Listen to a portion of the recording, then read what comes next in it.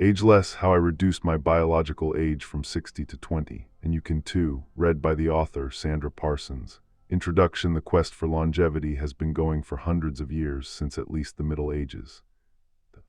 Back then, alchemists believed that if they could only find the philosopher's stone, a mythical substance, they could use it to produce the elixir of life.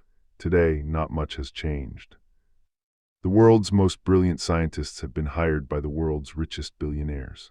From Amazon's Jeff Bezos, Altos Labs, to Google's Larry Page, California life company Calico, to PayPal co-founder Peter Thiel, Methuselah Foundation, to find out, if not actually how to live forever, at least how to live healthily for a very long time indeed. Not forgetting, of course, the redoubtable and, in my view, admirable billionaire Brian Johnson, who is putting vast amounts of his money into cutting-edge longevity research using his own body, and with astonishing results so far. Meanwhile, longevity clinics are opening in the world's richest capital cities. London alone boasts several at the time of writing, from the Hook in Mayfair, where the top-tier membership is currently £54,000 per year, entirely affordable by the financiers who live and work there, to the slightly more accessible Solace around the corner, where annual membership comes in at just under £10,000. The average age of Hook's clientele is 49. A top-tier membership gives you twice-yearly medical, cognitive, nutritional, fitness and well-being reviews, as well as a host of other appraisals, including blood tests, sleep assessments, and your biological age score, plus personalized supplements. For those wanting maximum access to longevity expertise while on holiday, there are premium retreats in some of the world's most luxurious destinations. In 2024, Kate Moss was among the gilded few who flew to Thailand for a 5-day retreat at Raksa with Deepak Chopra for optimal wellness, where ancient wisdom combines with cutting-edge medicine. For £17,000, guests enjoyed 6 treatments a day, in addition to longevity talks from Chopra. I should say here that I am a huge fan of Deepak Chopra. Asked by someone at that same retreat to give his tips for a better life, he replied, "There's only one: take it easy. Disengage from the drama." You could argue there's invaluable wisdom in that reply, because letting go is one of the most important longevity practices there is. If you can do that, you will massively reduce your anxiety and stress, one of the greatest obstacles to living a long and healthy life.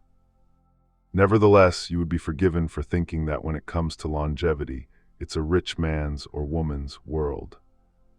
Well, I have cheering news. It doesn't matter if you can't afford any of the above, because the great thing about scientists is that most of them publish their research and make it available, if not for free, then for not much more than $30 a paper. And I'm here to tell you that all of us can adopt their methods and their advice for very little money.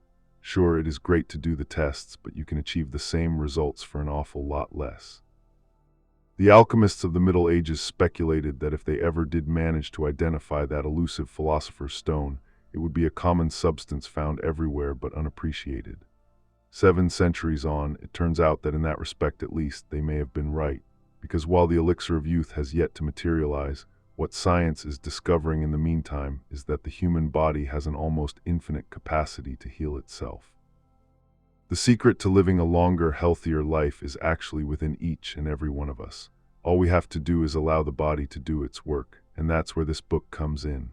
Try following my ageless reset plan for just 3 weeks and watch a miracle begin. Imagine being 100 and feeling like a Lies energetic 60-year-old. Or turning 80 and being in the same shape as a fit 50-year-old. Some of the world's most brilliant and respected longevity scientists believe this is entirely achievable, not in some utopian future, but right now. I happen to believe the scientists are right. What's more, achieving it doesn't involve weird injections or expensive equipment, merely changing some simple habits. How do I know this? Because after several years of changing my own habits, in March 2023 I took one of the most accurate tests available to find out my biological age. My actual chronological age was 61. My biological age was 20. That's right, I was 61 on the outside and 20 on the inside. The secret of how I got to be 4 decades younger isn't really a secret at all. It's just the result of having read dozens of books and papers from the world's leading longevity scientists over the years and adopting the best of their suggestions. I passionately believe that it is possible to age, not just gracefully, but with increased vitality and zest for life. Entering my 60s, I feel more alive than I ever have, fizzing with enthusiasm and energy. According to David Sinclair, professor of genetics at Harvard Medical School and one of the world's leading experts on aging, only 20% of our longevity is down to our genes. The rest, a whopping 80%, is down to our environment and our behavior. In other words, your future health is largely in your own hands. As we age, most of us eventually come to a fork in the road. Something happens, an injury, a chronic disease, or perhaps just a slow slippage into general frailty and fatigue, and we have to make a choice.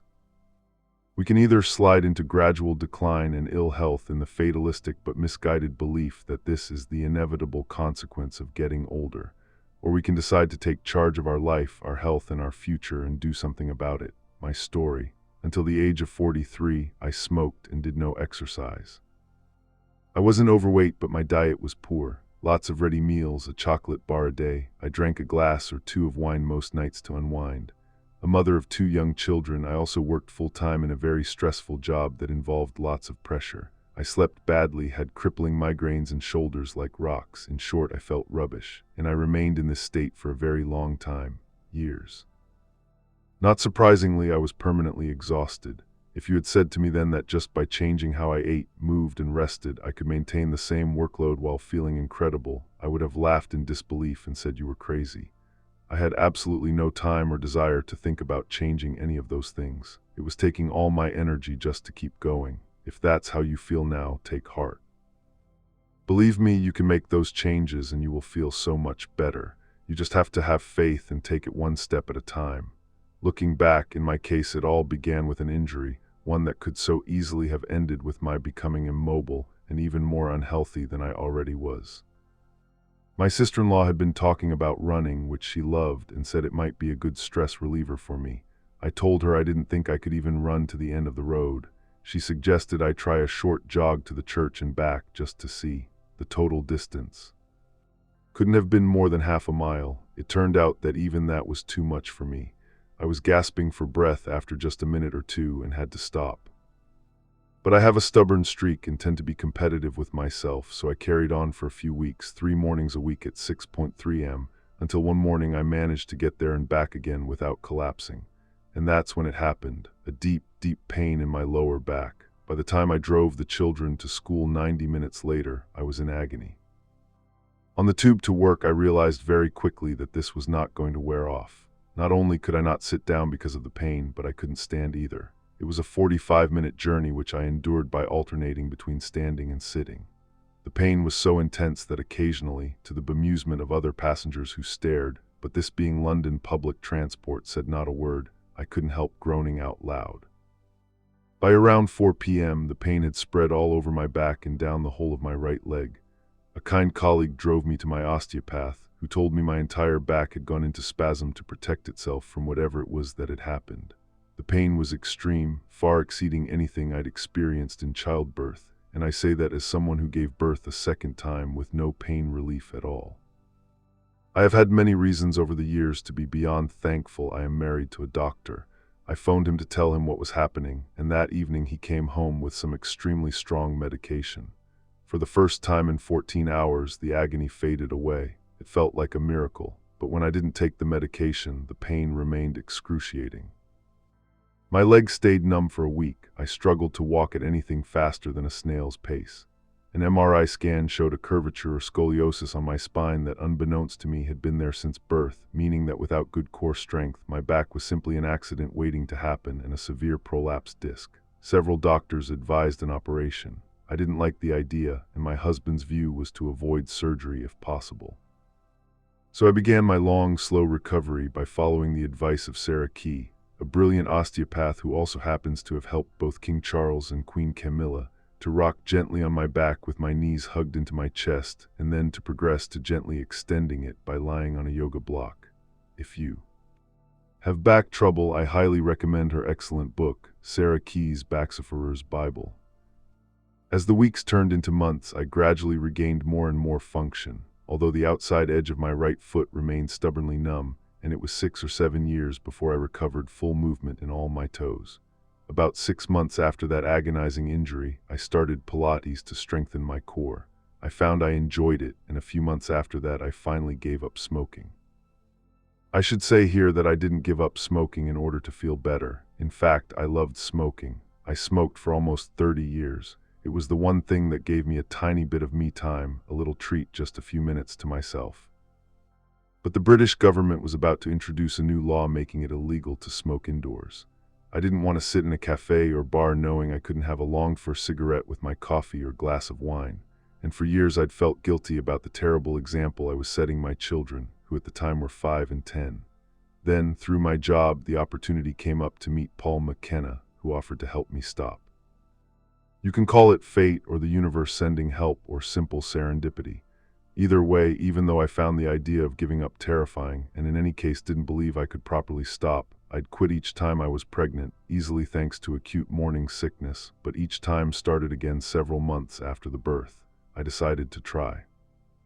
And no one was more surprised than me to discover when I left the session with Paul McKenna that I simply didn't want a cigarette. I'd imagined I would want one straight away, or at least with my next coffee. Instead, I felt amazing, joyously alive, with no desire to smoke at all. Although I didn't realize it at the time, I was now firmly on the path of transformation. I continued with Pilates and eventually gained enough confidence to start running again. I also took up yoga. After just a few years, I found I was exercising almost every day and feeling astonishingly good on it. From there, it was just a short step to time-restricted eating and a myriad other changes, including becoming fanatical about sleep and learning how to give myself deep rest and relaxation whenever I need it. We are all different, so for you that first step on the path to transformation could be something else. It could be weaning yourself off your morning croissant, or getting off the train or bus a stop or too early to walk, or learning to play paddle, or eating more vegetables every day, or starting yoga. It doesn't really matter what it is, to be honest. What matters is that you start the process of change in whatever way you can manage. Had I not decided to start taking responsibility for my own health by doing everything I could to heal my back injury, I could easily have ended up with permanent crippling pain. I might well have become dependent on medication. I wouldn't have felt able to walk much, let alone started to experience the fantastic benefits that regular exercise brings. I could have given up, but instead I decided to bite the bullet, or to use another expression that I find helpful, I chose my heart. And I encourage you to choose your heart too. Yes, it's hard to make a change, whether that's to quit smoking or to stop eating crisps and biscuits or to start going to the gym. But the alternative is also hard. In fact, it's harder. It's hard to be unfit. It's hard to be overweight. It's hard to have crippling migraines. It's hard to have shoulders that ache. It's hard to wake up every morning feeling you can barely lift your head off the pillow, let alone summon the energy to climb out of bed. It's hard feeling tired all the time. So choose your hard, because you'll find that choosing the hard that makes you fitter, leaner, stronger, younger is the hard that over time becomes the easy. Okay, maybe not easy, but easier. A lot easier. And that's how it came about that in March 2023, still working long hours in a full-time stressful office job and with an elderly widowed father to look after to boot, I opened the email with the result of the test for my biological age. Good news, Sandra, it read. Your biological age is 20. Just to remind you, my actual chronological age was 61. And if I can do it, you can too. I'm going to show you how. The reset plan, as I said before, a longer, healthier life comes down to changing simple habits that will keep you younger. None of the 3 changes I list below require complicated calculations or planning. The very opposite. Rather, they are about doing what comes naturally to us, returning to behaviors that humans have evolved over thousands of years. 1. Eat 10% less. That's right, just 10%. It doesn't sound like much because it isn't. It's the equivalent of a small portion of McDonald's fries or 3 small chocolate chip cookies. Believe it or not, science now shows that's all it takes to set in train incredible health and longevity gains, from improving your cardiovascular health to decreasing your risk of type 2 diabetes and dementia, while also reducing your biological age and losing weight. I will show you 2 easy but powerfully effective ways of doing this. To move more, this idea may make you groan, but it is crucial for your mental and cognitive health as well as your physical fitness. Exercise is as vital for your brain as it is for your heart. Plus, it makes you feel great, Honestly, please try my plan and see for yourself. You don't have to be remotely fit or sporty to start. As I've already explained, I certainly wasn't, and anyone can do it. 3. Rest more deeply. This is mainly about achieving quality sleep, but it's also about being able to get deep rest during the day when you need it. You may think you can't. You may protest that you don't have time or that you've tried everything and nothing works. Trust me, you can rest more and longer. You will not only sleep better, you will find it easier to get back to sleep too. And I will also show you an amazing and incredibly easy way to completely re-energize during the day whenever you need to, in as little as 15 minutes. These 3 changes revolutionized my life, and they will revolutionize yours. My simple 3-step plan takes just 3 weeks to complete. And it is easy to follow and can be done by anyone. It doesn't matter how overweight you are, how unfit, how sleepless, how old. It is never too late, although, as with all new health regimes, I suggest that before you begin, you check first with your doctor if you have any concerns. Why 3 weeks? Because that's all it takes to feel a hugely transformational effect. And that's what will give you the incentive and the momentum to keep going. 3 weeks is enough time to reset your body so that it starts to adapt to new ways of eating, moving, and resting. It will then be much easier for you to continue on the path to a longer, healthier life. Your body will start to lose old cravings and begin to recognize that this new way feels better. The changes may only be small at first, but they will be tangible. You will find that you want fewer sugary snacks. You will notice how good it feels to move more, and you will wake up feeling more rested. And my bet is that after completing the plan, you will feel so well and full of energy that you will want to continue. You may not stick to it utterly consistently, but you will have sown a seed of change that you will want to nurture. Remember, the results are cumulative. A bit like compound interest on savings, if you consistently make small lifestyle adjustments day after day, you will see improvements every week and month amounting to huge change after a year. You will have more vitality, you will move with more ease and flexibility, feel and look better, firmer, leaner, stronger. And afterwards, even if you decide to follow the plan for just 1 week every month, you will see extraordinary changes and improvements to your health and well-being. Of course, there will be days when, despite your best intentions, things go wrong. Maybe you don't go to the gym, or you eat rubbish food, or have a really bad night's sleep. Maybe all 3, don't worry, it doesn't mean you failed, it's what happens from time to time, a blip, and it's not just you either, we all have them. What matters is not the blip, but how you choose to react to it. You can decide that the blip is proof that this was all a terrible idea, that you don't want to live longer and be healthier anyway. Or you can tell yourself that it's just a temporary setback, nothing to panic about, and get right back to the plan wherever you left off. Just keep going. In a few weeks, you will not only start to see and feel improvements in yourself, but most importantly of all, you will have more confidence and self-belief. You can do this 1 step at a time.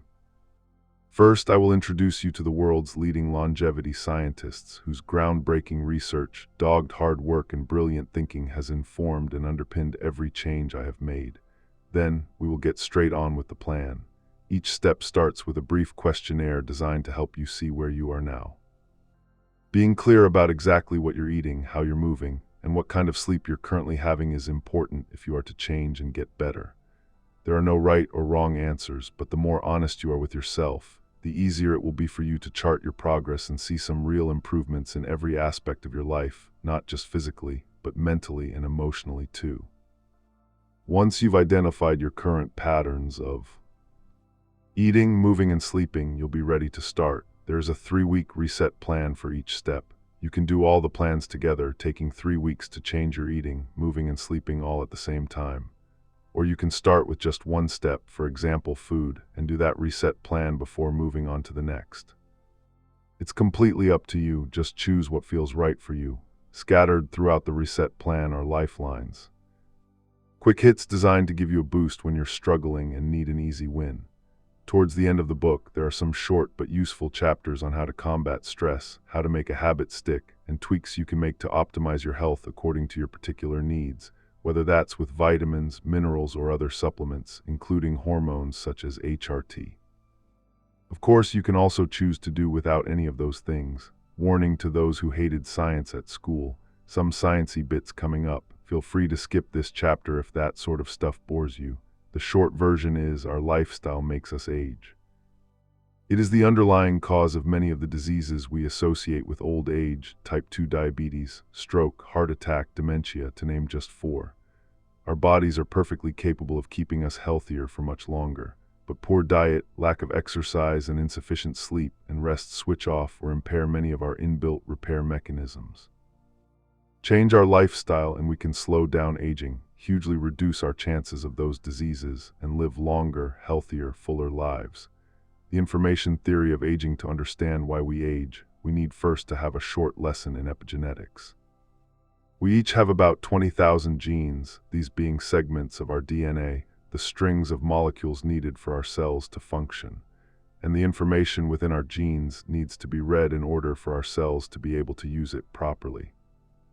This reading of gene information is the function of the epigenome, and it is changes within the epigenome that, according to a new theory conceived by David Sinclair, the Australian-American biologist and professor of genetics I mentioned in the introduction, are the real reason we age. Basically, as we go through life, some of our genes begin to change their structure because of epigenetic disruption. Change or damage at a cellular level caused by things like a poor diet, excessive stress, or environmental pollution. Epigenetic changes, just to be clear, are down to us. They are changes that happen not because our DNA itself has changed, but because outside factors in our environment, such as how we eat, sleep, and move, have disrupted the way our genes work. Effectively, the gene information that our cells receive and depend on becomes confused. Professor Sinclair calls it the information theory of aging. As I stated before, how long we live is determined only partly by our genes. They are responsible for as little as 1/5 of our longevity. The rest is up to us. The way we live determines how well our genes function, which in turn determines how well our cells perform. Imagine for a moment that your body is a car. Now imagine that the electrical system of the car has started to go wrong and that the windscreen wipers come on even when it's not raining. A fault has occurred and you can't turn them off, so they're constantly going back and forth across a dry windscreen. Eventually the rubber starts to erode so that when it does actually rain, the wipers are no longer effective at wiping the water away, which means you can no longer drive the car safely. Epigenetic changes affect similar disruptions in your body. The wrong genes come on at the wrong time and in the wrong place. Cells begin to age and die. This is what causes aging on every level: weaker muscles, wrinkly skin, arthritis, dementia, and chronic diseases from heart failure to cancer. And on it goes until eventually we die. And then there is inflammation, which plays another key role. Why inflammation matters: when we have an acute infection or injury, our body reacts fast. It sends cortisol to the area and increases production of white blood cells in an attempt to fight off the infection. This response is crucial for our health and survival and results in good inflammation. For example, when we cut ourselves or have a bad bump, the injured area becomes red and sore, inflamed. It means the white blood cells and cortisol are fighting to prevent infection or injury spreading. Then once the repairs are underway, the inflammation gradually lessens and eventually disappears. But when acute injuries or infections pile up repeatedly, the inflammation doesn't disappear. Instead, it can become chronic, constantly on, weakening our immune system and reducing our ability to fight disease. Most chronic diseases are underpinned by inflammation, from heart disease to type 2 diabetes to dementia, Alzheimer's, and some cancers.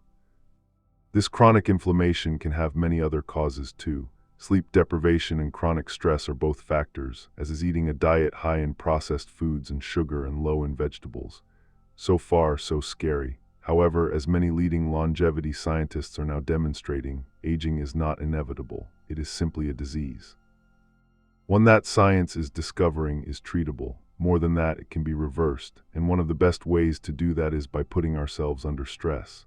The right kind of stress, that is. A surprising way to reduce inflammation and reduce your chances of a heart attack or stroke. If you want to live longer, it's crucial that you brush your teeth regularly and floss them too. Many studies show the link between poor oral health and the risk of heart disease, with chronic inflammation thought to be the cause. One study by researchers at University College London in 2010, which defined good oral hygiene as brushing teeth twice a day, found that those who brushed less often had a 70% increased risk of cardiovascular disease, as well as increased concentration of C-reactive protein and fibrinogen, markers of chronic inflammation. In a preliminary study presented by the American Heart Association at its annual conference in February 2025, found that teeth flossing was associated with a 22% lower risk of ischemic stroke, 44% lower risk of cardioembolic stroke, blood clots traveling from the heart, and 12% lower risk of arterial fibrillation. To the researchers' surprise, this lower risk was independent of regular brushing and routine dental visits or other oral hygiene behaviors, the right kind of stress. The most important principle to accept when it comes to optimizing your health, and with it your longevity, is to be prepared to feel uncomfortable. Basically, you need to trick your body and brain into thinking they need to work harder to survive. The scientific word for this adversity process is hormesis. When we put our bodies into adversity, our cells go into survival mode, conserving energy where possible, killing off cells that aren't essential and shutting down reproduction. And then when the stress ends, the cells crank into high gear, renewing, repairing, reproducing, and rebooting our entire system in the process. As humans, we are built to withstand stress to survive. The problem is that today we have none of those drivers that we were conditioned for thousands of years to accept. Back in our hunter-gatherer days, we had to take food where we could find it. We needed to conserve our supplies and our strength. We had to hunt. We had to walk or run long distances to find, kill, or gather food and to defend our supplies. We had to accept that sometimes, according to the weather or the time of year, there wouldn't be enough to eat. However, modern life in the Western world is designed to give us as much convenience and comfort as possible. Indeed, in the last 100 years or so, we've had such easy access to abundant food and security that we have distorted our evolutionary function. Within minutes of feeling hungry, we can find food ready-made and ready to eat. We don't have to move much. We don't have to fight for it. Because this constant abundance is such a recent development in our history, our bodies have not evolved to deal with it. We are still conditioned to grab food whenever we can. The tastier and more calorie-rich, the better. So it's no wonder we find ourselves automatically reaching for that burger or almond croissant. That's the result of thousands of years of evolution designed to help us survive, except that now it is doing precisely the opposite. Today there's so much fat-laden, sugary food so easily available that we have become obese and unfit, stuffing our bodies full of convenience foods and chemicals. We are killing ourselves. If we are serious about living longer, we need to force our body every day into some sort of discomfort. This is what hormesis is all about, and the two most important ways to do this are to eat a little less and move a little more. When we fast, for example, we start sending signals to our brain that perhaps food is not so abundant. The body prepares for possible scarcity by shutting down whichever parts of its system it temporarily doesn't need, running on the least energy possible. It is tricked into thinking it has to go into starvation mode, and cells then start eating themselves to survive, as no energy is coming into the body from the outside. But the cells only eat the parts of themselves that no longer function well, leaving the functioning parts available to be recycled and reused once food enters the system again. The scientific word for this is autophagy. It comes from Greek autos, self, and phagomai, to eat. Literally self-eating. Then when we eat again, the body goes into overdrive, replacing, repairing, and renewing cells, which in turn means we become healthier, stronger, and yes, younger. The same is true of exercise. If we are barely moving, we take in more calories than we need and also allow our muscles to fall into disuse. But once we start using them, say by lots of brisk walking, running, cycling, or lifting heavy weights, we begin to stress our muscle fibers as well as our hearts and lungs. Then when they are allowed to rest, they too begin the process of repairing and renewing, ready for the next onslaught. If your reaction to both these ideas is fear, relax. That's a perfectly normal response. After all, these things are only of benefit because they stress your body. It's even true for temperature. It is wonderfully beneficial to your body and brain to expose yourself to extreme cold, just a few minutes a day, 3 days a week, and extreme heat. 3 or 4 minutes cold water swimming, for example, produces a huge surge of dopamine, the feel-good neurotransmitter. You will feel extraordinarily energized and positive for at least 2 or 3 hours. It's better than any drug, and it's free. The point is, what doesn't kill you really does make you stronger. The more you do things that stress your body, the better you will feel, and the better your brain will feel. You'll be surprised how quickly you stop fearing and maybe even enjoy eating less and moving more. And here's the beautiful thing. The reset plan not only gives you some of that right kind of stress, it will also dissolve the constant low-lying stress you suffer from having too much work, too many late nights, relationship angst, piece by piece, day by day. Until one morning you wake up and realize that the nagging headache, the bloated stomach, the rock-solid shoulders, and the nameless fear lurking somewhere in your subconscious have simply melted away. You will find it easier to eat a little more healthily. As you start to exercise more, you will begin to sleep better. As you sleep better, you will feel more energized and less inclined to reach for the instant hit of fast, ultra-processed food. Before you know it, your life will be so much simpler and easier, and you will be healthier and more relaxed. Chronic inflammation will subside, your epigenome will be less disrupted, and you will be on the path to achieving what this book is all about. Not just living longer, but living longer as healthily as possible. Strong, resilient, and flexible in body and in mind. Why aging is not inevitable according to the American longevity expert Dr. Mark Hyman. One of the main reasons a 3-year-old can run around with boundless energy for hours, while a 90-year-old moves very slowly, is due to the number of healthy mitochondria they have. Mitochondria are the energy factories that power our cells. This is not a new idea. More than 50 years ago, when Dr. Hyman and indeed many of the world's top longevity scientists were still children, and some not even born, an American scientist called Denham Harmon published a groundbreaking paper in which he proposed that the reason we age is that over time our mitochondria become severely damaged by free radicals. Free radicals are atoms or molecules that have become unstable or out of control. Molecules are made up of 2 or more bonded atoms and are the building blocks of every single thing on Earth. Atoms, meanwhile, are made up of protons, neutrons, and electrons. For an atom to be stable, its electrons, which are like mini force fields of energy, need to be paired. However, sometimes this bond will weaken and an electron will go rogue, leaving its molecule and attaching to another one, thereby creating 2 unstable molecules or free radicals. As each stable molecule is attacked by one of these rogue electrons, it becomes one itself, setting off a chain reaction that leads to cell damage and destruction. This is one cause of aging, and each cell in our body is bombarded with thousands of hits from free radicals every day. Some free radicals are generated as part of normal cell function, such as detoxification, while others are produced by mistake or in reaction to environmental factors, such as pollution or sunburn or cigarette smoke. The good news is that the body has a remedy for this in the form of antioxidants. Antioxidants work by freeing electrons and pairing them again, making the atoms and molecules stable once more. Powerful antioxidants are found in many of the plant foods we eat: broccoli, spinach, carrots, and strawberries, to name just a few. So the more antioxidants we consume, the better. Since Denham Harmon's paper in 1972, the field of longevity science has come a long way, and many of its leading experts, including Dr. Mark Hyman, Dr. David Sinclair, and Dr. Walter Longo, professor of gerontology and biological sciences and director of the University of Southern California Longevity Institute in LA, believe that aging is a disease, or at least that it can be treated like a disease, and one that we can partially reverse. Our bodies are designed both to clean up and repair old cells and proteins, and also to build new molecules, cells, and tissues.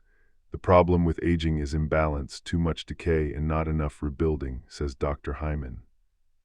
If we do not take care of ourselves, if we do not activate our healing programs and longevity switches, if we go about our business as usual, the diseases of aging will take hold and degrade our bodies over time. The main lifestyle behaviors that affect the body's ability to heal and rebuild are eating too much of the wrong kind of food, lack of exercise, and too little sleep and restorative rest. David Sinclair points out that research into almost every living organism, from yeast to fruit flies to mice and rhesus monkeys, has proved that reducing your calorie intake by 30% increases your lifespan. In the case of rhesus monkeys, it has been shown to prolong life to the human equivalent of 120 years. Dr. Longo has studied calorie restriction for more than 3 decades and has done more research into humans and fasting than perhaps any other scientist today. He is clear that with the right nutrition and fasting, we can optimize our chances of staying fully functional into our 90s, 100s, and beyond. One of the primary ways to achieve this is to exploit our body's innate ability to regenerate itself at the cellular and organ levels, he says. Although our continual consumption and unhealthy modern diet in the Western world has kept our body's regeneration mechanisms switched off, he has discovered they can be switched back on again quite easily. He explains that research, not just his own but many other studies too, shows that the body only goes into full-blown autophagy, which he likens to pulling down the damaged part of an old building and rebuilding it from scratch with new materials after 5 days of fasting. Of course, doing such an extreme form of fasting is difficult and potentially dangerous. So instead, he has developed the fasting mimicking diet, FMD, which tricks the body into thinking it's fasting, while at the same time giving it all the macro and micronutrients it needs. Randomized, clinically controlled trials have shown this has astonishing effects on health, reversing diabetes, improving recovery from cancer, cardiovascular diseases, and autoimmune disorders, and even in a pilot study of 13 people with chronic kidney disease published in October 2024, improved kidney function. Possibly by activating the same regenerative process they have demonstrated for rats in which kidneys are severely damaged. In an ideal world, according to Dr. Longo, people would do 3 cycles of his FMD diet a year. A study in 2024 showed that 3 cycles of FMD reduce biological age by 2.5 years. It's worth noting that the FMD, which is posted to you with 3 prepackaged meals for each of the 5 days, plus snacks, is expensive, £179 at the time of writing. However, Dr. Longo takes no salary or fee from El Nutra, the company that makes it, and has been donating 100% of his salary and the income from shares to the Create Cures Foundation in LA, a non-profit longevity and nutritional center founded by him in 2015. According to Longo, the best way to force our bodies into a slower aging plus repair and regenerative mode is by having a low but sufficient protein, normal calorie, mostly pescatarian, longevity diet with periodic cycles of the fasting mimicking diet. He himself hopes to live to 120. To put this into context, as of September 2023, life expectancy in the UK from birth was 83.6 years for females and 79.9 years for males. When I meet him at the Longevity Institute at the University of Southern California, he is a lean and energetic 56 and takes the several flights of stairs up to his office at pace. Of course, any of us could die tomorrow for whatever reason, he says easily. For example, you could end up with a neuroblastoma that's got nothing to do with your diet or exercise, and that's it. That's your fate, and you're going to die.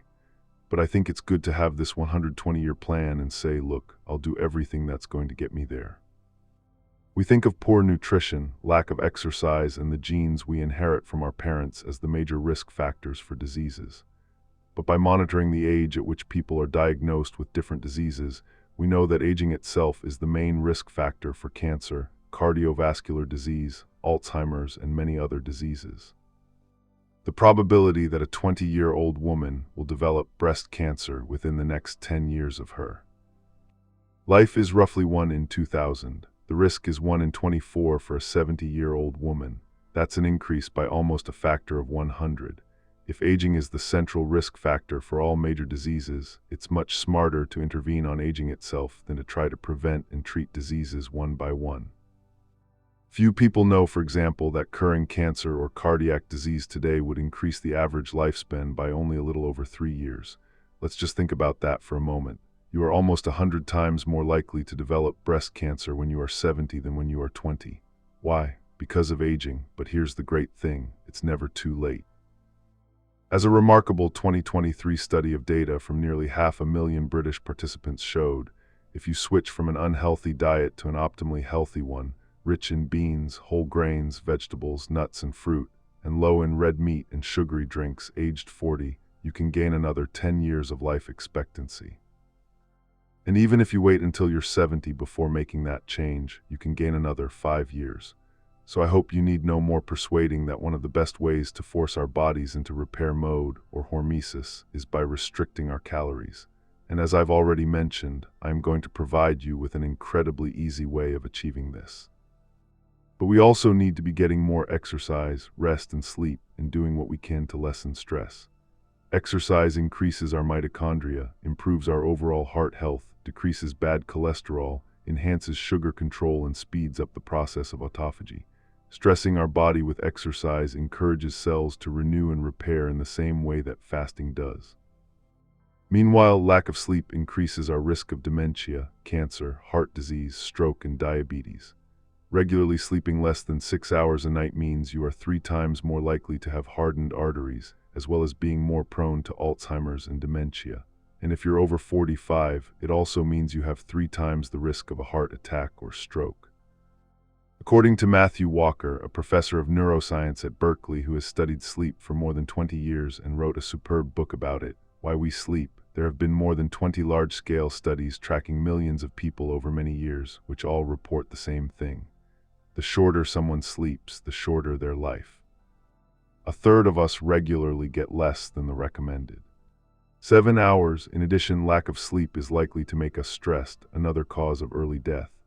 One study in Finland found that heavy stress, defined as stress perceived as being greater than that of most people, shortened men's lives by almost 3 years, and prolonged stress increases the risk of heart disease, addiction, and mood disorders. Just as being well rested means we feel more able to tackle daily life, so too does reducing stress. A study at Yale University using an epigenetic clock to measure participants' biological age found that those who reported the most stress had accelerated aging markers. Eating well, sleeping well, and exercising regularly will all help reduce stress. But nothing is as effective in my experience as sitting perfectly still for 10 to 20 minutes with your eyes closed. Many people are daunted by the idea of meditation. You don't have to call it that. You can just think of it as sitting in stillness. The idea is to let go of tension, much of which we cause ourselves by overthinking. You can't stop thinking, but with practice you can stop getting so involved with your thoughts. Many people find it helpful to count each inhale and exhale up to 10, and then repeat. The purpose of sitting like this is to quieten the mind and connect with the inner you or self, the one that has nothing to do with your sex, age, job, or lifestyle. Those who experience its profound effects return to it again and again, and many studies have shown its beneficial effects on depression and anxiety. Just one cigarette. It goes without saying that smoking is one of the quickest ways to shorten your life. But if you're someone who protests you're only a social smoker, or prides yourself on smoking just one a day, it might be worth paying attention to this statement from Professor Bill Cross, a cardiologist at Duke University in North Carolina. I have worked with the Environmental Protection Agency in the U.S. on the role of air pollution on all kinds of cardiovascular risk. One factoid I hold with me and share with my patients. 1 cigarette a day, carries the same level of cardiopulmonary risk as exposure to the worst air pollution daily. Will we one day be able to reverse aging? In his 2019 book Lifespan, David Sinclair revealed he is working on a form of cellular reprogramming that he believes will result in us being able to reverse aging with one injection. It would involve getting a jab at the age of 30 with a specially engineered adeno-associated virus, or AAV, which would carry a small number of genes that could be turned on with something like a common antibiotic. Nothing would happen until your mid-40s, which is when you normally feel the first effects of aging. Then a course of the antibiotic would be prescribed, which would switch on the reprogramming genes. Over the next month, writes Dr. Sinclair, your body would undergo a rejuvenation process. Gray hair would disappear, wounds would heal faster, wrinkles would fade, organs would regenerate. You would think faster, hear higher-pitched sounds, and no longer need glasses to read a menu. Your body would feel young again. Then, when the antibiotic course ended, the reprogramming would stop. You would continue your life for the next few decades and then have another course to rejuvenate you again. Dr. Sinclair is aware this sounds like science fiction. His response, let me be clear, it is not. Since his laboratory has already been celebrated for achieving what was previously thought impossible, regenerating the optic nerve in mice, restoring vision, and potentially ending age-related macular degeneration and glaucoma in humans, I take what he says very seriously indeed. In the meantime, his research shows that certain supplements, in particular nicotinamide mononucleotide, or NMN for short, can have even more beneficial effects than fasting. This is controversial, and at the time of writing, there are only a few small studies in humans showing some benefit, although there are plenty on mice. There will be more on this later, the test I took. Many DNA age tests analyze how gene expression is influenced by lifestyle and environment to determine biological age. Unlike those tests, glycan age specifically focuses on measuring chronic inflammation in the body. While acute inflammation can be beneficial, the body's short-term response to repair damage caused by a particular stressor, chronic inflammation, is extremely harmful. Constant activation means white blood cells are continually deployed even when there's no real threat. This confuses the immune response, making it either overactive or sluggish, both of which are problematic. As I've already explained, this chronic inflammation plays an important role in many age-related diseases, from heart disease, stroke, cancer, dementia, diabetes, and renal failure, to autoimmune conditions like rheumatoid arthritis and lupus. The glycan age test measures glycans, which are powerful biomarkers of chronic inflammation and aging. Each of us has literally billions of them. They are in every cell in our bodies. Based on the type of glycans that can be found on our immunoglobulin G, IgG, the most abundant protein in our immune system, says Dr. Julia Jurek of Glycan Age. We can get a fairly clear picture of how well someone is aging. Large epidemiological studies have revealed that glycans change more than 10 years before diseases like heart failure, stroke, or diabetes actually manifest. Not only this, but glycans have also been found to regulate chronic inflammation, meaning that you can actually change your biological age by changing your lifestyle. With a simple change in diet, exercise routine, and sleep pattern, you can significantly impact your biological age, says Dr. Urich. The 3-step reset. My 3-step reset plan addresses the 3 key elements that are the foundation stones of longevity: eating less, moving more, resting better.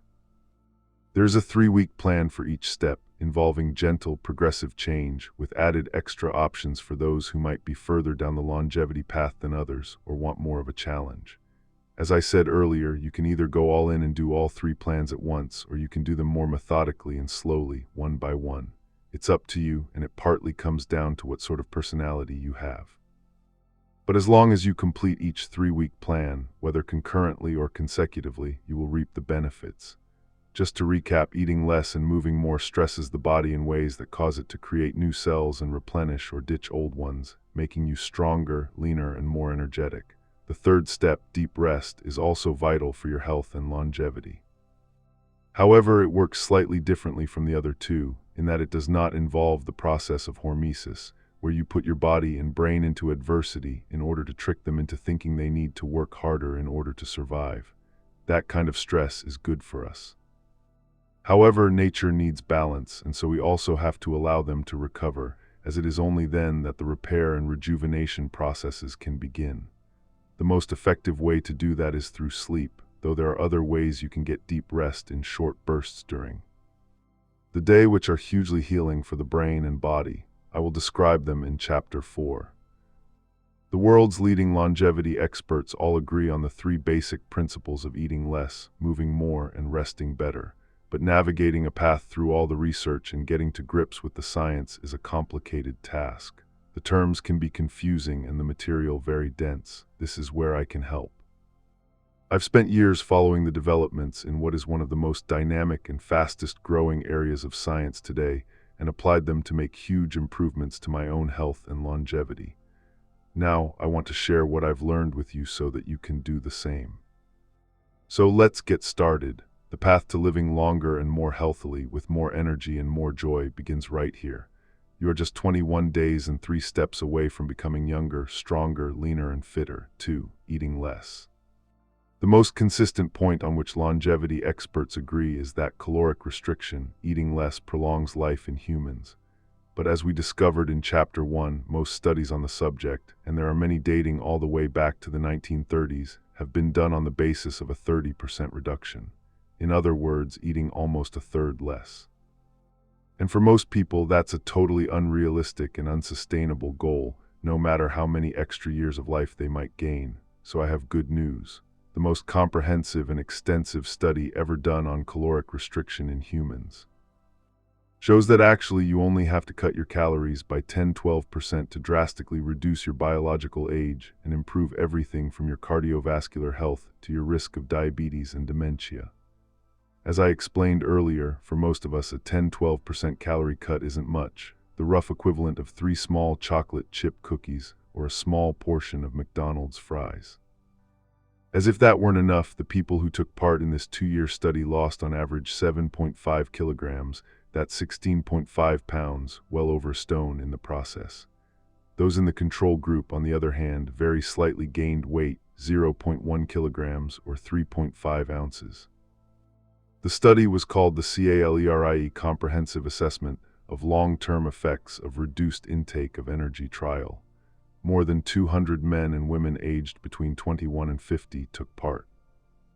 None of them were clinically obese, but they weren't super slim either. They had BMIs, body mass index, ranging from 22 to 28. To put this into context, someone who is 170 centimeters or 5 foot 7 inches tall and weighs 70 kilograms, 11 stone, has a BMI of 24, and the health benefits were extraordinary. They included decrease in bad cholesterol, LDL, an increase in good cholesterol, HDL, a rapid reduction in blood pressure, a profound improvement in insulin sensitivity and reduction in circulating levels of insulin, a reduction in C-reactive protein, CTP. High levels of CTP indicate inflammation, especially as an indicator of risk for cardiovascular problems. Improved sleep, improved mood, improved libido. Not only that, when researchers did tests for their biological age afterwards, what they found was astonishing. For every chronological year the men and women lived, they had aged biologically by just 1 month. Why does caloric restriction have such astonishing health benefits? The answer is quite simple, according to Professor Bill Cross, whom we met in the last chapter. He has been involved in the calorie trial and subsequent research into its findings from the beginning. People are overfed, and if you go from being overfed to being normal fed, you see big benefits. The recommended reduction in calories, Professor Cross points out, really isn't much. It's a scone at Starbucks, right? That's it. You just give that up and you've done it. But the beauty of the calorie trial is that anyone can adopt the same protocol to achieve these health benefits. The participants didn't eat any sort of special diet. The whole idea, he says, was for them to stick to their usual diet, just with fewer calories. Because for most people, reducing calories by 30% is an unattainable goal, the calorie trial set a slightly lower target of reducing daily food intake by a quarter, 25%, but this also proved too much for most. What the participants did manage, 11.9% sustained for 2 years, is a much more realistic target, and it still resulted in incredible benefits. This plan will show you just how easy it is to make this modest reduction in calories using 2 simple but effective methods. 1. Increasing your fiber. A high-fiber diet is an effortlessly effective way of cutting your calories. Put simply, eating more plants means you feel fuller for longer, and so you eat less. It is also extremely good for you. Most of us in Britain and the US eat less than half the fiber that we need for optimum health. You'll find this step much easier than you think. All you have to do is follow my fabulous fiber plan. Fiber has for too long been underappreciated or even ignored. While protein, fats, and carbs are the celebrities of the food world, the ones that attract all the passion and attention, fiber is the quiet, uncool one at the back, the one people don't like to talk about, useful but really not glamorous. We think of fiber as just that thing that prevents constipation and keeps our bowels regular. But it does so much more than that. It really is the unsung hero of the 4 major food groups. In fact, fiber offers many of the same health benefits as caloric restriction. It is the most anti-inflammatory food there is. It improves gut and heart health, blood sugar control, and immune function. It lowers bad cholesterol and the risk of several cancers, including colorectal, breast, pancreatic, and bladder cancer. And it helps with weight management. A review of more than a dozen international studies showed that increasing fiber by just 14 grams a day leads to weight loss of 1.9 kilograms, 4 pounds, in less than 4 months without changing anything else that you normally eat. How? Because as soon as you increase your fiber intake, you also increase satiety or how full you feel. As you can see, fiber really is fabulous. However, most of us are not getting nearly enough of it for it properly to do its incredible work. In Britain, the average adult eats just 18 grams of fiber a day. In the US, it's even lower, around 14 grams a day. That's against a recommended daily amount of 30 grams. Our bodies, incidentally, were designed to eat far more even than this. Our Paleolithic ancestors consumed between 77 and 120 grams of fiber every day. 2. Practicing a very manageable form of time-restricted eating, TRE, where you don't eat anything or drink anything other than water, black tea, etc., from the time you finish your evening meal until breakfast the next day. Remember what I said in the previous chapter about having to force our body, ideally every day, into some sort of discomfort in order to enable it to go into autophagy or repair mode. Well, TRE is one of the best ways to do this. It is a mild form of fasting, which involves increasing your overnight fasting window from an average 8 to 10 hours to 12. You can do this by either eating your last meal of the day earlier or delaying your breakfast, or both. Let's first take a closer look at what exactly fiber is and how it works. Soluble v. insoluble fiber. There are two main types of fiber, soluble and insoluble. Soluble fiber, which is found in foods like peas, beans, apples, bananas, and avocados, dissolves in water and forms a gel in the stomach, which slows down digestion and helps increase satiety. Insoluble fiber, also known as roughage, doesn't dissolve in water, but it helps the movement of food through the digestive system and adds bulk to stools, meaning it's very helpful for constipation and for keeping bowel movements regular. Examples of insoluble fiber include nuts, green beans, wheat bran, and whole wheat flour. So one consequence of eating more fiber is that you feel fuller more quickly, and as a result you consume fewer calories, around 10% for most people, hence the weight loss. According to Dr. Michael Grieger, who runs a not-for-profit organization which studies and collates the information from the latest nutritional research globally, telling people to increase their intake of fiber-rich foods may actually be one of the single most effective pieces of advice for weight loss. Even if you don't want or need to lose weight, you should still eat more fiber. Multiple studies have found that a higher intake of fiber was associated with a 15% lower risk of premature deaths from all causes combined, fiber and the microbiome. The reason that fiber is the most anti-inflammatory food you can eat is that it feeds microbes in our gut, which use it to make short-chain fatty acids, SCFAs. One of these SCFAs is butyrate, which is released into the bloodstream and promotes anti-inflammatory activities throughout the body. How does it do this? Well, partly by enhancing the secretion of a substance called interleukin-10, or IL-10, which is perhaps the most potent anti-inflammatory activator produced by ourselves. IL-10 is a cytokine, a type of small protein that circulates through our blood and helps regulate our immune response, preventing it from overreacting. This may explain, adds Dr. Grieger, why people who eat fiber-rich foods are less likely to develop inflammatory conditions, from knee pain to osteoarthritis to lung inflammation, respiratory diseases, and cancer. A 2024 review in the journal Nature found that the association between a high dietary fiber intake and lower incidence of colorectal and breast cancer has been consistently reported, and notes that meta-analyses, which look at many studies to establish overall patterns, have also reported a similar link between high fiber diets and lower incidence of pancreatic, bladder, ovarian, and endometrial cancers. The review noted that butyrate is particularly beneficial in this process. SCFAs even cross from the blood into the brain, enhancing its overall health and development. So far, all studies have been done in rats and mice, but have consistently shown that SCFAs improve recovery from stroke and also help to alleviate depression, decrease stress in the central nervous system, reduce neuroinflammation, and even improve memory. SCFAs like butyrate also stimulate production of leptin, a hormone that sends a signal to our brain telling us we need to eat less. The power of plants. The other great thing about fiber is that it is only found in plants, and consequently, Eating it increases your intake of 3 crucial macronutrients that combine to provide truly astonishing health and longevity benefits. Plant protein. Beans, peas, lentils, nuts. Complex carbohydrates, beans, peas, and lentils again, together with whole grains and fiber-rich vegetables such as broccoli, carrots, sweet potatoes, apples, pears, and healthy fats, nuts, and olive oil. Plant protein. Like carbohydrates and fats, protein gives us energy. When we digest protein from our food, it is broken down into amino acids, which the body then uses to build all the thousands of different proteins it needs to do everything from keeping our muscles and bones healthy to supporting our immune system.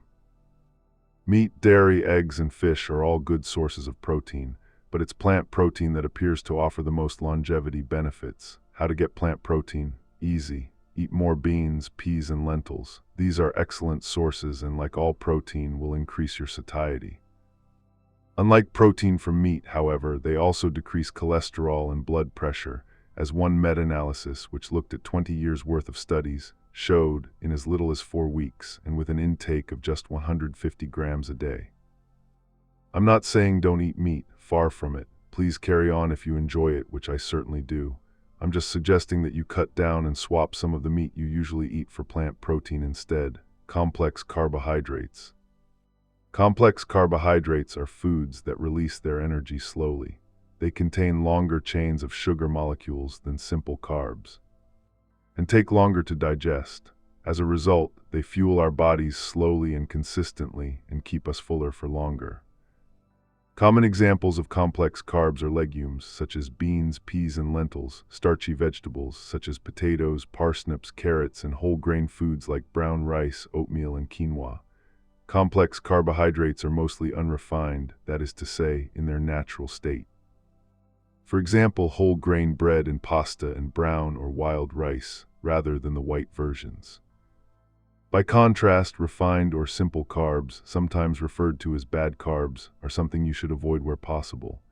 They include refined grains that have been stripped of all fiber and nutrients, such as white bread, pizza dough, pasta, pastries, white flour, white rice, and many breakfast cereals. Sugary treats, such as cakes and biscuits, as well as foods previously thought of as healthy, like fruit juice and honey. Healthy fats. Healthy unsaturated fats are crucial for all aspects of our health, including our brain health. These include olive oil, nuts, especially walnuts, which are high in a type of omega-3 fatty acid called alpha-linolenic acid, ALA, that helps lower blood pressure and protect arteries. Fish, such as cod and salmon, and avocados. Saturated fats, on the other hand, which are found naturally in animal products, meat, cheese, butter, have been associated with a higher risk of cardiovascular disease because they increase bad cholesterol. And when food contains both sugar and saturated fats, which is the case in many ultra-processed products, the combination becomes really deleterious to human health. Obesity, blocked arteries, and even reduced memory. In one study, people who ate a diet comprised mostly of roast meat, sausages, hamburgers, steak, chips, crisps, and soft drinks saw significantly more shrinkage in their hippocampus, a key memory center in the brain, than those eating healthy diets. So it is best to lower your consumption of dairy products and meat, and when you do eat meat, try to grill or boil it rather than fry it.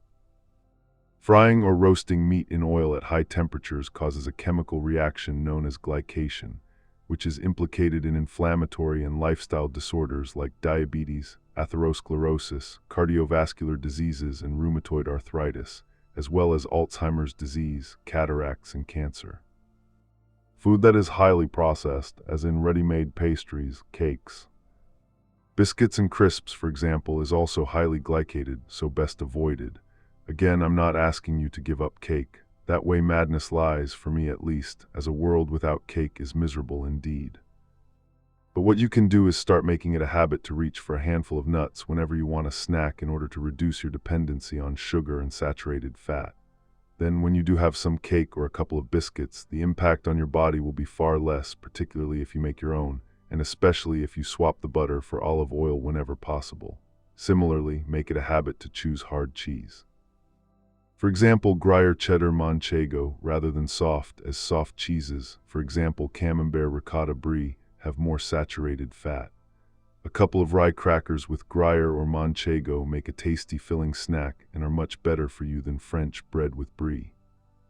A note on olive oil. You might wonder why this tends to be the only oil described as a healthy fat. What about other plant-based varieties, such as vegetable oil or sunflower oil? The answer is to do with processing. Most vegetable oil is made from a mixture of canola, sunflower, soybean, or corn, and so more processing is required to remove impurities and create a neutral flavored blend. This affects its nutritional value, making it higher in omega-6, which is pro-inflammatory and not good for us in high doses. Olive oil, on the other hand, especially extra virgin, is among the least processed cooking oils, which means it retains the most antioxidants, vitamins, and minerals. I can't stress enough how good olive oil is for you. Invest in the best quality you can afford.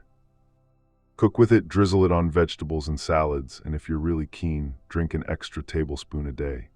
Neat. Brian Johnson says the second best thing you can do for your longevity, the first being getting enough sleep every single night, is to have 3 tablespoons of top-quality extra virgin olive oil a day. Its combination of fatty acids and polyphenols reduces inflammation and bad LDL cholesterol, increases good HDL cholesterol, and lowers blood pressure. One U.S. study showed regular consumption reduces your chances of dying from any cause by almost a fifth, 19%. As for TRE, the mild form I am advocating, with 12-hour overnight fasts, really is relatively easy to sustain. Obviously, you can't do it every day. You need to be able to have a late dinner here and there or go to a party when you want to. But on ordinary days at home, it simply means having no snacks or treats after your evening meal. It is extremely good for your health, and it is safe, unlike other methods of fasting such as intermittent fasting or TRE, with longer periods of abstinence such as 16 hours. Those methods carry the risk of potentially dangerous side effects, as many people find the easiest way to sustain these regimes is by not eating breakfast, and there is growing evidence that skipping breakfast is not a good idea.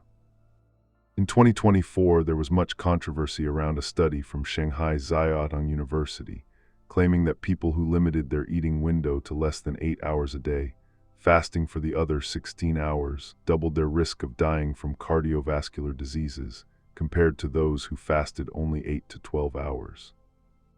Many experts pointed out that the study was flawed. The participants self-reported their food intake. People are notoriously unreliable when it comes to saying what they've eaten, and the data, although covering 20,000 people over 8 years, relied on them detailing what they ate over just 2 days. There was no information on what and when they'd eaten for the rest of the time.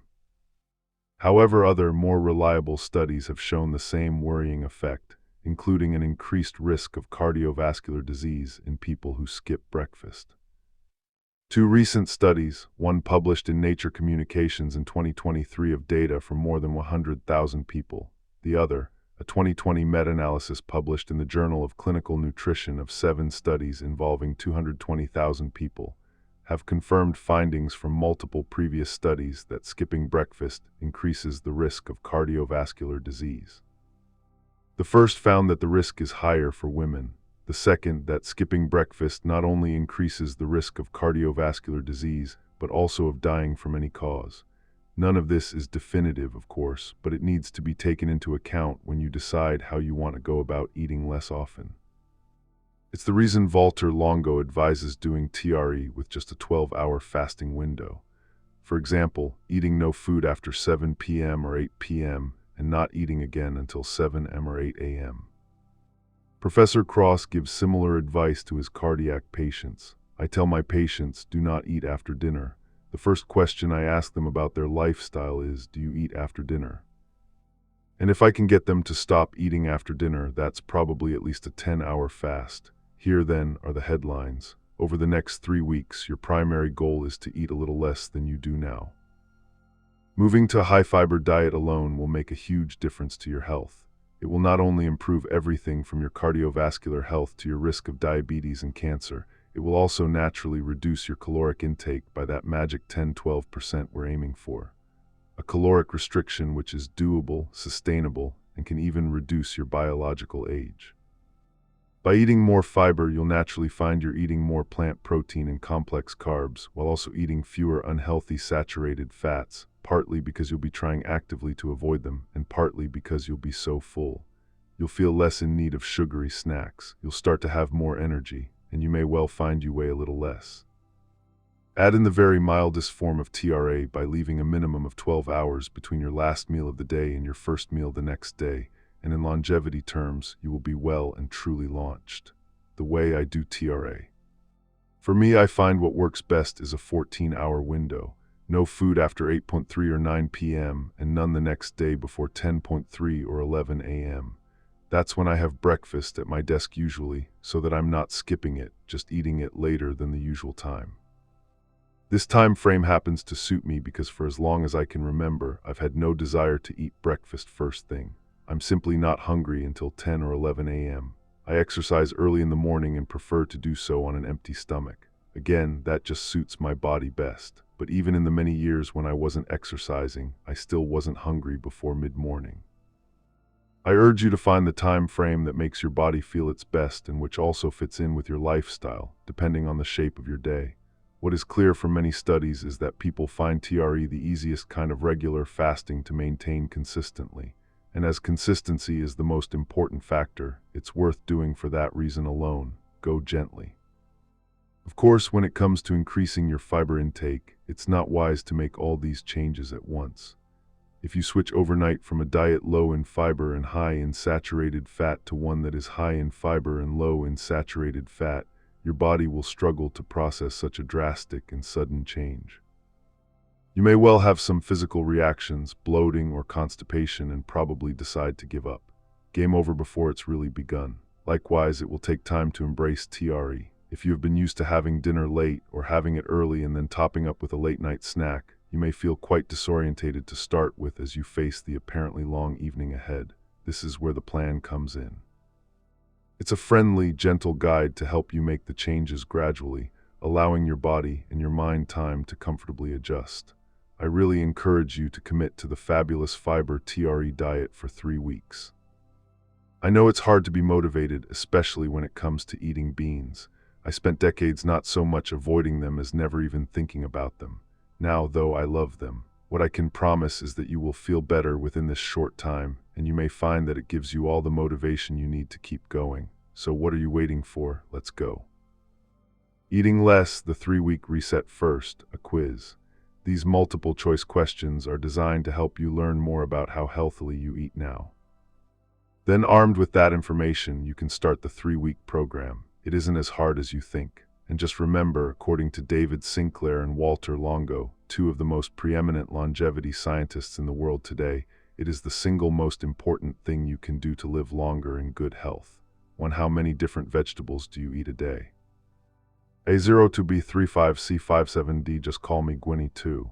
What sort of protein, meat, cheese, eggs, beans, nuts do you eat on a typical day? A burger, fried chicken, B spaghetti bolognese, bacon and egg or sausages and baked beans. C 50 grams of lean chicken or turkey, occasionally a good steak, some cheese and a handful of nuts. D tofu, Greek yogurt, black bean stew. 3. Which sort of carbs do you eat on a typical day? A toast, sausage roll, cake, macaroni, cheese. B breakfast cereal, cheese sandwich, crisps, chicken pie and mash. C bread for lunchtime sandwich. The occasional pasta for dinner. D bulgur wheat, leafy green vegetables, dark chocolate as a treat. 4. How many sweet foods and snacks do you eat on a typical day? A toast or croissant with jam or honey, or cereal at breakfast, chocolate biscuits or cake mid-morning, pastry at tea time, pudding after dinner. B yogurt and granola with berry compote. Apple for mid-morning snack, pudding after dinner. C wholemeal toast with organic honey for breakfast, nuts for afternoon snack, dinner followed by cheese and grapes. D cheese and tomato omelet for brunch, handful of almonds for afternoon snack, dinner followed by 2 squares of dark chocolate with raspberries. 5. How many meals do you eat a day? A breakfast, morning snack, lunch, afternoon snack, dinner, pudding, late night snack. B breakfast, lunch, afternoon snack, dinner with dessert. C breakfast, lunch, afternoon snack, late dinner. D breakfast, light lunch, large early dinner with additional nutrients and supplements as necessary. Scores, mostly A complete beginner. Don't worry, this program is designed to be easy to follow, and you will find you can do it perfectly well. Mostly be intermediate, you are already making some healthy choices on the road to longevity. This program will help move you further along. If you want to try one or two of the challenges along the way, that's fine. Mostly see advanced. You are doing really well. This program will optimize your longevity potential. Take on the extra challenges whenever you can, as you are certainly ready for them. Mostly Volter Longo level. You're on your way to living to 120. If you're not doing so already, think about doing the 5-day fast as recommended by Dr. Longo 2 or 3 times a year. Here's how the plan works. Over the next 3 weeks, you're going to increase your fiber intake and you're going to gradually introduce some TRE. To help you do this, I give some general principles to follow as to what to eat and what to avoid, as well as a list of high-fiber foods. Some of these are surprising, and lots of tips and advice on how to incorporate these into your daily meals. In addition, I provide plenty of examples of each of the 4 macronutrients: fiber, plant protein, complex carbs, and unsaturated fats, to show you how to get the maximum longevity bang for your health buck. And finally, I offer 3 weeks of sample menus, which include simple meal suggestions and show you how to make a gentle transition that allows both your body and your mind to acclimatize to this new way of eating. You do not need to follow my menus, of course. If you are a confident cook, you may want to devise your own. But whether you are following my menus or going it alone, I urge you to familiarize yourself with what you are eating in advance and make a careful shopping list so you are well prepared. The key when trying to stick to a new eating plan is to minimize the risk of having to make a last-minute dash for something instant from the local shop. Week 1, aim to have a fiber-rich breakfast containing at least 8 grams of fiber for 5 days this week, and on one day to introduce a 12-hour fasting window. For example, eating no food after 7 p.m. or 8 p.m., and not eating again until 7 a.m. or 8 a.m. We're building up to 30 grams of fiber a day gradually, so in this first week we'll focus only on breakfast, aiming for it to include a minimum of 8 grams. As I mentioned before, it is not a good idea to skip breakfast, so do try to have it. Week 2, aim to have a fiber-rich lunch containing a minimum of 10 g of fiber on at least 4 days this week, and continuing with the fiber-rich breakfast on 5 days. Also, increase your TRE to include a 12-hour fasting window on 2 days.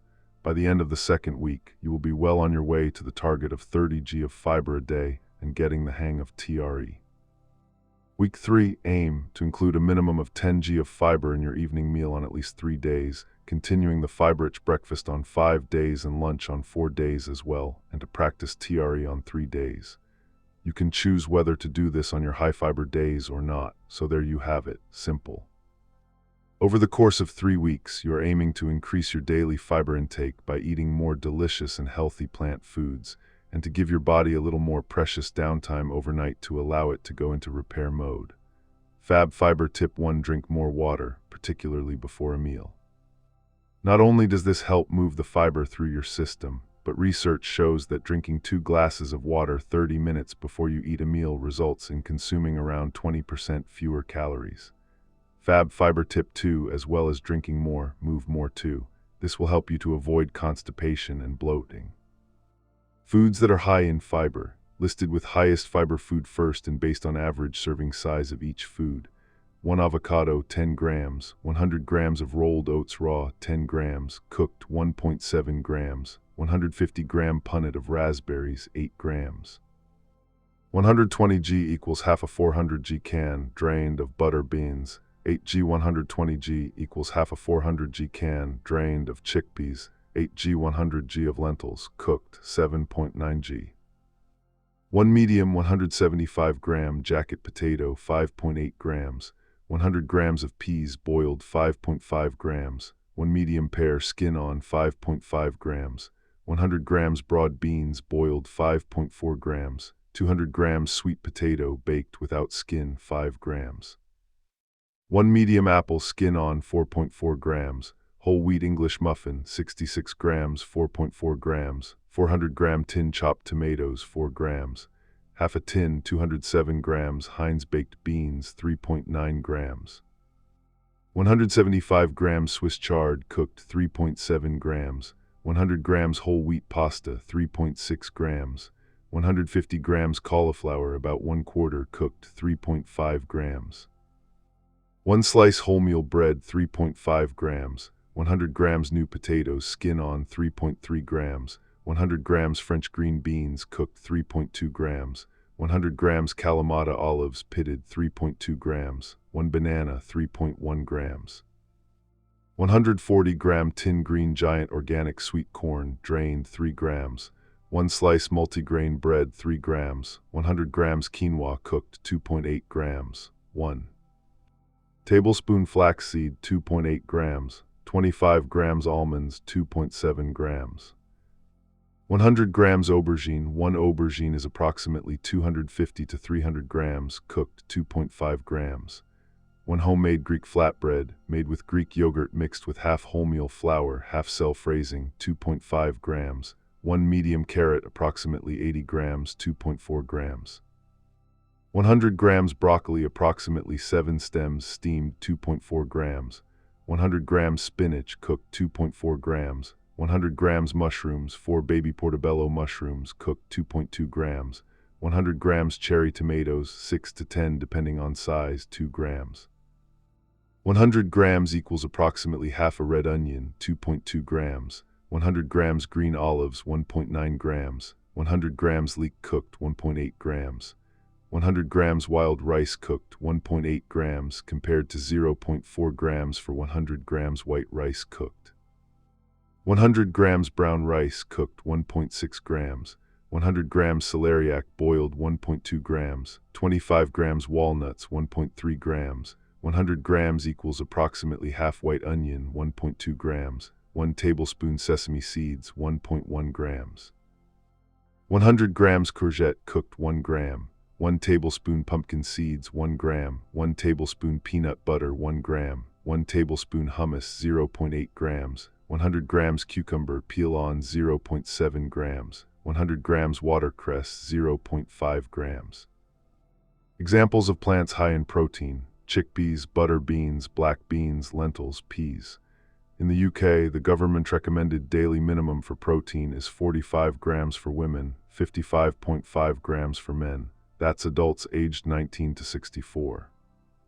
Examples of complex carbohydrates: whole grain bread, whole wheat pasta, bulgur wheat, brown or wild rice, starchy vegetables, sweet potatoes, corn, peas, legumes, black beans, kidney beans, lentils, butter beans. In the UK, the government recommended daily minimum for carbs is 267 grams for women, 333 grams for men. That is actually a lot of carbs. There are 12 grams of carbs in 1 slice of multigrain bread, 45 grams in 2 medium sweet potatoes, 45 grams in 1 cup of cooked long grain rice, almost 18 grams in half a can of butter beans. Examples of foods high in unsaturated fats: oils from single vegetables and nuts, for example, olive oil, sunflower oil, walnut oil, sesame oil. Nuts, especially almonds, cashews, pecans, peanuts, walnuts and seeds, pumpkin seeds, sesame seeds, flaxseed, avocados, oily fish such as salmon, mackerel, herring. Or anchovies. The UK government guidelines for adult fat intake are 97 grams per day for men and 78 grams per day for women, most of which should be unsaturated, less than a third, 31 grams for men, 24 grams women should be saturated. Healthy food hacks: swap white pasta for whole wheat and replace half of your pasta portion with lentils or any sort of bean. Choose multigrain or dark-seeded rye bread rather than white. Swap half the meat in any dish for butter beans, chickpeas, or lentils. Choose peanut or other nut butter instead of butter and jam. Make a delicious alternative to cake by smearing an oat cake with nut butter and honey.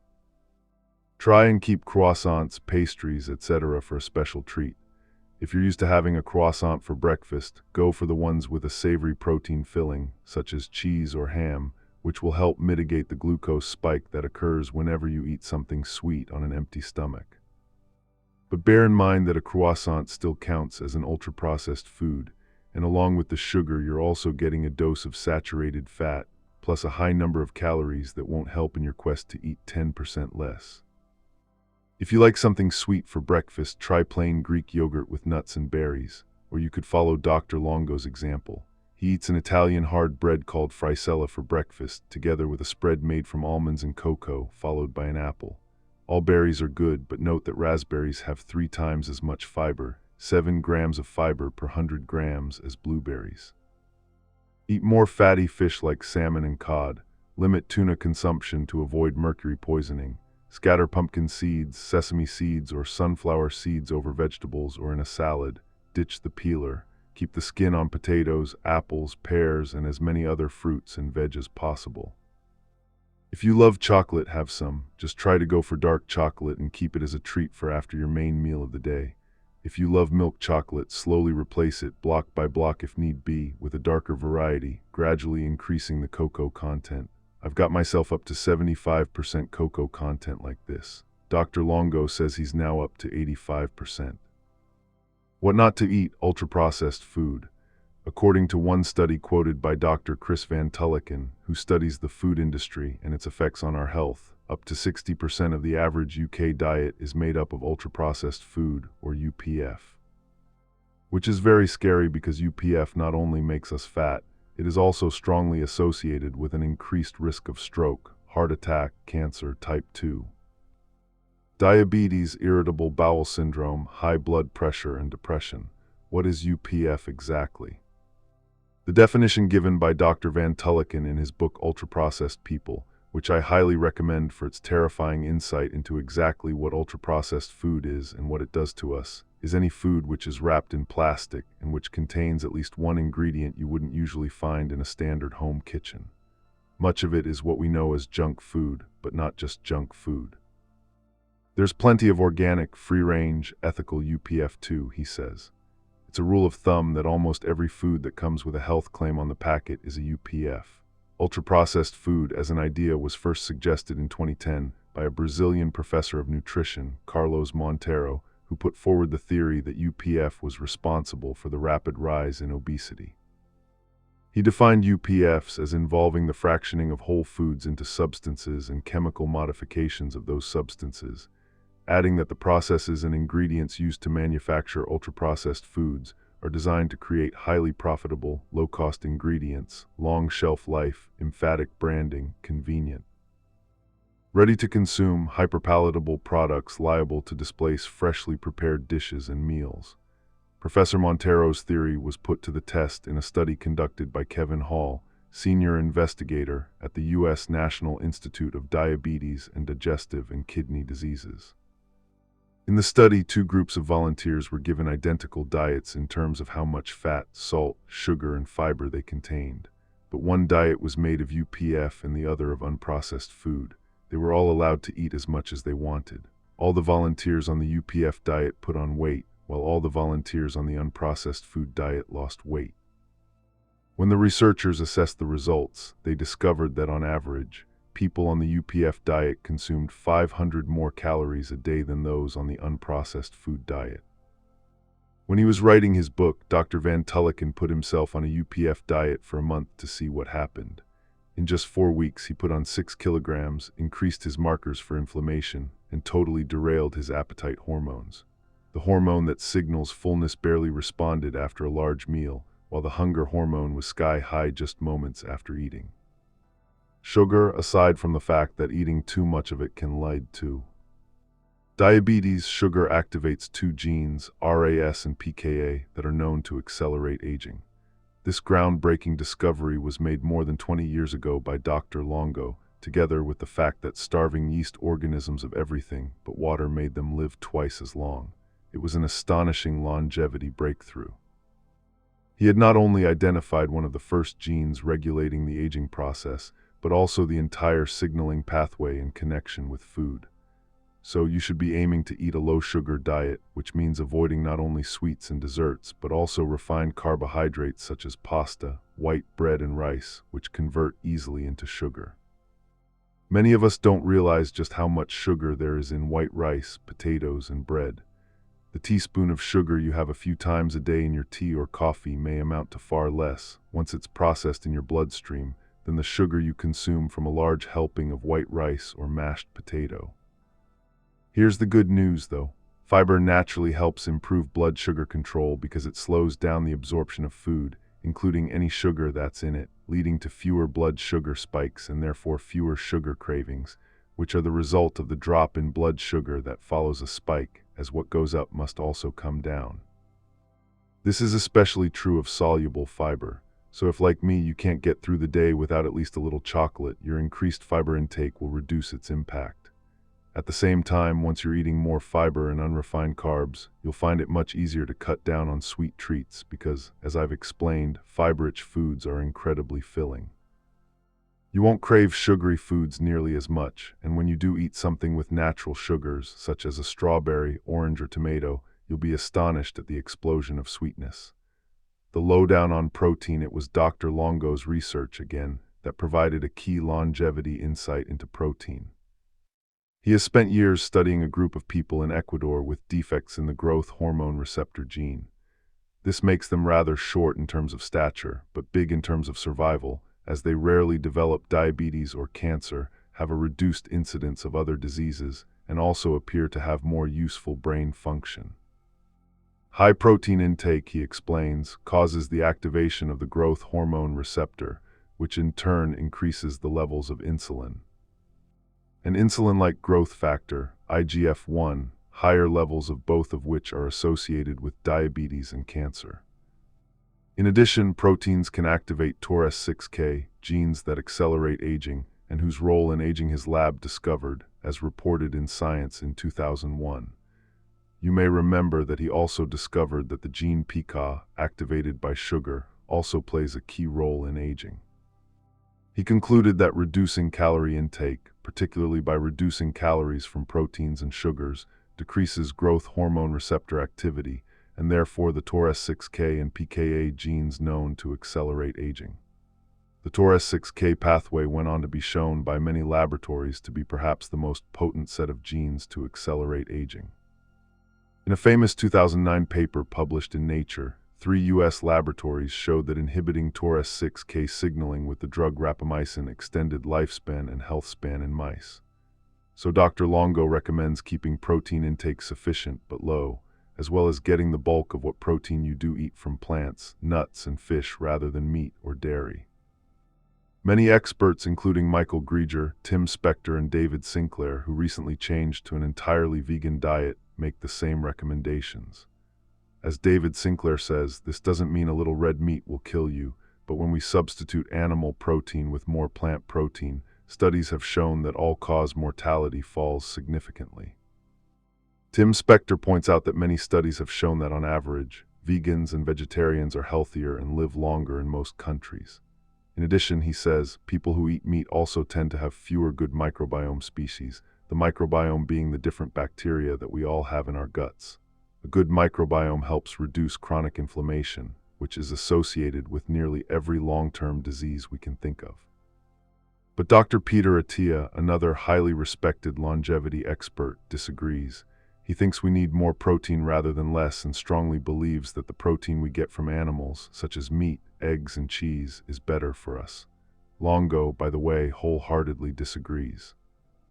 He says there is very little evidence for this and overwhelming evidence against it when you look at epidemiological, clinical mouse, and centenarian studies. What they all agree on is that older people, those aged 65 and above, definitely need more protein because as we get older, we lose muscle mass and process protein less effectively. Sample menus, the meal plans on the next few pages, are just an illustration to give you a rough guide to what it takes to achieve a high-fiber diet. Remember that you are going slowly to give your gut a chance to acclimatize, starting with a high-fiber breakfast on 5 days in week 1, adding in a fiber-rich lunch on 4 days in week 2, and finally adding more fiber to your evening meal on at least 3 days in week 3, keeping the fiber-rich breakfast on 5 days and lunch on 4 days as well. I've offered a good variety of simple, healthy, and tasty meals and given approximate fiber counts for each, for one serving. If you were to eat all the meals in this plan with the fiber quantities shown, by week 3 you'd be eating 32 to 40 grams of fiber a day. I've deliberately given no quantities other than for fiber, as the amount I eat and require for my individual needs. I'm 5 foot 5 inches, or 165 centimeters, and 8 stone, 11 pounds, 56 kilograms may be very different from yours, especially if you are taller, heavier, or more active than me. I've also not included snacks or puddings, which of course you will probably have at least some of the time, as do. Week 1, breakfast. Choose from the following breakfast options on 5 days this week. Remember to drink at least a glass of water either before or with each breakfast. Slice multigrain bread with at least 1 tablespoon peanut butter and a sliced pear. Total fiber 9.5 grams. Plain Greek yogurt with at least 100 grams raspberries, 2/3 of a punnet, and 25 grams of almonds. Total fiber 8 grams. Slice multigrain bread with scrambled eggs and at least 200 grams spinach and 100 grams grilled tomatoes. Total fiber 10 grams. Porridge or rolled oats at least 100 grams. Cooked with milk with a minimum of 30 grams of walnuts, 100 grams raspberries, 2/3 of a punnet, 1 teaspoon honey and cinnamon. Total fiber 8.3 grams. Poached eggs with 2 slices multigrain bread with at least 100 grams of broccoli, steamed, and 100 grams grilled mushrooms. Total fiber 10.6 grams. Whole wheat English muffin with at least 1 tablespoon peanut butter and a banana. Total fiber 8.5 grams. At least 2 slices wholemeal toast with at least 2 tablespoons hummus. You can add dukkha or any other herbs or spice of your choice. Total fiber 8.6 grams. Note, if you sprinkle a tablespoon of toasted pumpkin seeds on any of these options, you'll increase your fiber intake even more. Week 2, lunch. Sticking to your new breakfasts, choose 4 from the following lunch options and try to finish each with an unpeeled apple or pear. This is important as it increases the fiber intake and means you'll be much better able to resist the temptation of cake or biscuits mid-afternoon. Remember, drink at least a glass of water either before or with each meal. Salad of tinned chickpeas, minimum 100 grams, drained weight. Green beans, minimum 100 grams. Tomatoes, minimum 100 grams. And Kalamata olives, at least 50 grams, pitted, with a Dijon mustard, olive oil, and lemon juice dressing. Total fiber 11 grams. Jacket potato with baked beans, at least 200 grams, and sweet corn, at least 100 grams.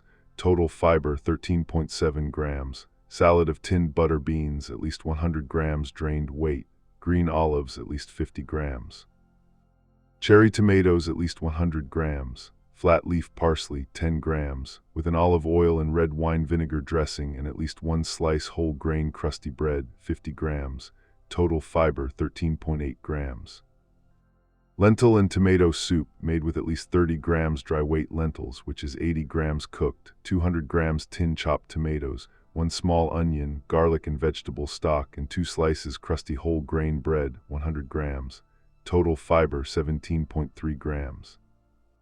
Whole wheat pasta, at least 50 grams, dry weight, with 1 tablespoon pesto, peas, 50 grams, broad beans, 50 grams, and cherry tomatoes, 50 grams, and 1 tablespoon grated Parmesan, with 1 slice crusty whole grain bread, 50 grams.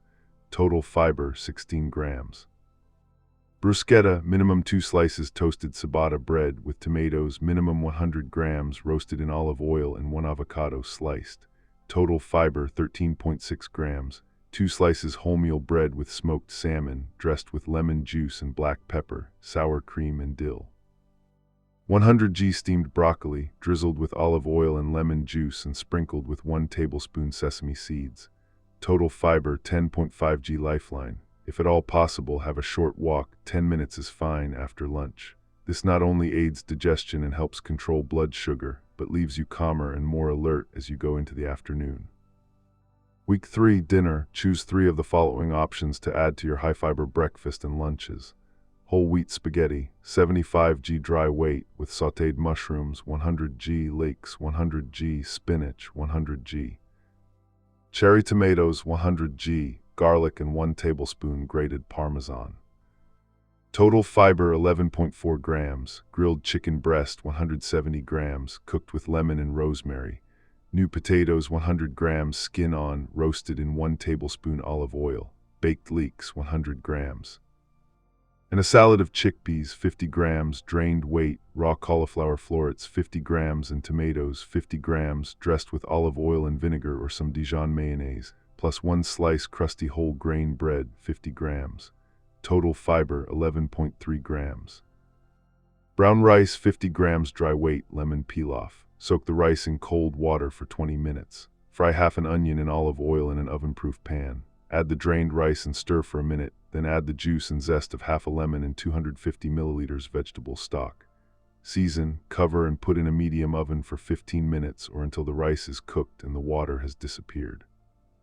Serve with 25 grams toasted almonds, fresh coriander, 175 grams Swiss chard, Greek full-fat plain yogurt, and 2 homemade Greek flatbreads.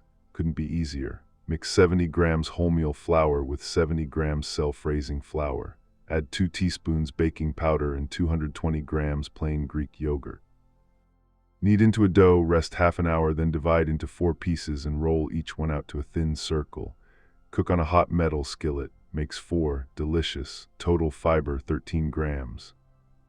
Baked salmon 200 grams with 2 tablespoons pesto, 50 grams wild rice equal to 150 grams cooked, 100 grams steamed green beans, 100 grams tomatoes roasted in olive oil, and 100 grams steamed peas.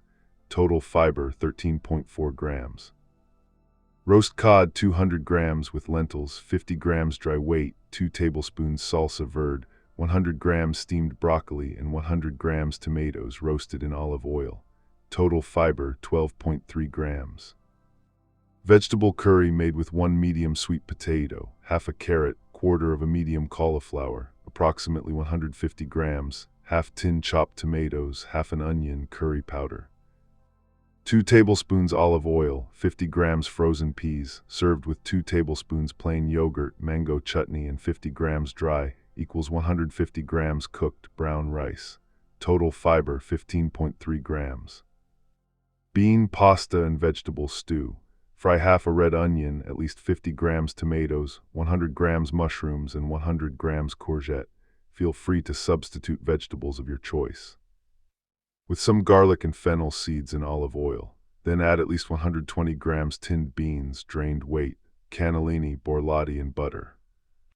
Beans all work really well, plus whole wheat pasta, 30 grams dry weight, rigatoni or penne are both good options. And approximately 120 milliliters of vegetable stock. Simmer until all ingredients are melded and serve with lots of Parmesan. Total fiber 16 grams. Fab fiber tip 3. If you ate every one of these meals over 7 days, you would consume 32 different vegetables, fruits, nuts, seeds, and herbs. Research shows that eating 30 different plant types every week is extremely beneficial to the gut microbiome. Vegetable and fruit challenge. Most of us eat just a few of the same vegetables and fruit week in, week out. It's so easy to get stuck in a rut. Here's how to break out of it. Using the lists below, make a note of the fruits and vegetables that you eat frequently. For example, tomatoes, potatoes, cucumber, carrots, apples, bananas, and then challenge yourself to try 5 different ones every week for the next few weeks. But each week the new additions should be a different 5, so that by the end of 3 weeks you've tried 15 new fruits and veg and hopefully found some new favorites. Vegetables: artichoke, asparagus, aubergine, avocado, beetroot, broccoli, Brussels sprouts, butternut squash. Carrot, cauliflower, green cabbage, celery, chicory, collard greens, corn, courgette, cucumber, endive, fennel, green beans. Kale, kohlrabi, leek, lettuce, mushrooms, okra, olive, onion, parsnip, peas, potato. Pumpkin, radicchio, radish, red cabbage, rocket, spinach, swede, sweet potato, Swiss chard, tomato, turnip, watercress, yam. Fruit: apple, apricot, banana, blackberries, blackcurrants, blueberries, cherries, cranberries, damson, dates, dragonfruit, durian. Elderberries, fig, gooseberry, grape, grapefruit, guava, jackfruit, kiwi, kumquat, lemon, lime, lychee, mango. Melon, mulberries, nectarine, orange, papaya, passion fruit, peach, pear, persimmon, pineapple, plum. Pomegranate, quince, raspberries, red currants, rhubarb, satsuma, starfruit, strawberries, tamarind, tangerine, ugly fruit, watermelon. Yuzu Extra Challenge 1. Start to cut back on sugar. This doesn't just mean jam or desserts. If you regularly have fruit juice or fruit-based smoothies, you'd be better off cutting these out altogether and eating whole fruit instead. The blitzing process all but destroys all the fiber, so the fruits end up being little more than liquid sugar. Extra Challenge 2. If you drink alcohol every day, try 3 days. Doesn't matter which ones with no alcohol, lunch on the go or at work. It's still not easy to find high-fiber options when you're out, but here are 4 I like, from M&S. Roasted butternut and goat's cheese salad with giant couscous, lentils, and balsamic dressing has 9.4 grams of fiber. Super nutty whole food, quinoa, edamame bean, soybean, almonds, peanuts, and pistachios with soy and ginger dressing also has 9.4 grams of fiber. From Pret, hummus and falafel mez salad has 11.8 g of fiber. Avo and herb wrap has 6.7 g and could be followed with dark chocolate salted almonds, 3.5 g of fiber, to enable you to just scrape over the 10 g mark. Fab Fiber Tip 4. You can increase your fiber by taking a fiber supplement, but you will be missing out on all the additional health benefits that come from eating it naturally, such as vitamins, minerals, and antioxidants. Antioxidants rule okay. You may remember that earlier I talked about how good antioxidants are for us and ways to get more of them into our diet. Vegetables, fruit, herbs, and spices are the best sources. A good rule of thumb is that the more deeply colored the fruit or vegetable, and the less likely it is to go brown after being cut open, the more antioxidants it contains. So vegetables with high levels include broccoli, spring greens, and tomatoes, while lemons, oranges, mangoes, and cherries trump apples and bananas. But the top values go to herbs and spices. A single teaspoon of dried oregano, for example, can double your meal's antioxidants. According to Dr. Michael Grieger, antioxidant-rich foods can be particularly beneficial if you are at risk of a stroke. A study of 30,000 women over 12 years by Swedish researchers found those who ate the most antioxidant-rich diet had the lowest stroke risk. There was a similar finding in a study of both men and women in Italy. What these diets do, says Dr. Grieger, is to prevent the circulation of oxidized fats in the bloodstream that can damage small blood vessels in the brain. They can also help decrease artery stiffness, prevent blood clots from forming, and lower blood pressure. Fabulous fiber snack options. As your primary goal is to eat 10–12% fewer calories, it's a good idea to limit your snacks as much as possible. But if you're in danger of cracking, eat crackers, preferably water biscuits or fine-milled oat cakes, as they're low in fat and sugar with some cheese. Cottage cheese is ideal. Failing that, choose a hard cheese like Gruyere or Manchego rather than a fattier one like Brie. Other options: 1 slice multi-grain bread with half a tablespoon peanut butter, apple or pear with a stick of hard cheese, small serving of hummus with carrot and pepper sticks. How to keep TRE on track. The more you practice TRE, the easier it becomes. Remember, you're only aiming for the mildest form, a 12-hour fast each day in which you eat nothing after your evening meal until breakfast 12 hours later. The trick is to identify before you start the things that are likely to knock you off course, so that you can prepare strategies to stop that happening. Think about what you could do differently in the evenings so that you occupy your brain in another way, which in turn will distract you from snacking thoughts. The first thing to do is empty your kitchen cupboards of any fast, ultra-processed, unhealthy snacks. If you share your home with anyone who does eat them, then at least shove them all into a bag and move them somewhere, preferably slightly inaccessible, for example, under the stairs where they can still find them, but you can fairly easily avoid them. However, if you're an inveterate snacker, there's still the danger that after finishing your evening meal at around 7 or 7:3 p.m., you'll find yourself in the kitchen an hour or two later, halfway through whatever you're watching on Netflix, rustling up cheese and crackers or dates with walnuts. It doesn't matter that those are healthy, high-fiber snacks. If you have them now, you're breaking your fast, and with it, all the repair and renewal work in your body that it would otherwise be activating. What to do? Here are a few suggestions. Instead of watching TV, play a game or call a friend. The craving for a snack is habitual, and so less likely to be triggered when you break out of your routine and do something different. Plan treats. Have a luxurious bath. Go for a manicure or pedicure if you have a nail bar or salon that opens late, or even book a massage. Go for a walk after you've eaten. It will flatten the glucose spike so that you won't want a snack. Get busy. You could always clean out that cupboard, drawer, or room you've been meaning to sort for months but never got round to. The combination of physical activity and cognitive activation, deciding what to keep and how to reorganize, means your brain is much less likely to think about a Snack, plus you'll feel extremely smug when it's done. Choose a book you really want to read or a podcast you know you'll enjoy and go to bed early. Assuming you don't routinely snack in bed, it's very unlikely you'll think about it while you're reading or listening, and when you've finished, you can just drift off to sleep.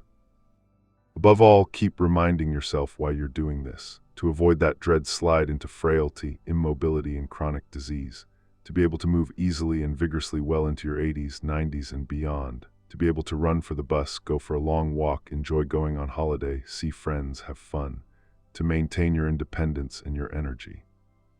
To live a long and vibrantly healthy life, is it really worth giving up all that for the sake of a measly mid-evening snack? While I'm all for living as long as possible, life is too short to have no treats.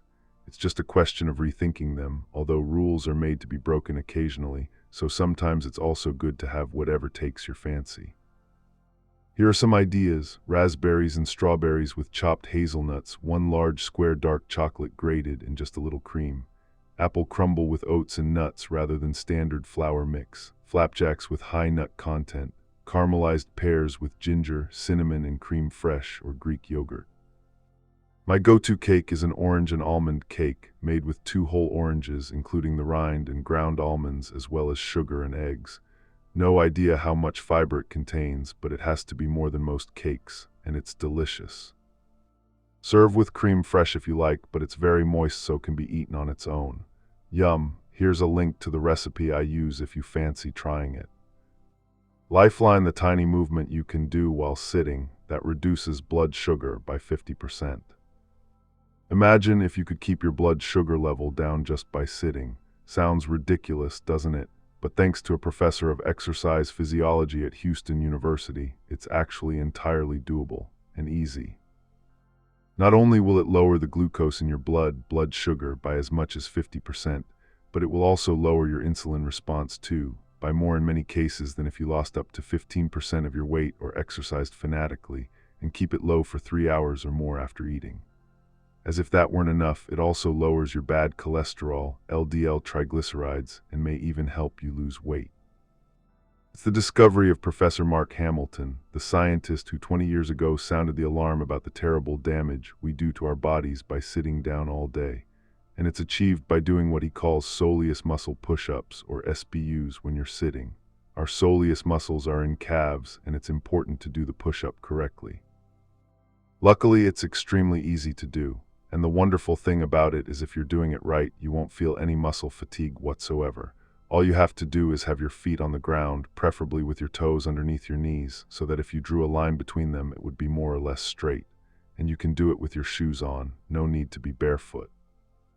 Now, starting off with just one foot, push lightly down on the ball of your foot. As you do so, your heel should lift off the floor. That's because the soleus muscle in your calf has contracted or shortened, bringing your heel up with it. Then bring your heel back down and repeat. And that's it. You get a better effect if you do both feet at once, and it couldn't be easier. Even very unfit people can do this movement for hours. That's right, hours, without getting fatigued. In his trial, Professor Hamilton deliberately recruited people who were unfit and didn't enjoy exercise. They were able to do SBUs for 270 minutes, that's 4.5 hours, without feeling muscle soreness or cramps or any discomfort. That's how long it took for a 50% reduction in blood sugar, but it began decreasing after just 30 minutes. Although the soleus muscle is just one of the 600 muscles in your body, making up just 1% of your body mass, it burns an enormous amount of fuel for its size. More oxygen is burned by the soleus doing these contractions than by any other exercise, including running to exhaustion on a treadmill. And the reason this exercise is so good for controlling blood sugar is because when engaged like this, the soleus uses the glucose in our blood as its fuel. Professor Hamilton is now doing more studies to look at the other benefits of doing SBUs. He suspects it will help improve longevity in other ways. He aims to do SBUs for half the time he is sitting and estimates he does around 60,000 a day. Here are his tips for starting. 1. The goal is to make it a sustainable habit. Each and every day. Most find it feasible some of every hour of the day when doing normal seated behaviors you do anyway. 2. Make a short-term goal for 2 days for a high frequency and brief duration that you know you can do with a strong commitment, such as, I will do SBUs for 5 minutes 20 times today. The average person sits down more than 20 times a day for a total of 600 minutes, so there is plenty of opportunity if you commit. 3. Then, after that short-term victory, you're ready to make a 1-month commitment. You choose how many times you do it each day. For me personally, I find it easiest to simply tell myself that I will spend at least half of all my sitting time doing SBUs every hour I sit and every day. But I find that once I get going, there's no reason to stop. It makes me feel energized, knowing I am constantly saturating my body with the effects of a healthy, low-stress kind of muscle metabolism. The best foods for the brain are the same ones that protect your heart and your blood vessels, according to Harvard Medical School. These include green leafy vegetables, fatty fish such as salmon and cod, berries, walnuts, which research shows may improve memory, and coffee, which research shows doesn't just give us a short-term boost, but appears to also help solidify new memories. Common excuses, psychological get-outs, you'll find no judgment here. Equally though, because I've done it myself, I know how easy it is to make excuses and to talk yourself out of eating better and exercising more. Recognize any of these. I really don't have the time to do this properly now. I'll start again when things are less busy.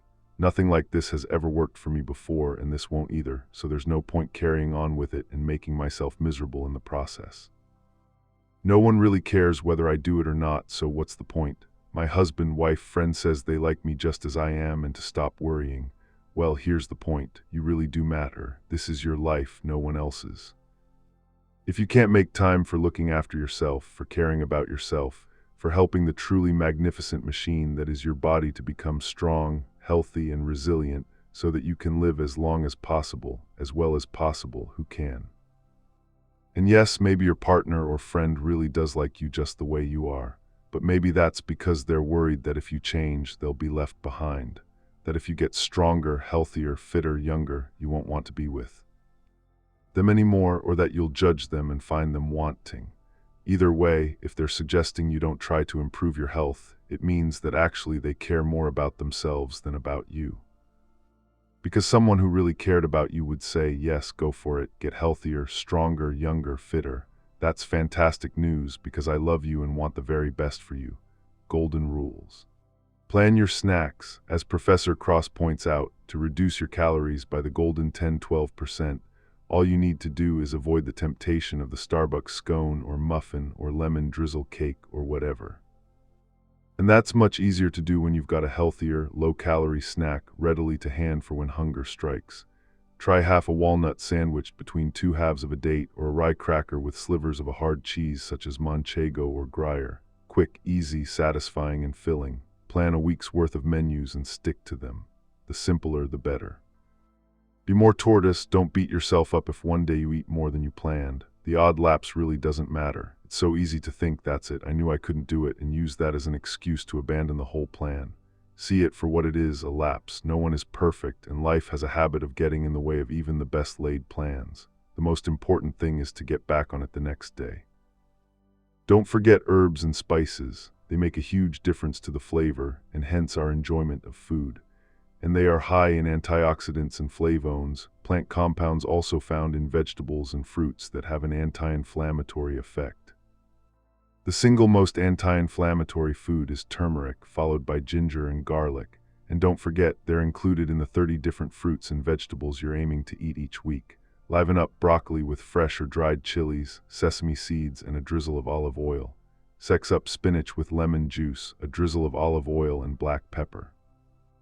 Add a generous handful of chopped oregano and basil to ratatouille, flat-leaf parsley to carrots, and fresh dill to poached salmon. Slather lemon zest and rosemary mixed with olive oil on chicken before cooking. The more you experiment, the more you'll find combinations you love.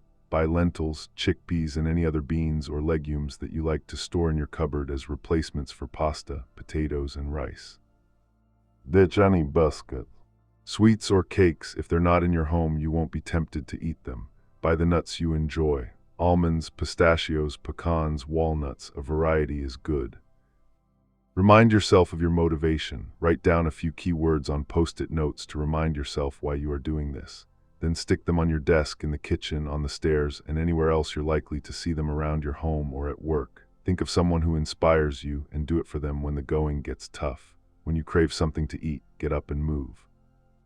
Why an orange is much better for you than a glass of orange juice. When you drink a glass of orange juice, most of the fiber, the body of the orange, has been removed. So what you're drinking is a lot of sugar with vitamin C. This results in a sugar spike, too much sugar flooding your body at once, which after the initial energy rush will in turn lead to a sugar dip, resulting in you feeling tired and headachy. That will make you want more sugar and a vicious cycle starts. Fiber helps your body regulate sugar as it slows down digestion. If instead of juice you eat the whole orange, the fiber allows your body to process the absorption of sugar much more steadily. Why coffee is good for you and when to drink it. Coffee really is good for you, and especially good for your heart. An impressive 76 studies of more than 1 million people in total show that coffee reduces the risk of death from heart disease by about 1/5. There are some studies that suggest it may even help survival after a heart attack. Plus, it reduces the risk of breast, colon, and prostate cancer. The optimum is around 3 cups a day. Coffee is a major source of plant polyphenols, self-defense chemicals created by plants to protect them against predators or severe weather. These polyphenols play a key role in controlling both chronic inflammation and blood sugar. Just remember, it's a good idea to have your last coffee somewhere between midday and 2 p.m. to avoid it disrupting your sleep. Having experienced the benefits of eating more plants, I hope you'll be feeling so well and energized you'll want to continue. You will be eating incredibly well, feeling full instead of hankering for something sweet, and probably losing a bit of weight to boot. You should now have a rough log in your head of foods that are fiber-rich so that it is easy to adjust your choices. Your body may also lead the way in this by actively craving some foods that previously you would hardly have considered. Before I started including beans and pulses in my diet, I barely gave them a thought. Now I find myself craving them, especially butter beans. The important thing to understand now is that by embarking on this 3-week program, you have begun to radically transform not just your health and longevity, but also your psychological approach to the food your body needs. It is up to you what you do next. I urge you to adopt some of its strategies permanently. Incidentally, you can do TRE as often as you like, but even if you do it just 3 or 4 days out of every month, it will have a major impact on your longevity and health.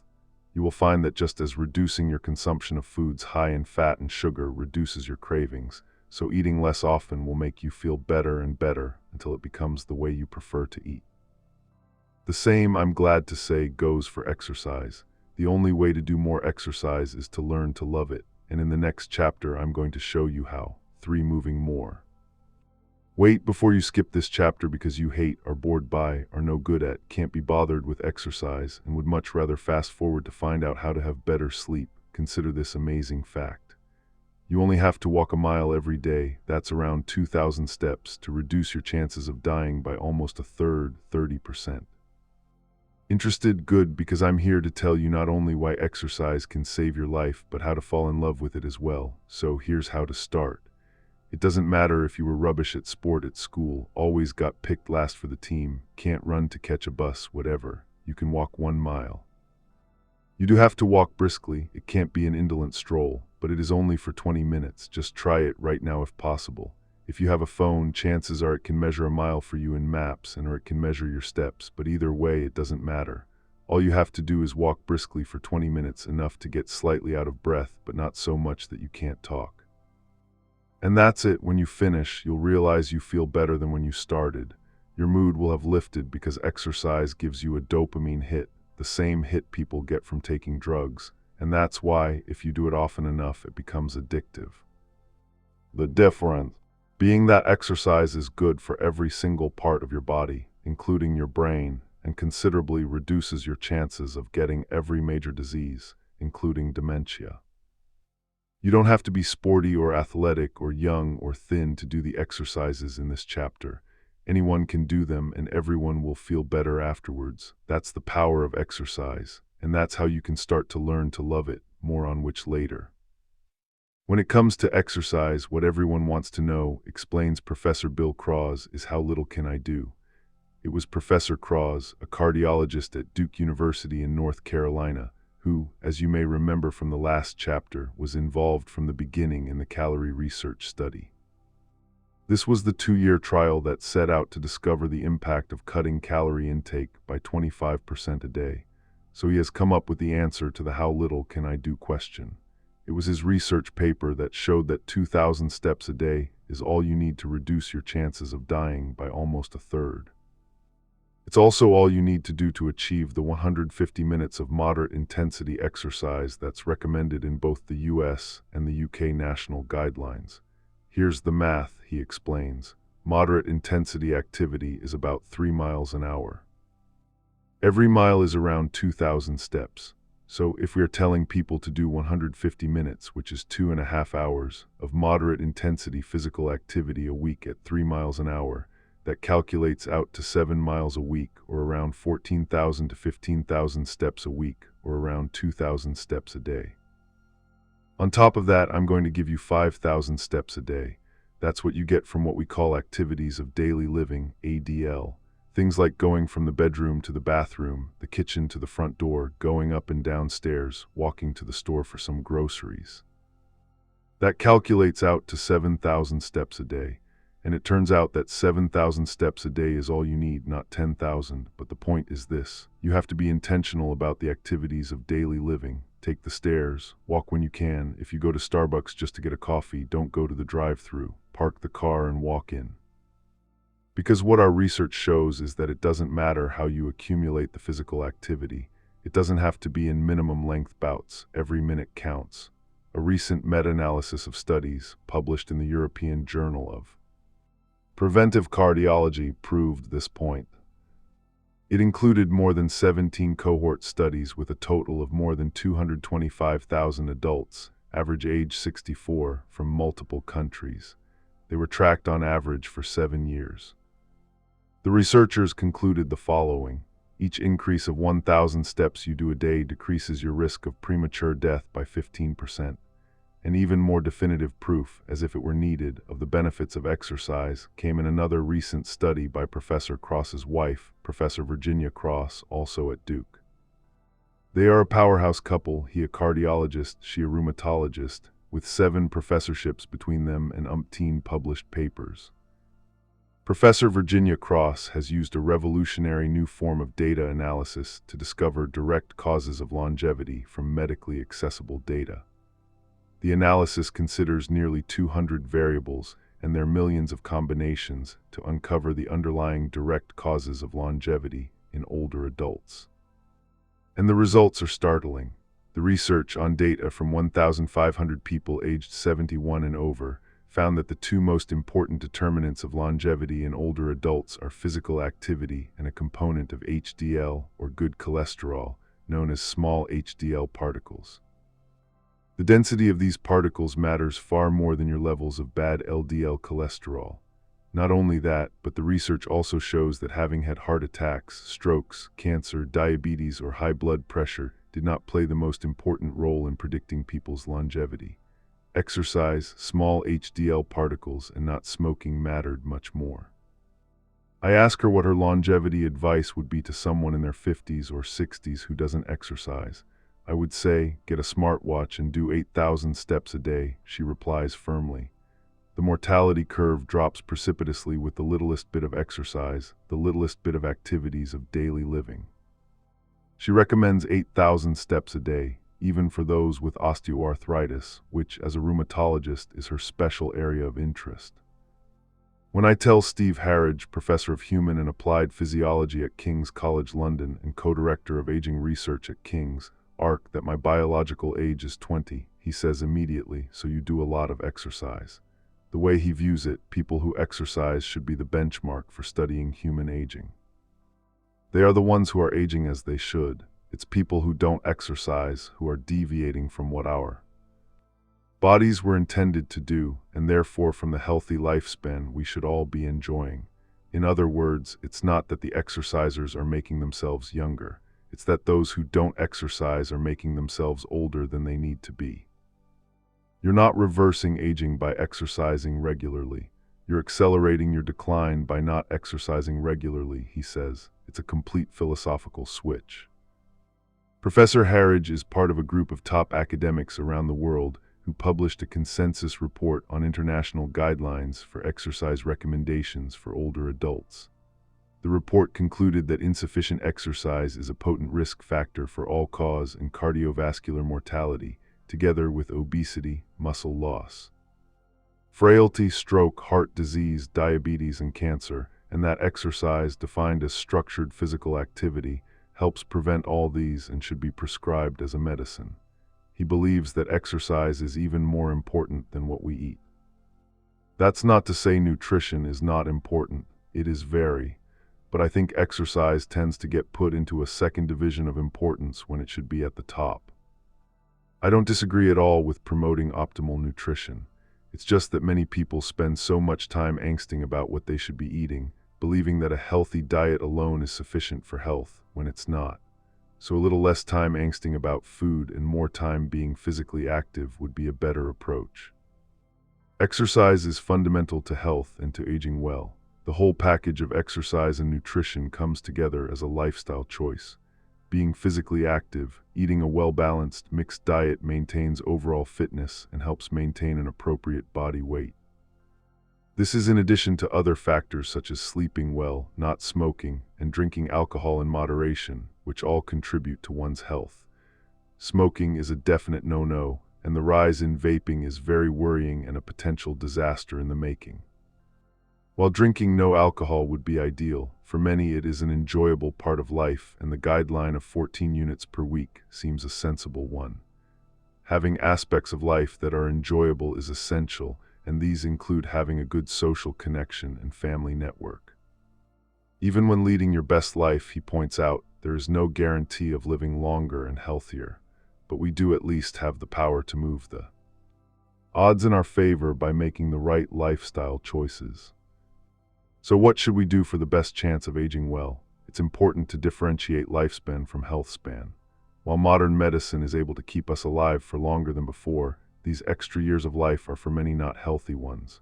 Being physically active and exercising reduces the risk of getting cardiovascular disease, becoming obese, and developing metabolic diseases like type 2 diabetes.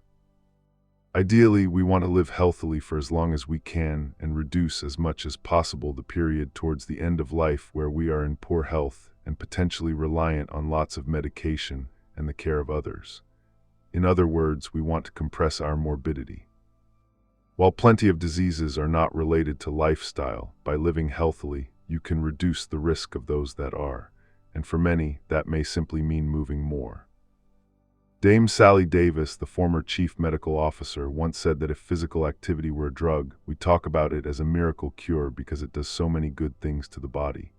That's why it's so difficult to replicate in the form of medication. As well as your heart and muscles, you're training the immune system, the brain, the central nervous system, all of which contribute to your integrative physiology.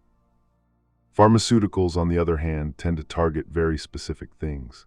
But we can also view exercise as medicine, with different types of exercise being like different drugs, targeting different things depending on the types of exercise you do.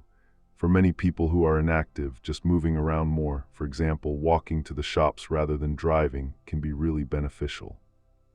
But the reality is that it's extremely difficult to get people to change behavior and be more active, and vast swathes of the population do way less than the recommended levels.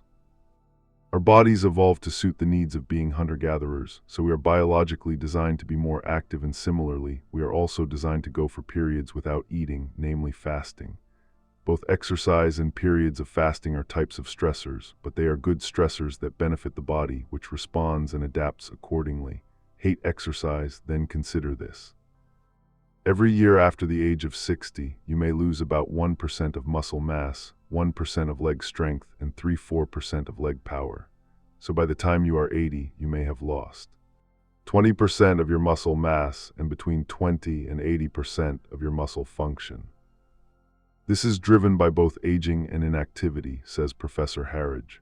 Resistance exercise is the most effective way of maintaining mass and function as we age, not by affecting aging, but by tackling the inactive part. We know from studying older master athletes who train incredibly hard that they still decline in performance as they age. But in these individuals, this decline is driven by aging and not inactivity accompanying aging. So what sort of exercise should you be doing? The answer is the one you enjoy, as that's the one you'll be most likely to do consistently. But ideally, it should combine both resistance and cardio exercise, as our bodies need both to function at their best. What is cardio exercise? Cardio exercise is any activity that gets your heart rate up and increases blood flow. For example, running, brisk walking uphill, rowing, skipping.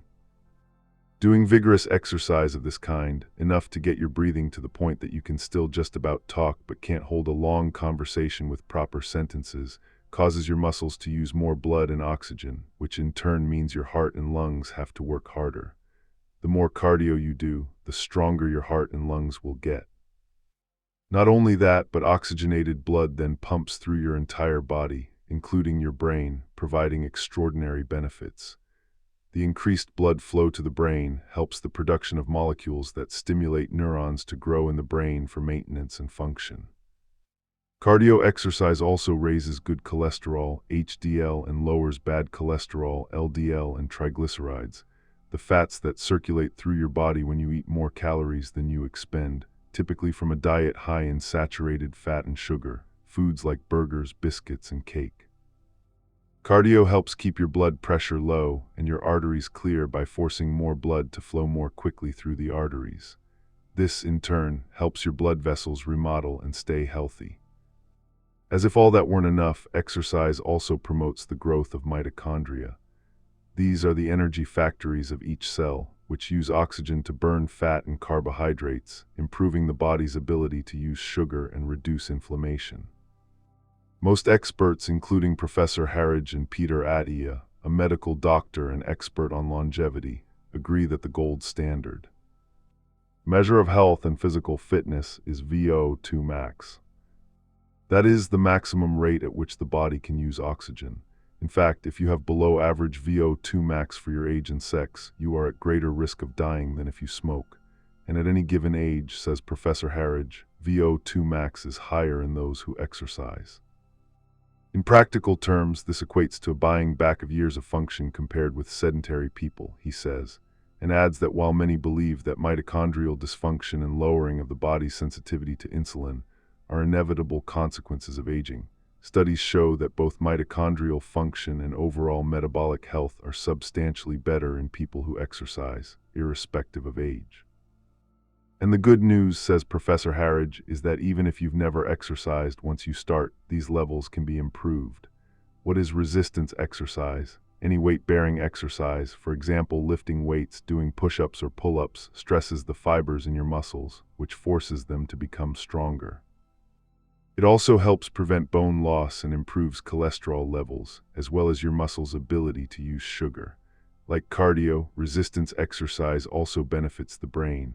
One consequence is that your brain learns the patterns of movement that allow you to balance better more quickly and adapt to heavy loads. So resistance exercise done regularly not only prevents the body from getting frail, but also enables you to respond much better to a sudden event, such as tripping on something, without losing your footing. Muscle loss or sarcopenia, which is when it reaches a level where it is defined as a disease, like osteoporosis, bone loss, is the reason so many older people have saggy bottoms, flabby thighs, and dangly bingo wings. Not a great look and not an inevitable one, but even if you don't care about how you look, you should care about how you function, because those cotton wool thighs and that sinking bottom means that when you stumble or trip, it will be that much harder to keep your balance.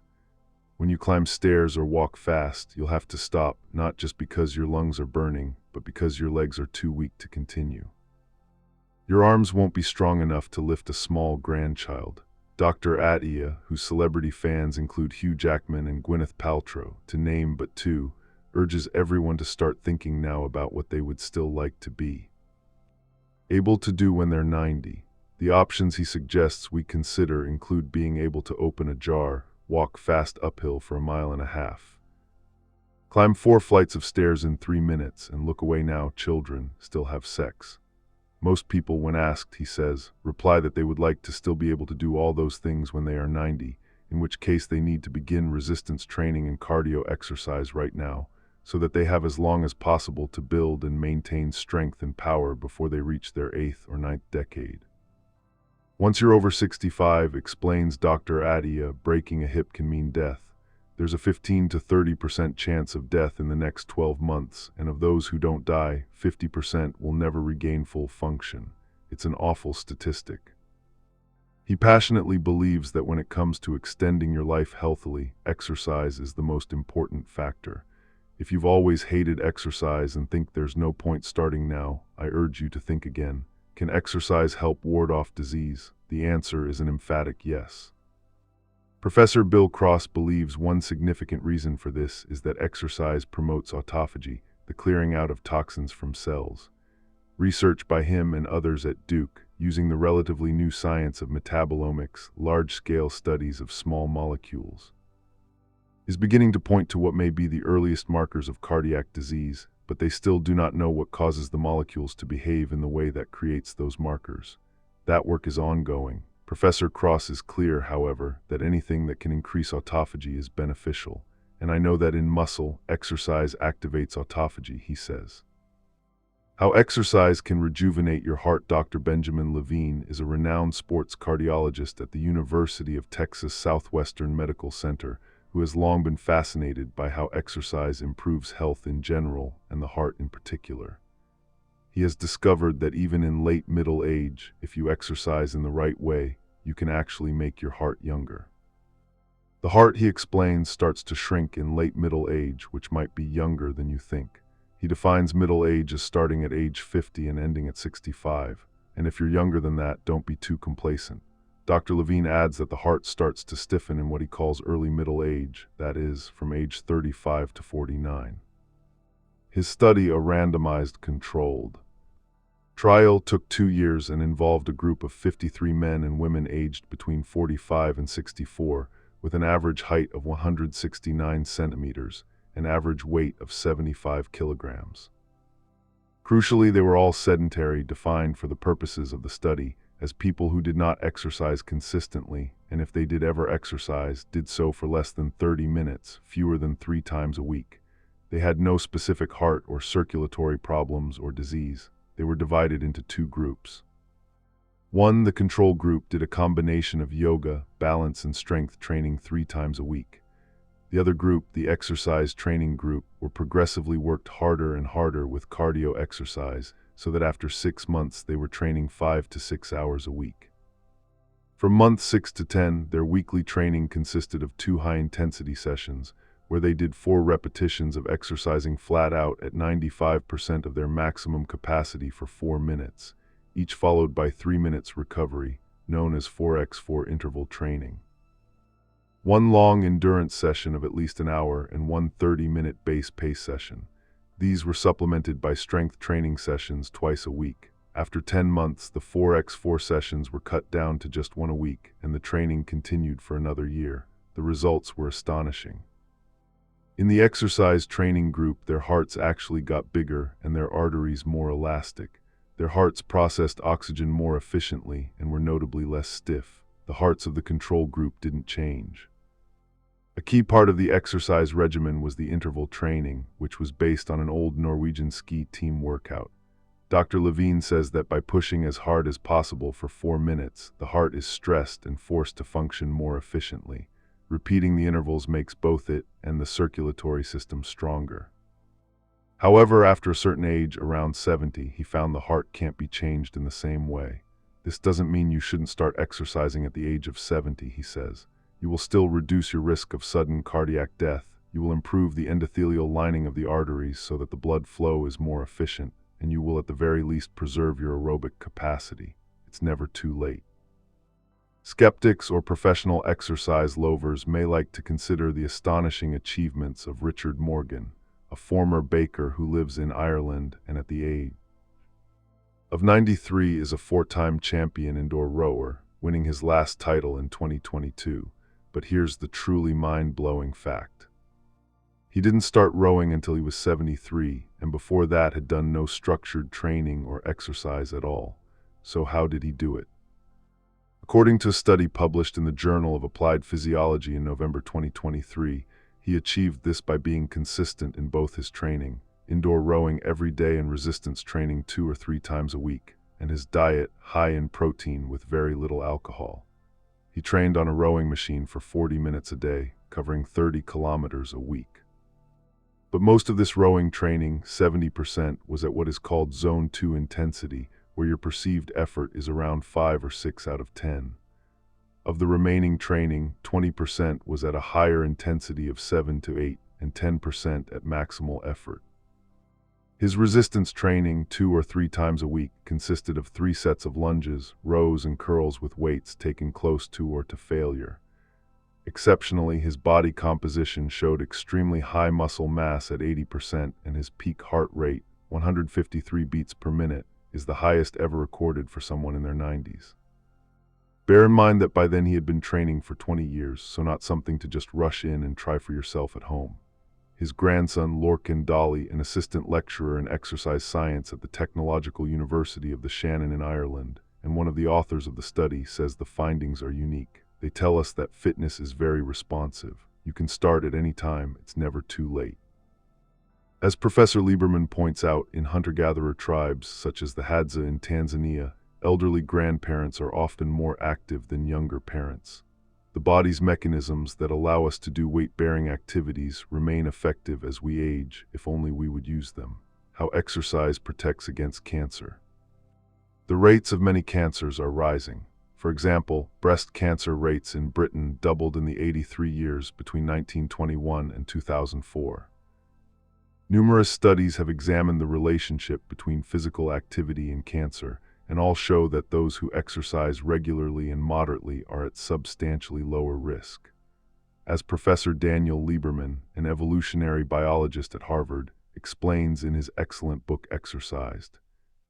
One analysis of 6 studies found that of 650,000 elderly people studied over 10 years, a quarter, 1 in 4, died from cancer, but when the researchers delved deeper, they found that those who exercised at least moderately or more had between 25 and 30% lower cancer rates. According to one estimate, 3 to 4 hours of moderate exercise a week is likely to reduce a woman's risk of breast cancer by 30 to 40%, and both men and women's risk of colon cancer by 40 to 50%, says Professor Lieberman. In other words, by doing regular moderate exercise, you can cut your risk of colon cancer by half. How exercise helps osteoarthritis. There are 2 main causes of osteoarthritis, says Dr. Virginia Cross. The first is inflammation, and the second is chronic overuse. A third factor to consider is that genetically, some people are better able to regenerate their joints, and some people are also genetically more prone to inflammation. People in this last category have a hyperreactivity to something called lipopolysaccharide, a product of the gut microbiome, and which, it turns out, is cleared by small particles in good cholesterol, HDL. Whatever the cause, though, exercise is crucial for both prevention and recovery. Professor Cross recommends 8,000 steps a day, which seems, she says, to be well tolerated even by people with knee or hip arthritis. If walking on land is too painful, she recommends walking in the swimming pool, which is even better than being on the moon. On the moon, the gravity is 1/6, but in water is 1/8 what it is on land, so you can get freedom of motion. And that's really, really important for joint health, she adds, because the cartilage in your joints doesn't have any blood supply, so the only way they can get nutrition is through dynamic motion. Get a grip. A surprising indicator of overall health and of how well we're aging is grip strength. This is a classic example of use it or lose it, as it declines fairly rapidly with age, and we've all seen someone older struggle to get the lid off a jar. One study in 2015 showed that loss of grip strength is an even more powerful predictor of death from cardiovascular disease than blood pressure. You might be surprised to find how little grip strength you actually have, but it can be improved. Start by squeezing something squishy, like a stress ball. Move on to weightlifting exercises such as deadlifts and farmer's carry, where you walk without swinging your arms, carrying as heavy a weight as you can manage in each hand. And simple but effective, seeing how long you can hang by your hands from a bar. If you want to measure your grip strength against the recommended levels for your age, you can even buy a hand grip strengthener. Mine was around 30 pounds on Amazon. Dr. Levine believes that exercise is medicine. This is his prescription for life, a weekly exercise plan for the average person who wants to be fit and healthy, which he believes people should do as part of their personal hygiene, just like brushing your teeth and taking a shower. Importantly, you need to be exercising 4 to 5 times a week. 2 to 3 times isn't enough. One high-intensity workout of 30 minutes. He favors the 4x4 routine mentioned earlier. 4 repetitions of exercising for 4 minutes at 95% of your maximum intensity. Each repetition followed by 3 minutes recovery. 2 moderate intensity sessions of at least 30 minutes. You should be exercising hard enough to get a little bit of sweat on your brow, but still be able to talk, although not able to sing. 1 session of moderate intensity aerobic activity for at least 1 hour. It doesn't have to be running or swimming. It could be dancing or hiking or biking.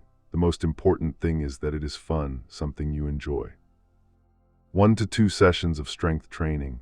This could be weights at the gym, but could also be strength yoga as opposed to basic yoga or Pilates. Brain power, how exercise improves your memory.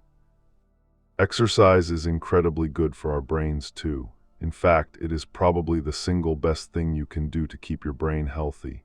And again, you don't need to do huge amounts to get the benefit. A 2023 study co-authored by Dr. David Merrill, director of the Pacific Brain Health Center at the Pacific Neuroscience Institute in Santa Monica, found that fewer than 4,000 steps a day has a significant effect on memory.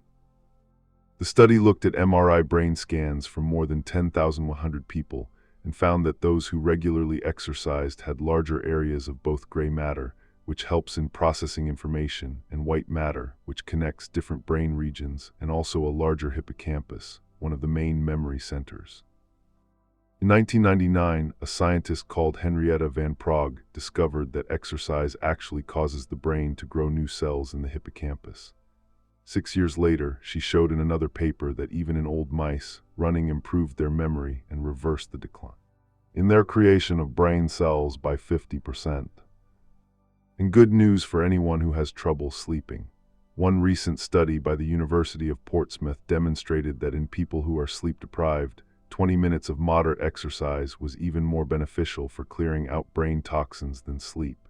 It's also been found that exercise, in particular high-intensity exercise, can help improve memory function. In 2010, researchers took a group of women aged between 55 and 85 with mild cognitive impairment.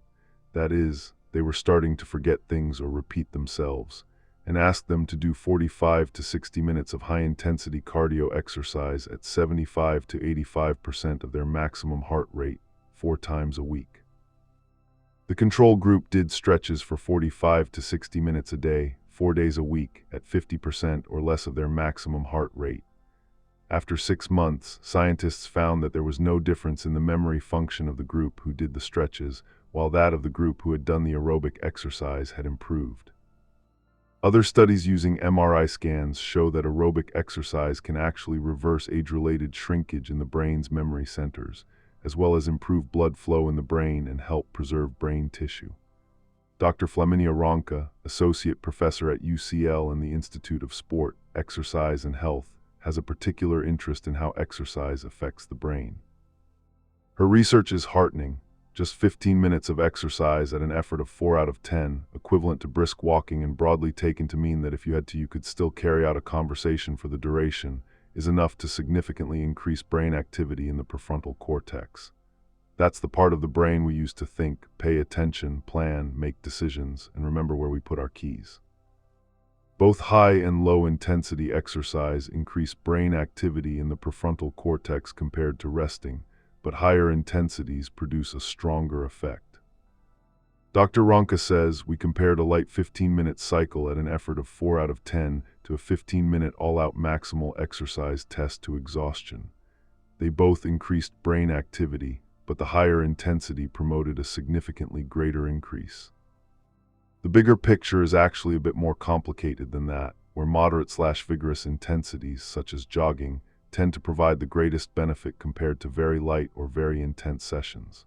In her study, those who were leaner and fitter showed a greater increase in brain activity. It seems that while everyone benefits from a bit of exercise, people who are fitter and thinner might get a bigger brain boost. To us, this is very interesting, and we're still trying to find an explanation for it. It seems to be a cause-effect cycle. When we get fitter, our metabolism and brain systems seem to adapt in such a way that the body responds better to a bout of exercise and therefore is able to draw a bigger benefit. For example, our studies suggest that while all participants show an improvement in brain activity during executive function tasks after 15 minutes exercise, carrying more body fat reduced this effect.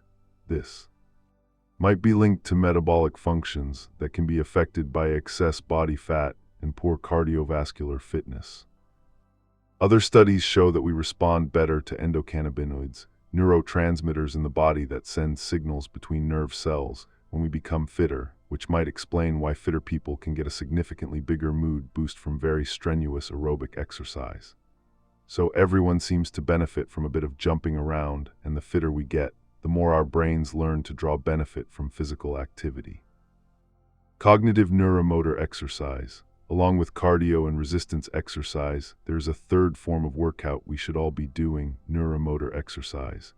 Neuromotor exercise is anything that requires you to move while also having to think, and is extremely good for our brains.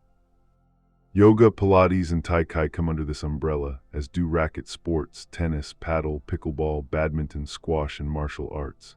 Dance is also neuromotor exercise, and according to a recent study, the one that works your brain the most. If you doubt this, try going to dance classes to learn a complicated series of steps and see how well you get on. The great thing about all these activities is that they're fun.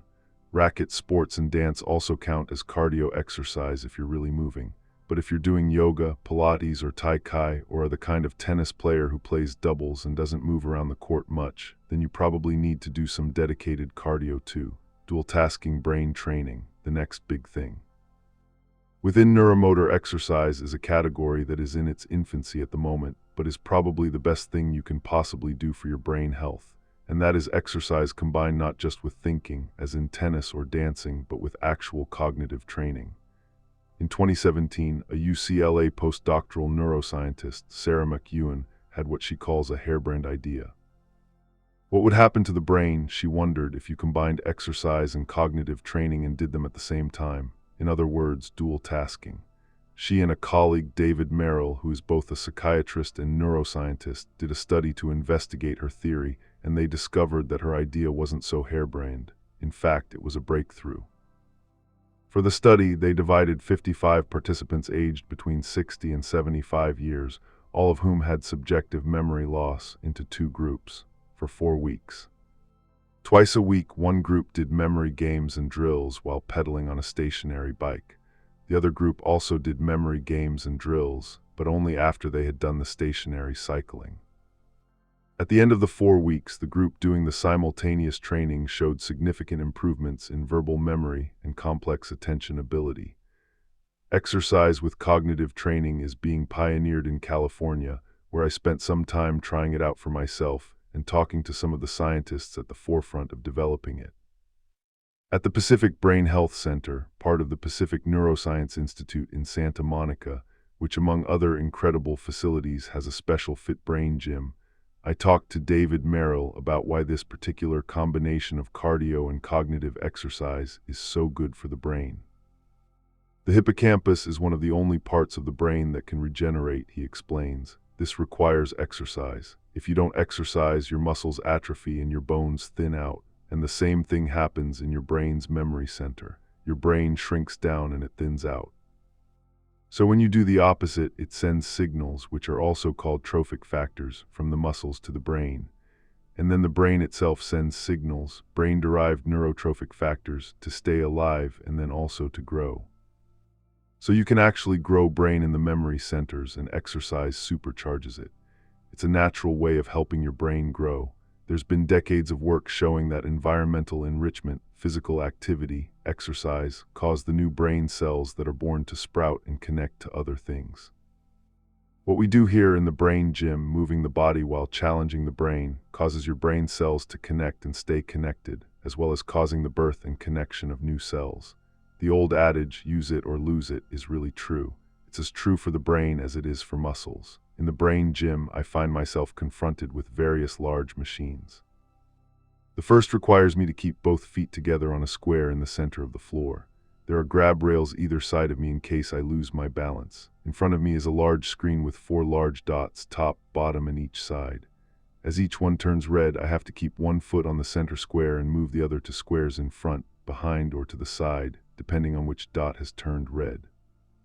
My score, says the Pacific Brain Health Center's Fit Brain Director Ryan Glatt, is very good, which I find surprising as doing it was far from easy.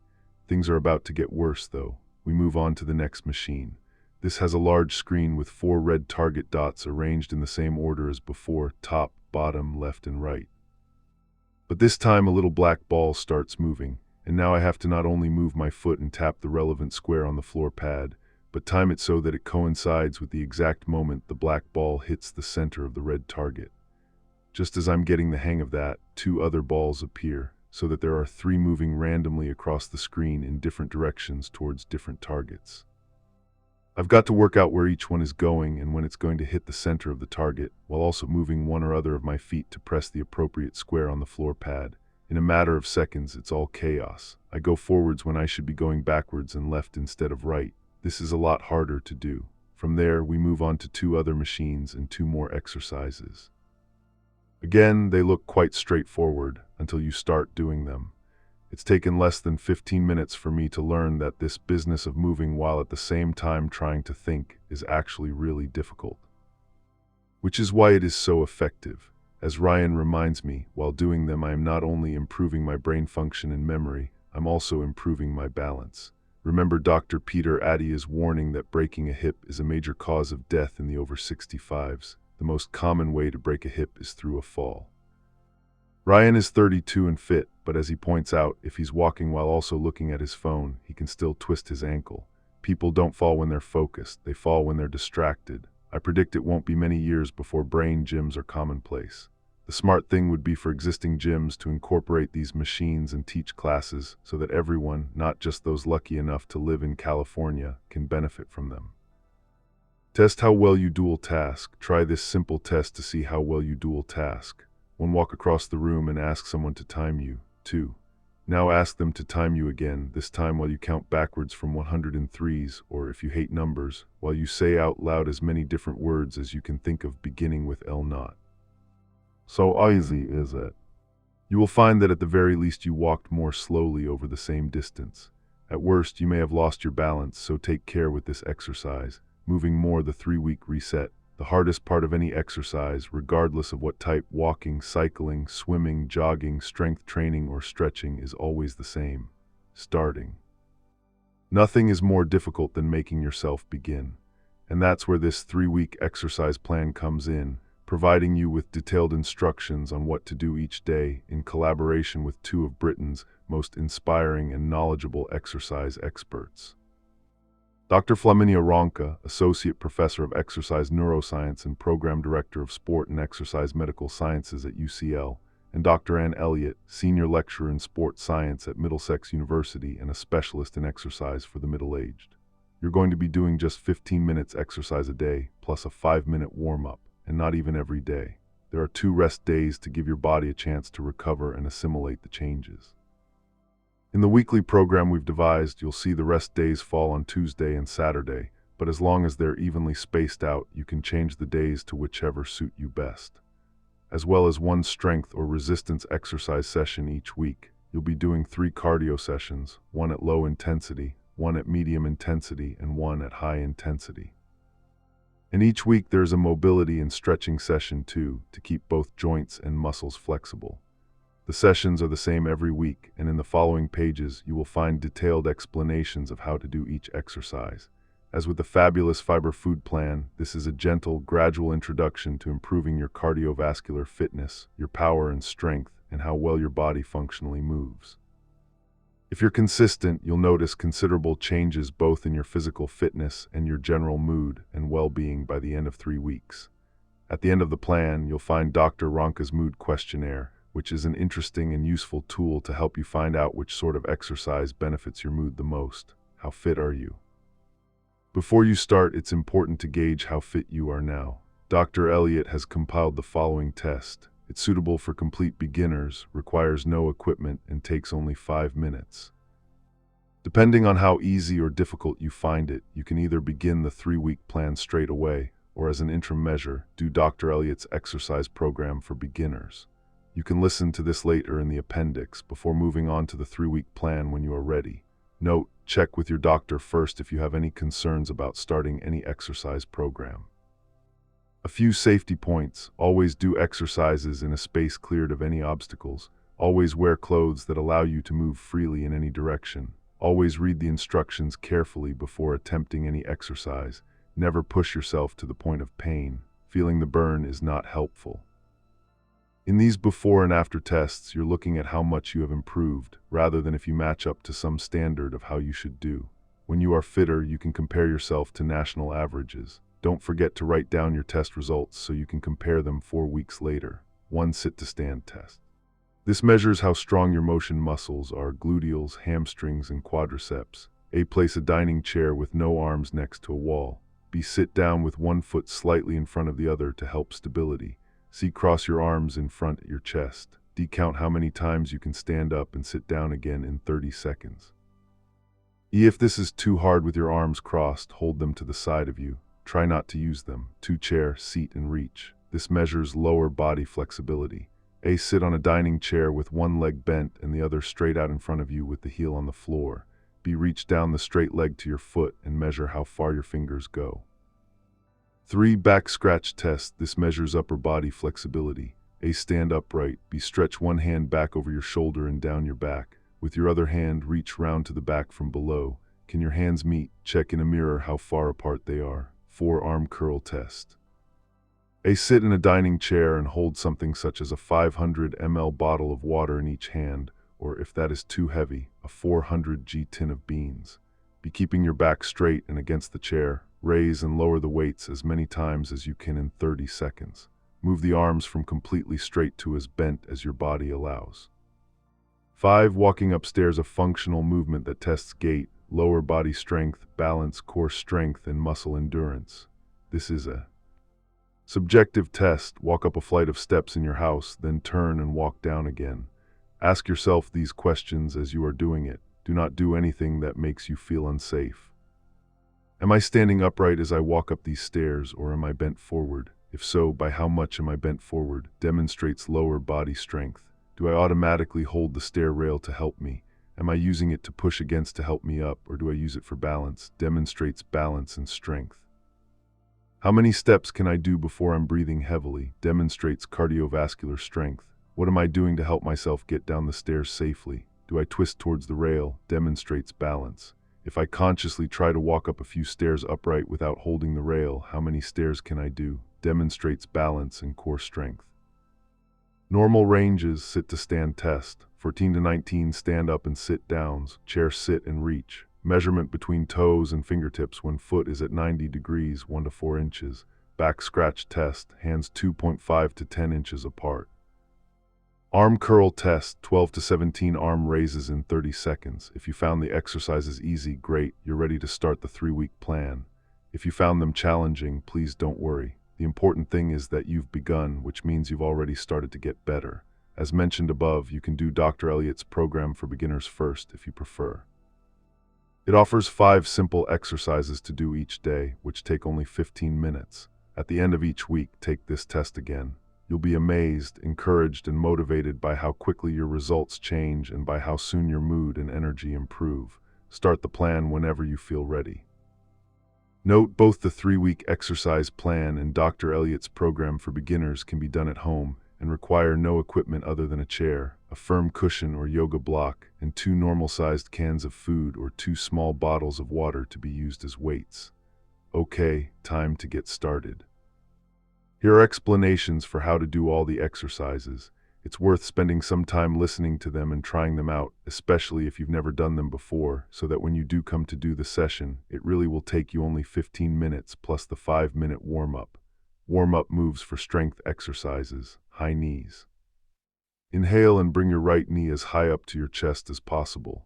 If you want, put your left hand on it. Wall for balance and support. Use your right arm to hug the knee closer as you begin to exhale, then keep exhaling as you lower the leg to the ground.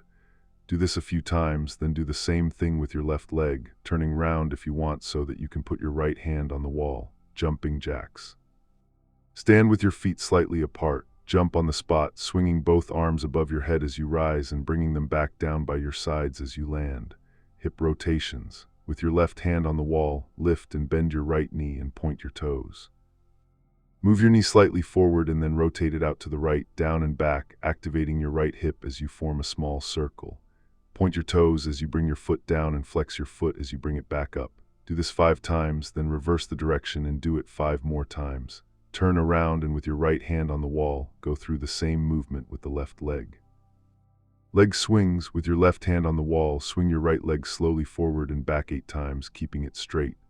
Then swing it out to the right 8 times. Then with your right hand on the wall, do the same on the other side. Keep your hand on the wall for balance. Plank. Lie flat on the floor on your stomach.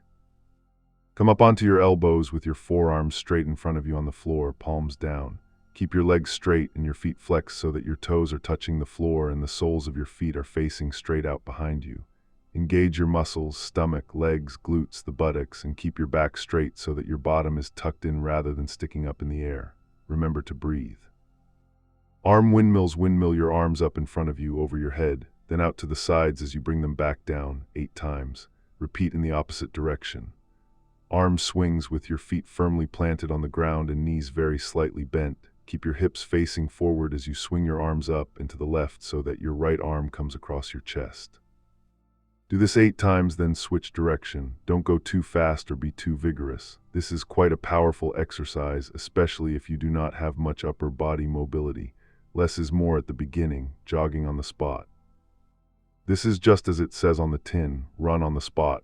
Again, don't go too quickly here if you're not used to this sort of exercise. And if you can't manage a whole minute, don't worry. Do as much as you can, then stop. Keep a note of when you stop, for example, after 10 seconds. That way you can feel pleased as you progress to jogging for longer and longer each week. Strength exercises.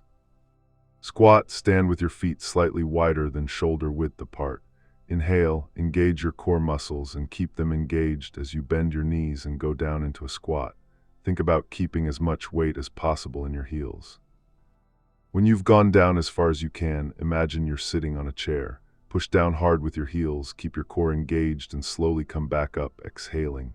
Kneeling, press up. Kneel on the floor and keeping your feet flexed behind you, lunge forward to put your hands on the ground in front of you.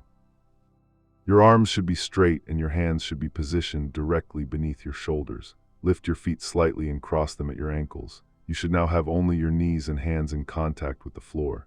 Keeping your spine long and without arching, look straight ahead and bend both your arms to lower your chest towards the floor. Then push back up to the starting position. If this is too much, do a wall press-up instead. Wall press-up. Place your hands on the wall and move your feet back just far enough for your arms to be parallel to the floor and shoulder height. Then bend at the elbows, looking straight ahead, keeping your spine long and without rounding your back, and bring your chest closer to the wall. Push back up into the starting position. The lower your hands and the further away your feet, the more difficult the exercise. Plank with shoulder taps. Begin on your hands and knees with your elbows straight and hands on the floor shoulder width apart. Reach each foot back one at a time to form a plank. You should have your core engaged and your back as straight as possible. Now lift your right hand off the floor and tap your left shoulder. Return your right hand to the floor and do the same with your left. Then repeat the tapping. If holding the plank is too much, stand up and facing a wall. Do the exercise in a wall press-up. Lunge. If you're not used to doing lunges, start by doing them alongside a sofa so that you can put a hand down onto the sofa seat to help you balance. Stand with your feet a few inches apart. Engage your core muscles and pushing down firmly through your right heel. Bend your right knee and slide your left leg behind you. Get down as low as you can so that your left knee just kisses the floor. Your core muscles should be engaged and your right knee positioned directly above your right ankle, i.e. at right angles to the floor. Pause for a moment and then push down through your right heel to come back up, bringing your left foot back to its starting position. Repeat on the other side, side lunge. Stand with your feet slightly apart. Engage your core muscles. Keep your right foot where it is and move your left leg out to the side as you bend your right knee. Pause, keep your core muscles engaged. Then push down hard through your right heel as you slowly straighten your right leg and bring your left leg back to center. Don't go out too far with your leg. If you're not used to this exercise, it's easy to strain your inner thighs, so take it gently. Repeat on the other side. Stretch and mobility exercises. Warm-up stretch. Lie flat on your back, arms relaxed by your side. Put a hand on your stomach. Focus on expanding your abdomen as you inhale slowly so that your hand moves slightly up. Then, as you slowly exhale, feel your abdomen release and come back down. Take 3 calming breaths like this. Then inhale, sweep your arms overhead, tensing all your muscles, including those on your face, pointing your toes and stretching out your fingers. Exhale and release, rocking. Lying on your back and engaging your core muscles, bend your knees, hug them in towards your chest and gently rock from side to side, and then in small circles on your lower back and sacrum, the flat triangular bone at the base of your spine. Enjoy the movement, remembering to breathe slowly. Cat-cow, come onto all fours with your hands positioned beneath your shoulders and knees below your hips. As you inhale, let your stomach drop down and gently tilt your pelvis back as you curve your spine, vertebra by vertebra, from the base to the top, expanding your chest as you do so. Keep your neck long and relaxed. Then as you exhale, drop your chin to your chest, pull your stomach muscles in and arch your spine vertebra by vertebra in the opposite direction, upwards like an angry cat. Neck rolls. Stand with your feet shoulder width apart. Drop your chin to your chest and roll your right ear slowly towards your right shoulder. Then drop your head gently back and roll your left ear round towards your left shoulder before rolling your chin back to the center of your chest. Repeat twice, then switch direction. You cannot go too slowly. The slower, the better. Now drop your right ear towards your right shoulder and rest your right hand gently on top of your head to increase the neck stretch. Don't push, just let the weight of your hand increase the pressure slightly. If you can, bend your left elbow and bring your left arm behind and between your shoulder blades with the palm facing out. Hold for 5 slow inhales and exhales. Repeat on the other side. Cross-legged sitting with crossed arms. Come into a cross-legged position with your right leg in front of your left. If it's uncomfortable, sit on cushions or a yoga block. Hold your arms out in front of you, then cross them over to give yourself a hug with your left arm on top. If you find this too difficult, rest each hand on the opposite shoulder. Feel the stretch across the tops of your shoulders and upper back. Hold for 5 slow inhales and exhales. Still sitting cross-legged and keeping your arms as they are, fold forward and hold for 5 more slow inhales and exhales. Staying forward, release your arms and bring them to the floor in front of you or as close to the floor as possible. If they don't reach the floor, you can rest them on cushions. Hold for 5 more slow breaths. Slowly come back up. Switch legs so that now you are cross-legged with your left leg in front, then cross the right arm on top of the left. Repeat. Lastly, uncross your legs, bend them at the knee, and then, with your hands on the floor just behind you and both feet on the ground, slowly bring both legs across to the right and then to the left in a windshield wiper motion. Do this several times to release your hips. Supported squat, you will need to hold on to something solid for this exercise, such as the edge of a sink. With your feet flat on the floor and together, hold onto the edge of the sink with both hands and slowly bend your knees to come down towards the floor. Keep your knees as far apart as possible and drop your chin to your chest. Aim to round your spine as much as possible and to come down as low as possible. Then hold for 5 slow inhales and exhales, bouncing very gently. Push down hard through your heels and engage your core as you slowly come back up. Take 2 slow inhales and exhales. Supported bridge, you will need a couple of firm cushions or a yoga block. Lie on your back, bend your knees and walk your feet in towards your glutes. Push down hard through your heels to lift your bottom and place the yoga block or equivalent under your sacrum. It is important that the block goes here and not under your lumbar region or lower back. Have the block horizontal with its largest, widest side flat on the floor. You can keep your knees bent, and only when and if that feels comfortable should you try gently straightening your legs. Keep your arms out to the sides to start with and then try bringing them overhead, but only if that feels comfortable. You should feel a mild compression in the spine and a pleasurable stretch along the entire front of the body. If it's painful, go back to knees bent. Relax as much as you can. It is easy to tense up here and not at all necessary as your body is fully supported by the floor and the block. Breathe slowly and comfortably. Then bend your knees and walk your feet back in. Remove the block and slowly come down vertebra by vertebra. Supine spinal twist. Lying on your back, spread your arms out to either side and let your knees fall gently over to the left. Try to keep both shoulders on the floor. If your right shoulder is far off the ground, you can put a pillow or cushion underneath for support. If your knees don't reach the ground or if there's a gap between them, again, use a block or cushion. You should feel a stretch along the right-hand side of your body from your toes to your arms. The higher you bring your right arm, keeping it on the floor, the more stretch you'll feel. Go slowly and don't push it. Your body will open up slowly over time. Breathe slowly and comfortably for 10 breaths. Slowly come back to center, rock gently, then bring your arms out to the sides again and let your knees fall gently to the right. Hold for 10 breaths. Come back to center, hug your knees, rock gently, and then rest on the mat in whatever position feels comfortable for a minute or two. Now you know how to do the exercises. Let's begin. Remember that you're going to be doing just 15 minutes exercise a day plus a 5-minute warm-up. The sessions are the same every week and include 2 rest days to give your body a chance to recover. Your week at a glance. Sunday, medium intensity, 20 minutes. Monday, strength session, 20 minutes. Tuesday, rest day. Wednesday, high intensity, 3 times 1-minute sets. Thursday, stretching and mobility, 20 minutes. Friday, low intensity recovery session, 20 minutes. Saturday, rest day. Sunday, medium intensity, 20 minutes. This session is designed in collaboration with Dr. Ronka and Dr. Tom Gurney, lecturer in exercise physiology at UCL, to work around the lactate threshold, also known as the anaerobic threshold, the point at which the body switches from aerobic to anaerobic metabolism and begins to burn stored sugars for energy. It helps improve our ability to sustain vigorous intensities for prolonged periods. Warm up 5 minutes, high knees times 10, jumping jacks times 10, hip rotations times 10 each side, leg swings times 8 each side, plank, hold for 20 seconds and remember to breathe. Rest 20 seconds, then repeat. Arm windmills times 5 each side.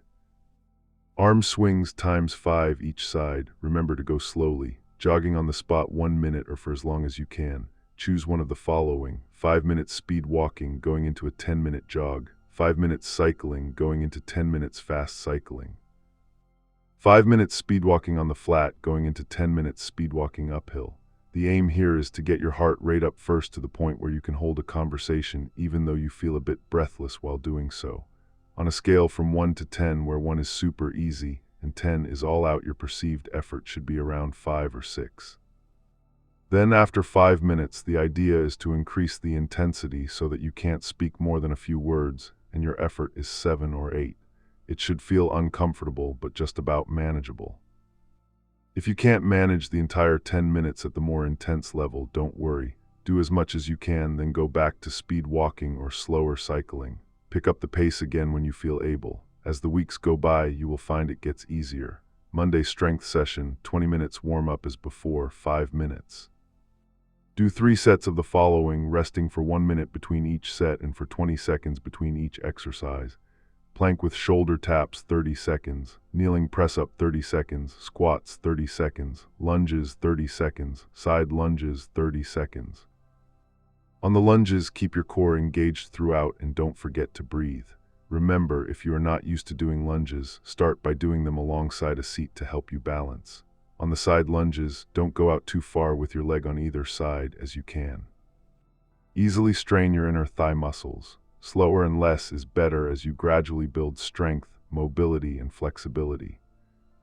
Tuesday, rest day. Wednesday, high intensity, 3 times 1 minute sets. Warm up as before, 5 minutes. Choose one of the following. Rope skipping, fast running, all-out cycling, or fast high knees for 1 minute. Rest 3 minutes. Repeat the exercise for 1 minute, rest 3 minutes. Repeat for 1 more minute, rest. Thursday, mobility and stretching, 20 minutes. Warm-up stretch times 3. Rocking times 5 in each direction. Cat-cow times 5. Neck rolls times 3 in each direction. Right ear to right shoulder 5 times slow breaths. Left ear to left shoulder 5 times slow breaths. Fold forward chin to chest times 5 slow breaths. Cross-legged sitting with crossed arms 5 times slow breaths upright. 5 times slow breaths leaning forward and 5 times slow breaths arms out in front each side. Supported squats times 3. Supported bridge 10 times slow breaths. Rocking 3 times slow breaths. Supine spinal twist 10 breaths each side. Friday, low intensity recovery session, 15 minutes. This is a recovery session which builds endurance while also helping you recover. Warm up as before, 5 minutes. Choose from brisk walking, jogging, or cycling and keep to a fairly easy pace.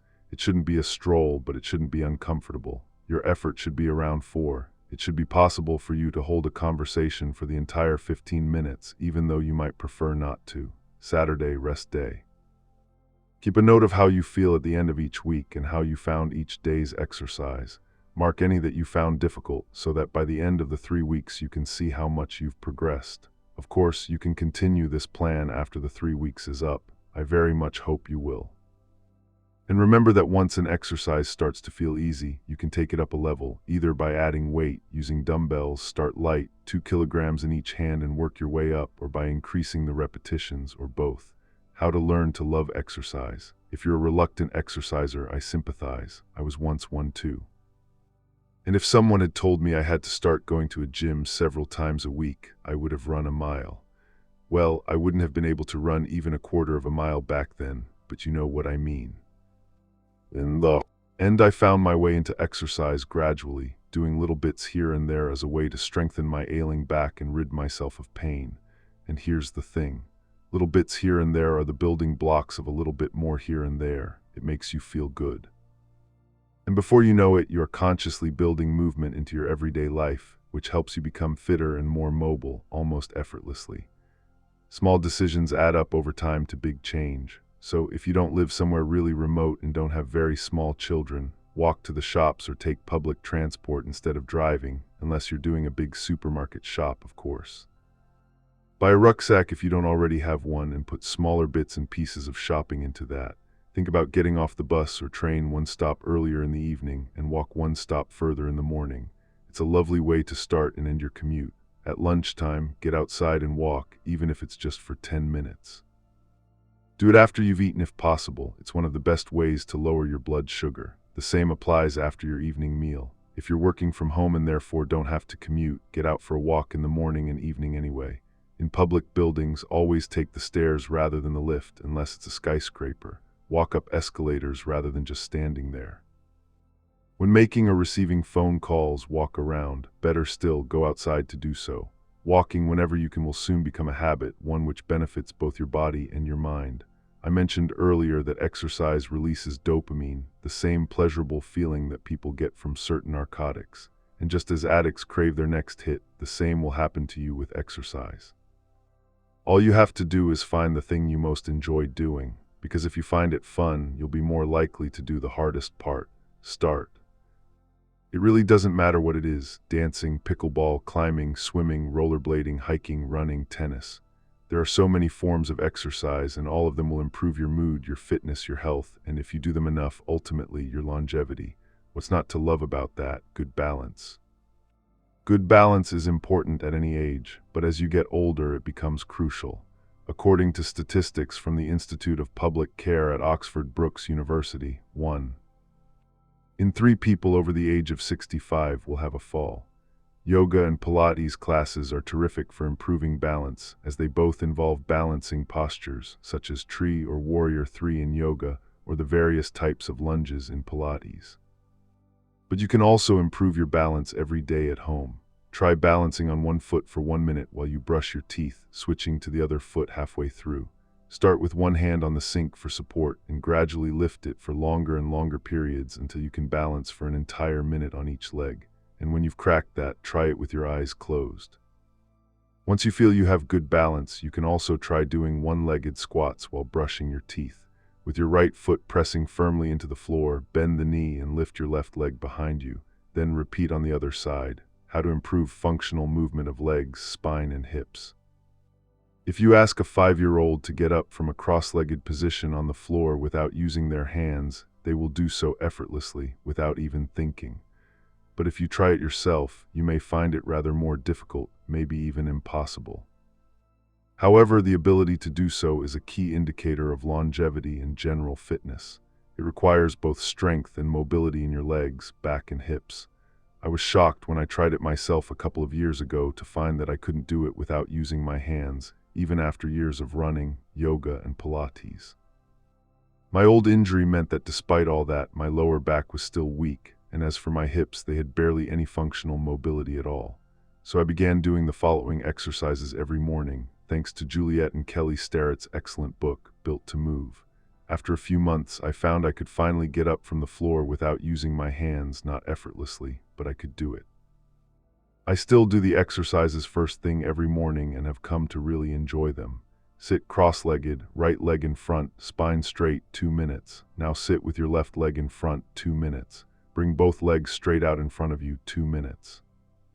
Hug your right knee in and hold it as close as you can to your chest, keeping your left leg and your spine straight, 2 minutes. Hug your left knee in as close to your chest as possible with your right leg straight, 2 minutes. Bend your right knee at 90 degrees. Bend your left knee and bring it behind you, 2 minutes, then repeat on the other side. Now go back to sitting cross-legged and stand up. Repeat 3 more times. Lifeline: how to use an old broom handle to open your shoulders and chest and release tension. This is one of the best exercises there is to release tension in your chest and shoulders from sitting. I do it every day. Stand with your feet hip-width apart and keep a micro-bend in your knees. Hold the broom handle horizontally in front of you, hands a few inches wider than hip-width apart. Inhale and with straight arms lift the handle up above your head. As you exhale, start to bring it behind your head until you reach a point of resistance, which may not be very far at all. You will start to feel a deep stretch across your upper chest and the backs of your shoulders. Then inhale to bring the handle back over your head to the starting point. Go slowly and don't force it. Many of us are extremely tight in these areas. As your shoulders become more flexible, you will be able to bring the handle further behind your head. Now take it a step further if you can. Bring the broom handle above your head, then inhale and keeping your hips and head facing forwards, twist from the waist slowly to the right, bringing the left end of the broom slowly down and diagonally towards your right hip and keeping your right arm up. From there, begin to twist slowly back to center, bringing your left arm down in front of your left hip, then your right arm down in front of your right hip, so that now the broom handle is horizontal in front of you at hip level. Now twist to the left, bringing first your left arm up, then your right, so that now you are twisted left from your thoracic spine, with your hips facing forward and the broom handle held above your head to the left. Keeping the broom handle above your head, come back slowly to center. Repeat the process in the opposite direction. Repeat 5 times on each side. If you spend most of your day sitting at a desk, as I have done for more than 30 years, it's time to take action. Because unless you have a posture that wouldn't be out of place in an episode of Bridgerton, it's likely you spend much of your time with rounded, hunched shoulders and your pelvis pushed back. Sitting like this for hours is ruining our lower backs, shoulders, necks, and hips, and is one of the main reasons we are in such pain as we age. There are various strategies that will help. Set an alarm on your phone and get up to walk around for a few minutes every hour. Do supported squats. Listen to the mobility exercises in the exercise plan as often as you can throughout the day. Invest in a lumbar support to tie around the back of your chair. It will support your lower back and help correct the position of your pelvis and spine. Also, aim to do shoulder shrugs with shoulder rotations or the broom handle exercise as often as you can, perhaps in one of your mini breaks each hour. The key is to do these small things every day, frequently. It only takes a few minutes, which you can easily build into your day's work, and you will be amazed at the difference it makes. Improve your mood. Fascinating research by Dr. Ronka shows that the type of exercise that lifts your mood best depends on what sort of personality you have. Personality, birth sex, and fitness level all influence which forms of activity we enjoy the most and which ones boost our mood the most, she says. For example, we've seen that while most people's mood improves after either strength training or running, men's mood typically improves more than women's mood after a strength session. Surprised, but women's mood improves more than men's mood after running. In another example, extroversion predicts greater enjoyment of high-intensity sessions. It's a really good idea to get a notebook and jot down each day how you feel before and after each session, which exercises you enjoyed and which you didn't, and to try to give an overall mood stress score for each session. Score yourself from 1 to 7, where 1 is not at all, 4 is neutral, and 7 is very much in answer to these 4 questions. How sleepy do you feel right now? How energized do you feel? How happy do you feel? How sad do you feel? At the end of 3 weeks, you will have a useful record, not only of how you've progressed physically, but in terms of your mood and stress too. Remember that not all days are the same. Some days a particular session might benefit you more than others, and that's perfectly normal.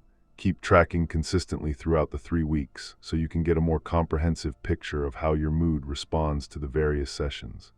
Dr. Ronka's study found that just 15 minutes of yoga are enough to improve our mood. But what improves mood most is 30 minutes of moderate to vigorous aerobic exercise, for example, running or cycling. Compared to stretching, yoga, strength training, and either light cycling or high-intensity interval training. They also found that people's fitness level or lack of fitness did not affect their mood.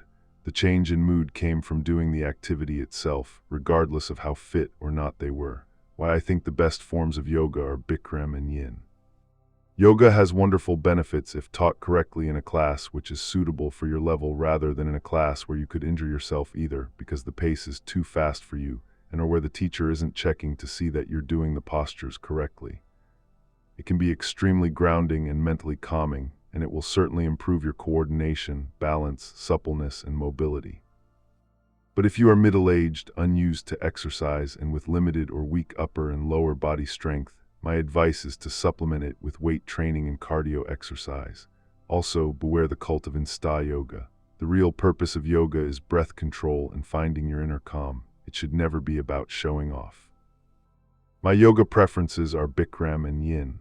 For those who don't know, Bikram involves a set sequence of 26 postures over 90 minutes. Done in a studio heated to 40 degrees C, it works your heart and also your mental resilience, as half the battle for a beginner is resisting the urge to leave the room because of the heat. Yin is slower paced and more meditative and involves holding passive poses, sometimes for several minutes. It is taught in many yoga studios and also online. I've been doing both for years and have found that they are the forms in which you are least likely to injure yourself. They are both suitable for any level and have considerable benefits, not least in relieving depression and anxiety. A 2023 clinical trial led by Massachusetts General Hospital randomly divided depressed adults into 2 groups. One assigned 2 90-minute sessions of Bikram hot yoga a week, and one told that they were on a waiting list, so did not receive any treatment. After just 8 weeks, nearly half of the adults recruited to do 2 90-minute Bikram sessions a week had seen such a dramatic improvement in their symptoms that they were no longer classed as depressed.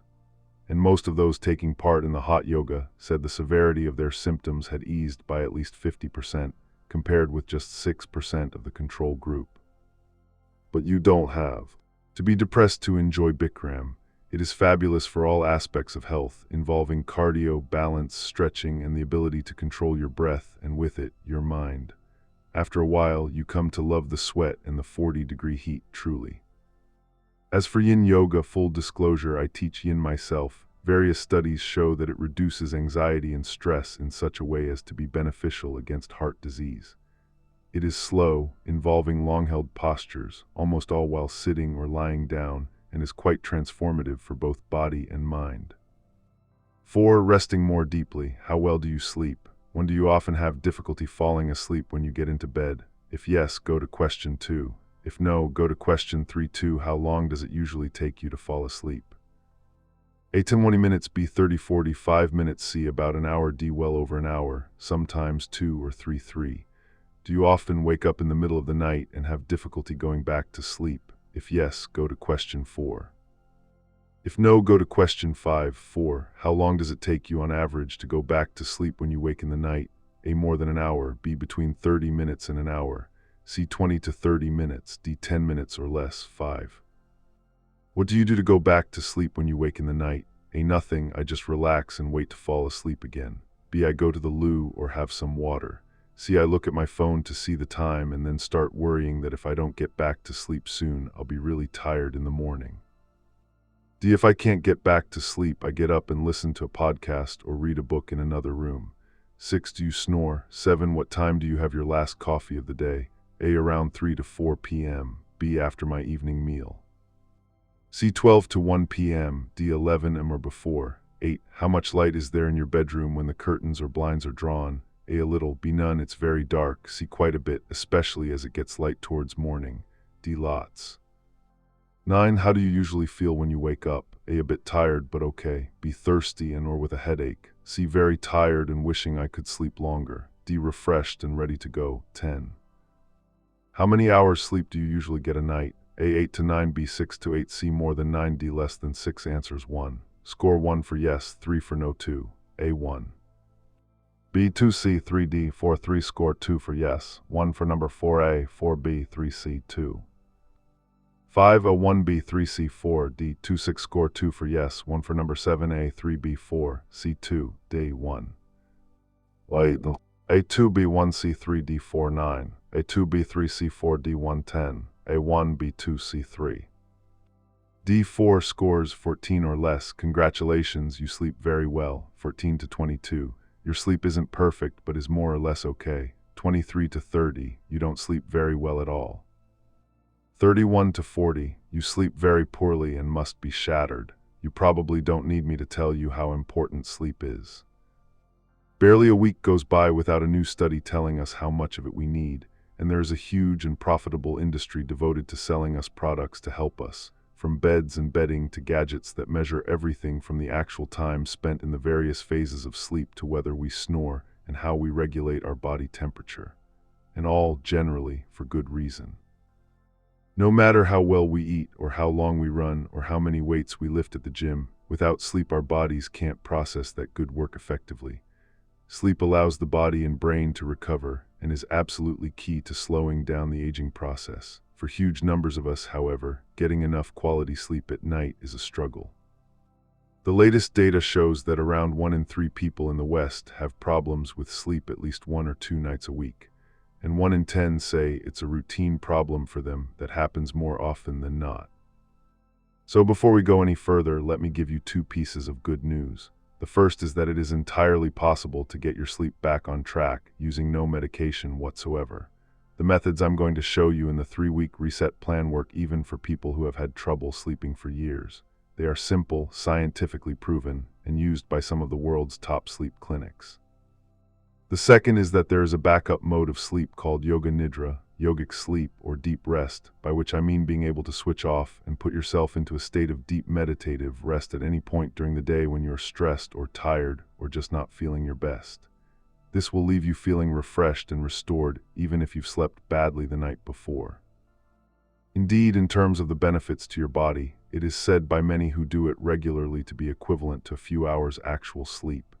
Imagine that, although there are no studies to prove this, yet research is limited but scientific interest in this area is growing rapidly.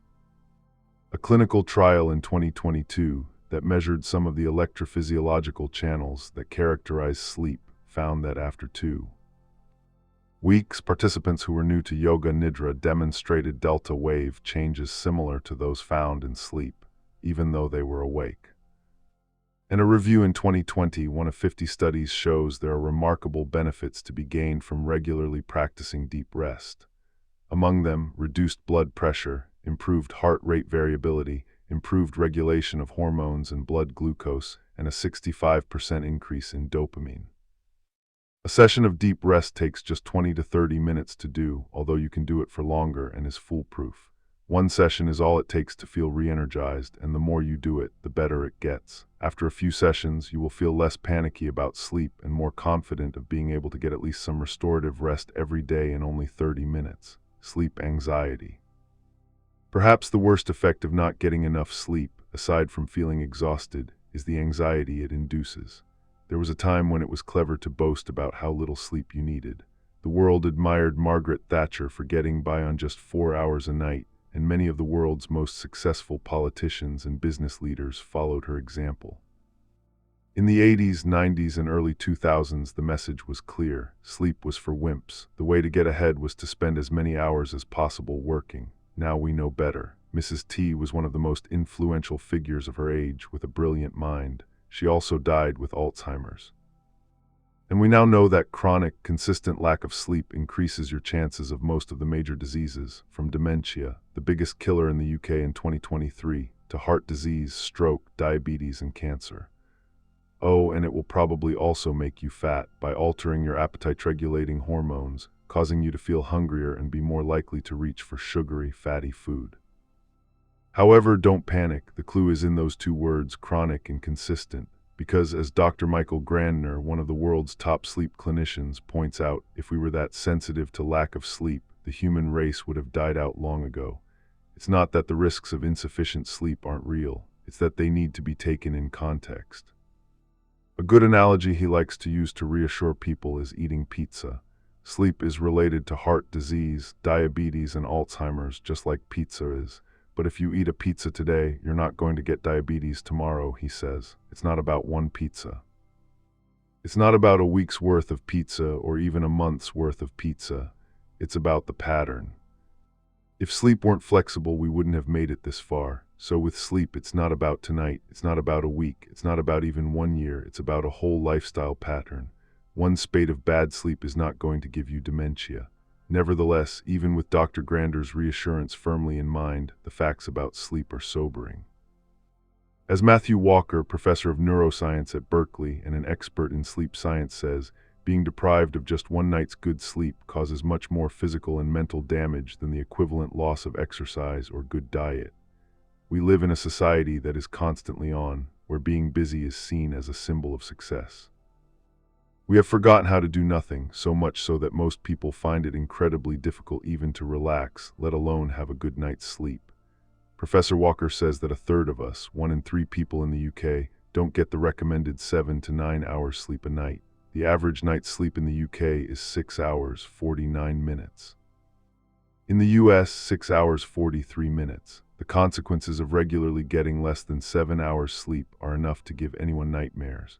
Professor Walker points out that there have been more than 20 large-scale studies tracking millions of people over many years which all report the same thing. The shorter someone sleeps, the shorter their life.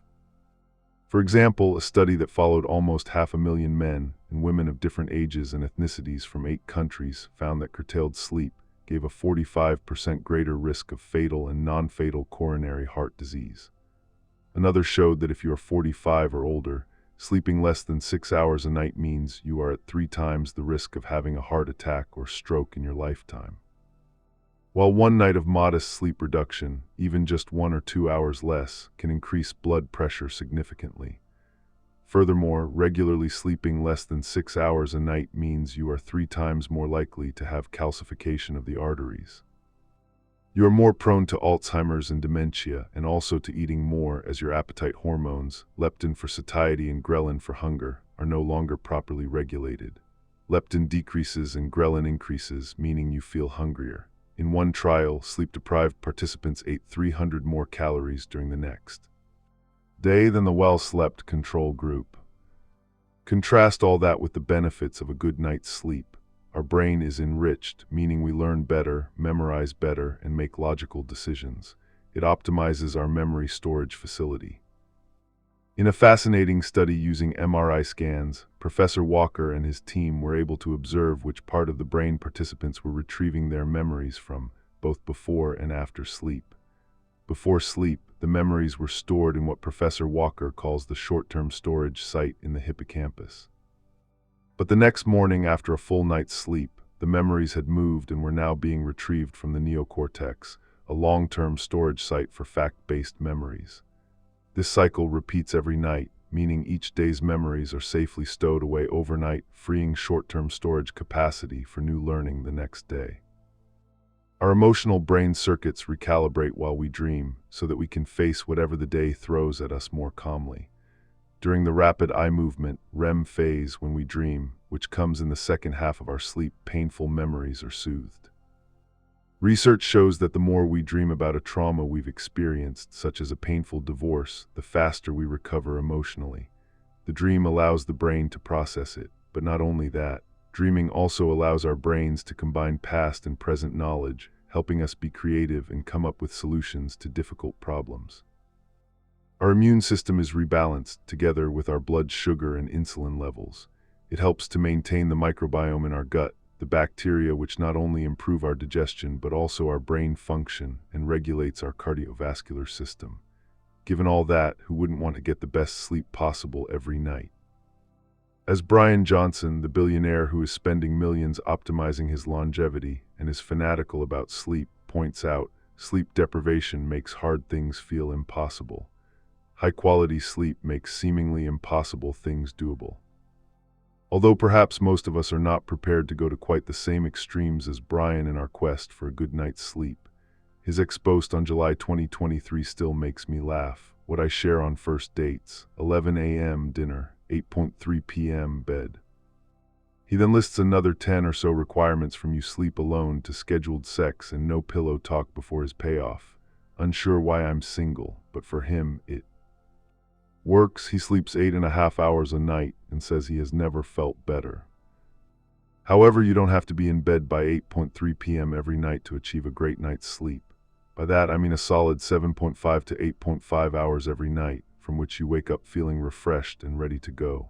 If you are one of these fortunate people, I suggest you skip the next bit. Anyone else, from intermittently poor sleepers to full-on insomniacs, keep listening. Is it actually insomnia? The broad definition of insomnia is difficulty sleeping. But for insomnia to be clinically relevant, it has to meet the criteria known by sleep scientists as 3 by 30 by 3. It has to happen 3 nights a week or more, last for 30 minutes or more, and have been a problem for 3 months or more.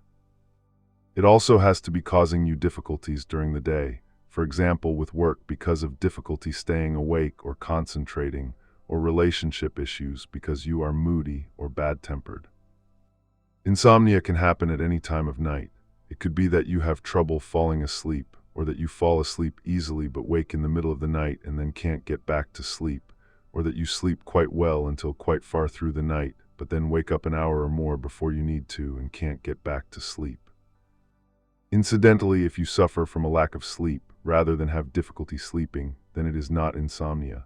It is sleep deprivation, although a person can have both. A shift worker who struggles to fall asleep in the middle of the day after their night shift ends does not have an insomnia problem, but a circadian rhythm issue. A coffee drinker who likes to have a cup not long before bed and then can't sleep doesn't have insomnia. Their lack of sleep is due to a chemical. Someone who binged on a box set until 2 a.m. despite having to get up for work at 7 a.m. also does not have insomnia, and nor does the new parent whose baby is keeping them awake most of the night. They are all suffering from sleep deprivation. That said, all these examples, if repeated often enough, may well lead to insomnia, as I explain next. What's happening in your brain when you can't sleep? As Dr. Michael Grandner, who runs the sleep clinic at the University of Arizona, puts it, after a while, it doesn't matter what originally caused your lack of sleep.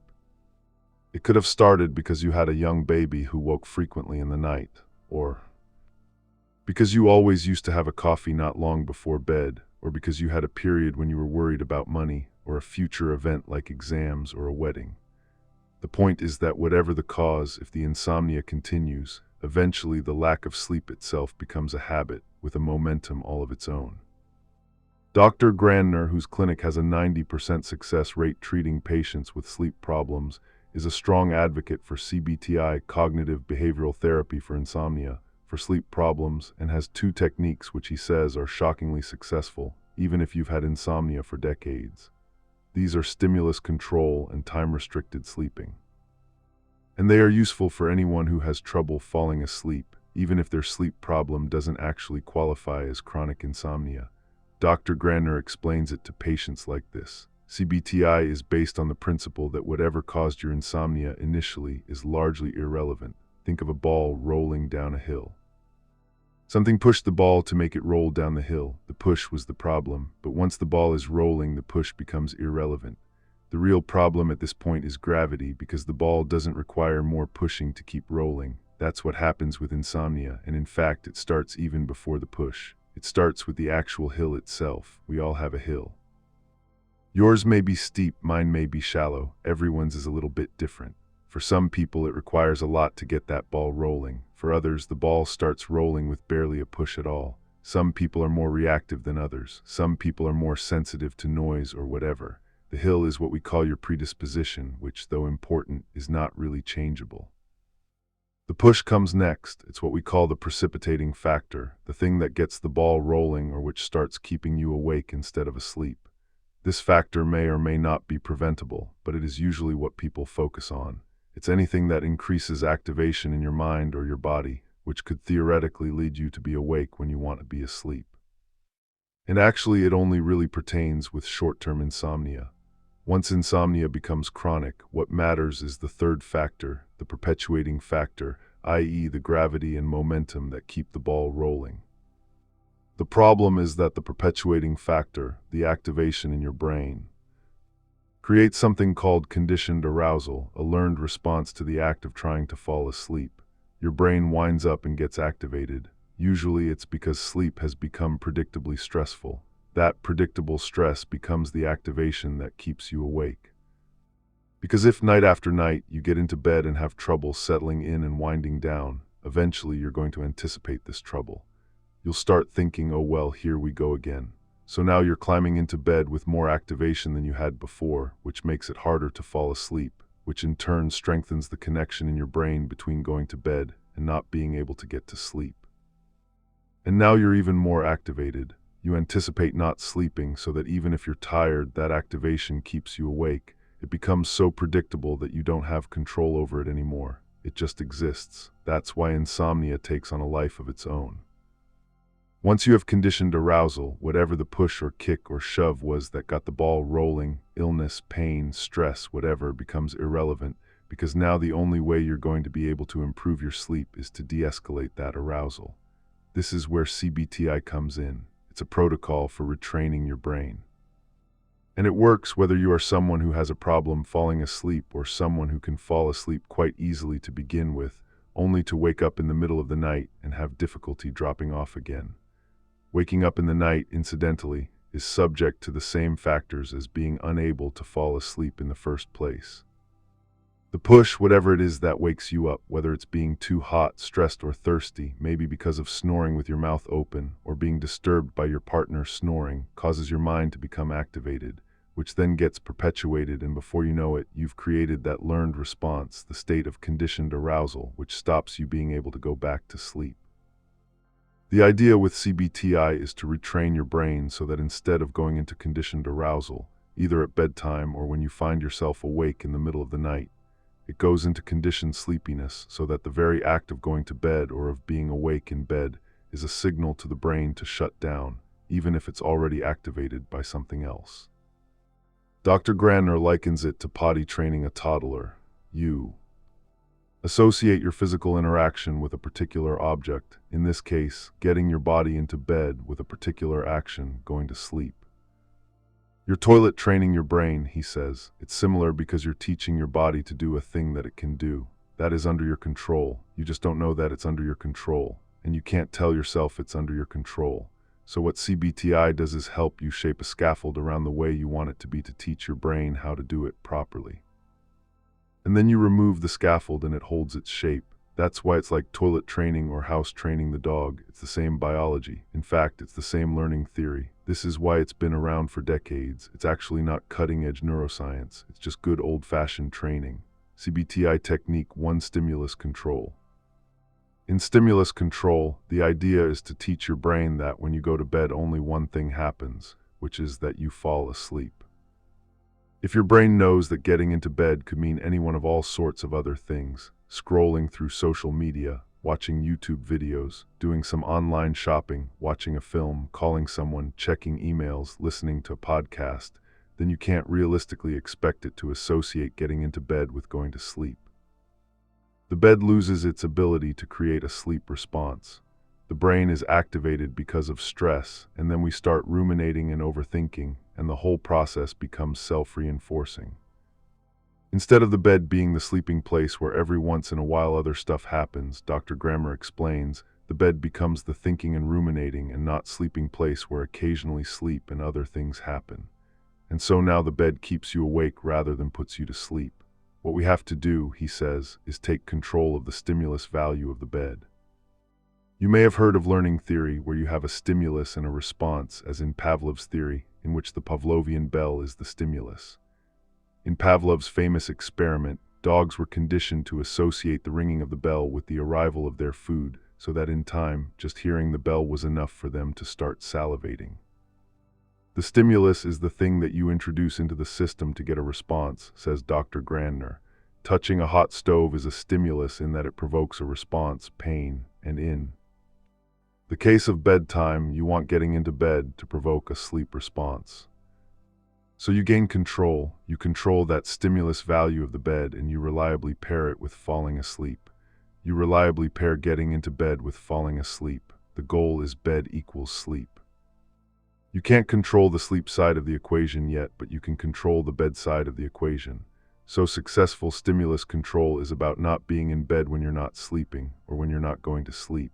And if you're trying to sleep and you can't sleep, then you need to not be in bed during that process. This alone will fix many insomnia problems for a lot of people.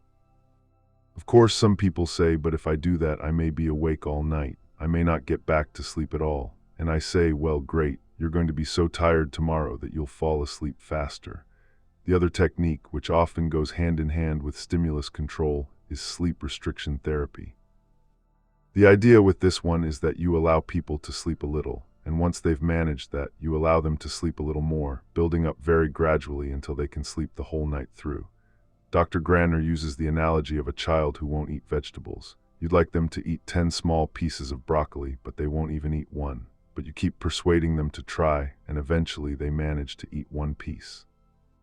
The next day you say, I know you can manage one, today let's try 2. And they manage 2, and they say, but I'm still hungry. And you say, okay, can you manage 3? But until they've eaten whatever that day's target is, they don't get to eat anything else. And eventually they build up to eating all 10 pieces. Sleep restriction therapy is the same idea, says Dr. Grandner. And again, it's tackling the problem that your bed has become a place where you are awake rather than a place where you are asleep. For example, if you spend 8 hours in bed but only manage to sleep for 6, then 6 hours becomes your baseline.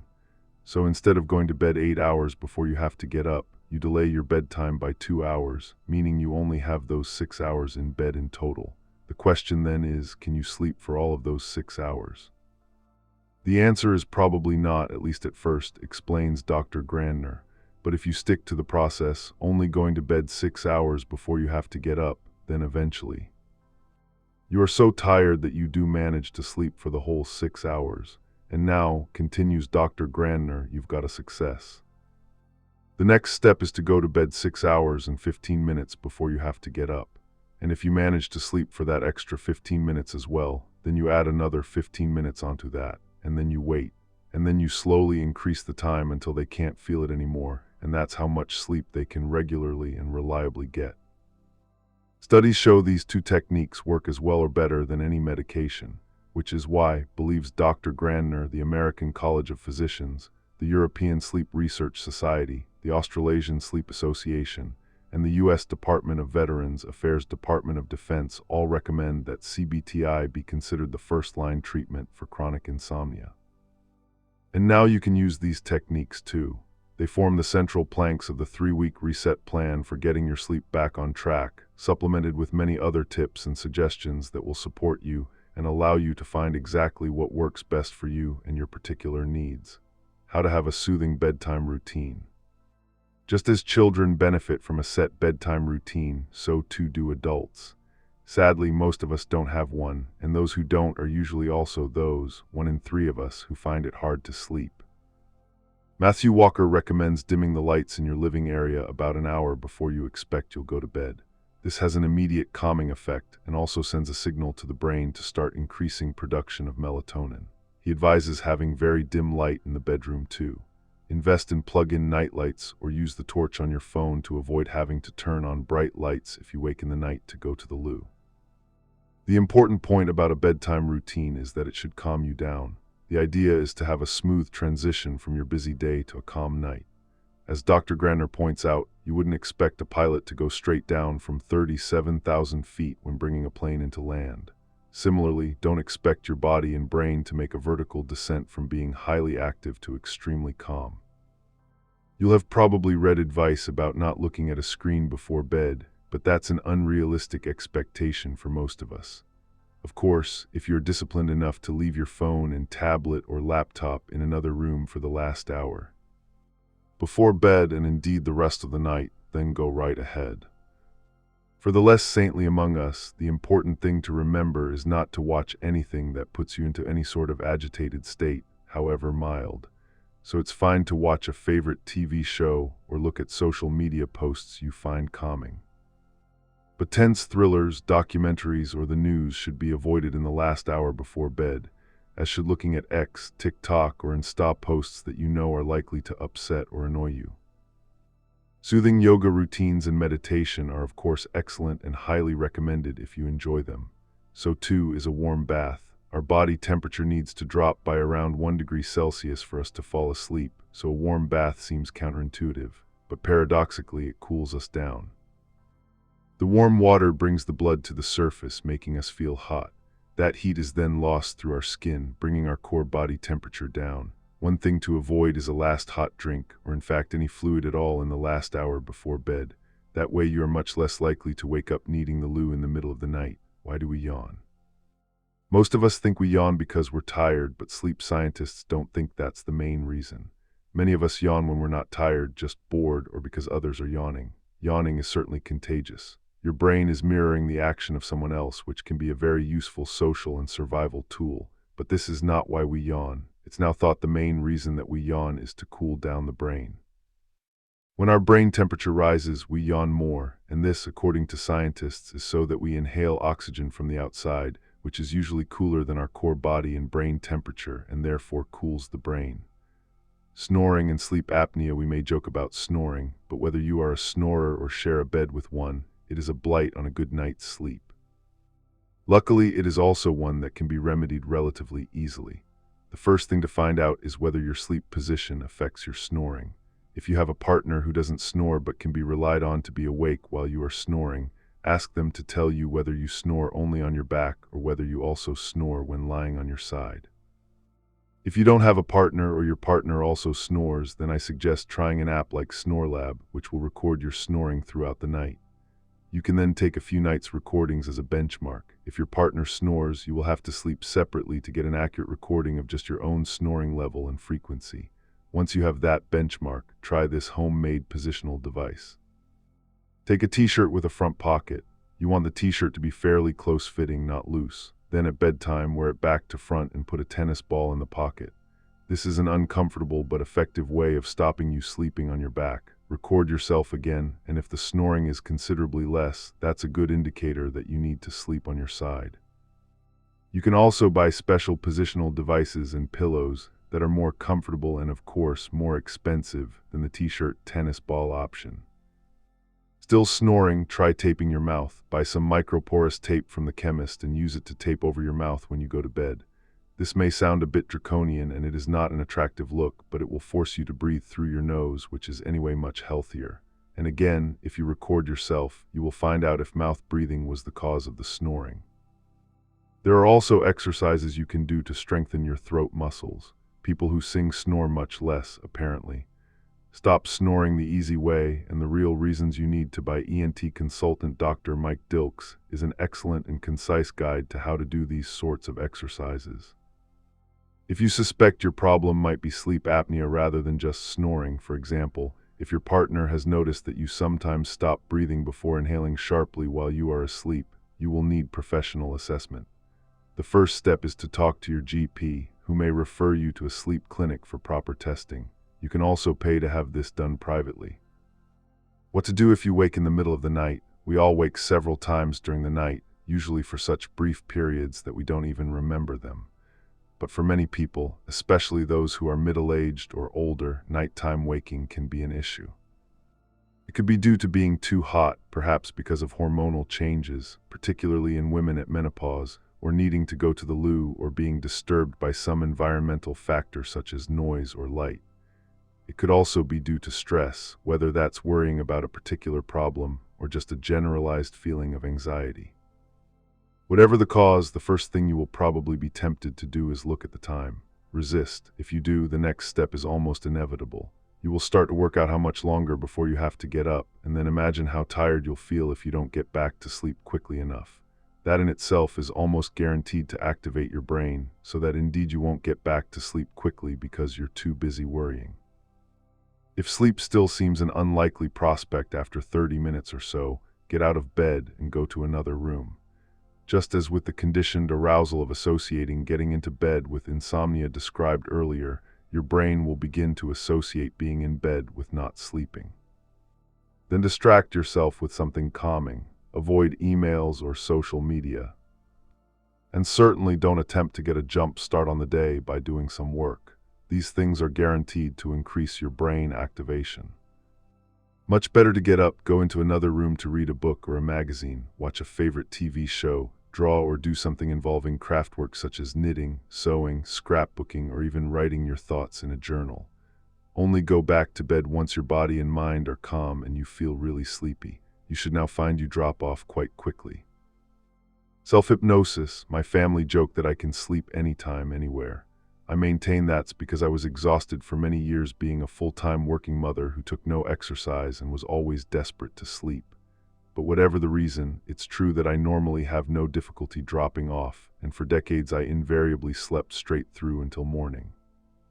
Then came the menopause and overpowering, drenching hot flushes that were particularly bad at night. Suddenly I was someone who most nights woke up at 3 or 4 a.m., heart pounding, soaked in sweat. Although the hot flushes are long gone, thank you HRT, listen to the chapter on hormones for more on this and why estrogen is vital for longevity, I still have phases of middle-of-the-night waking. Often I go back to sleep quickly, especially when I don't look at the time, but sometimes I don't, and if I'm still awake after 20 minutes, I turn to self-hypnosis. I learned this from Dr. David Spiegel, who, as Wilson Professor and Associate Chair of Psychiatry and Behavioral Sciences, Director of the Center on Stress and Health, and Medical Director of the Center for Integrative Medicine at Stanford University School of Medicine, is not only one of America's most lauded psychiatrists, but also an expert practitioner and teacher of self-hypnosis, which he has been using as a tool to help patients for more than 40 years. I saw him in his book-lined corner office, overlooking a verdant swathe of Stanford's vast tree-lined campus, thrilled to hear in person the deep, reassuring voice that I had become accustomed to listening to in the middle of the night on his Reverie self-hypnosis app. His voice alone is probably enough to make most of us feel relaxed enough to fall back to sleep. He launched the app out of frustration at the medical community's reluctance to embrace self-hypnosis as a tool for improving mental health, reducing anxiety, and dealing with pain. Despite randomized controlled trials proving it to be more effective than many drugs. You can use self-hypnosis for almost anything, to eat better, exercise more, be less anxious, have more focus, and the app has options for all of these, but the most popular service it offers is the one for sleep. For me, it works every time. Listen to the method below if you'd like to try it, but be aware that it's probably not as good as hearing Dr. Spiegel talk you through it on the app, which at the time of writing costs £89.99 a year. Before we continue, let's just debunk the popular misconception that hypnosis is a slightly suspect trick that practitioners use to make you do strange things up on stage. In fact, it is pure science. First, hypnosis turns down activity in 2 areas of the brain. The default mode network, which is the self-reflective part where you ruminate on who you are and what others think of you, the little ego, and the dorsal anterior cingulate cortex, part of the salience network, which acts as an alarm system. Secondly, it creates greater connectivity between 2 other brain areas, the executive control function in the prefrontal cortex and the insula, the part that helps control activities such as your breathing and heart rates. The effect of this combination allows your body and mind to become calm, while also letting you slightly suspend your ego, so that you can, as Dr. Spiegel puts it, try on a different perspective and see what it feels like. People think of hypnosis as something where somebody's controlling you, making you do things, he adds, but it's actually the opposite. You are really enhancing your control over your mind and your body. Often when we wake up in the night, we begin to get anxious. But using self-hypnosis helps both our mind and body relax within minutes. From there, it's a short step to imagining ourselves in a favorite spot, say a warm sandy beach, while we project our worries onto an imaginary screen and let them just float by. The next thing we know, it's morning and time to get up.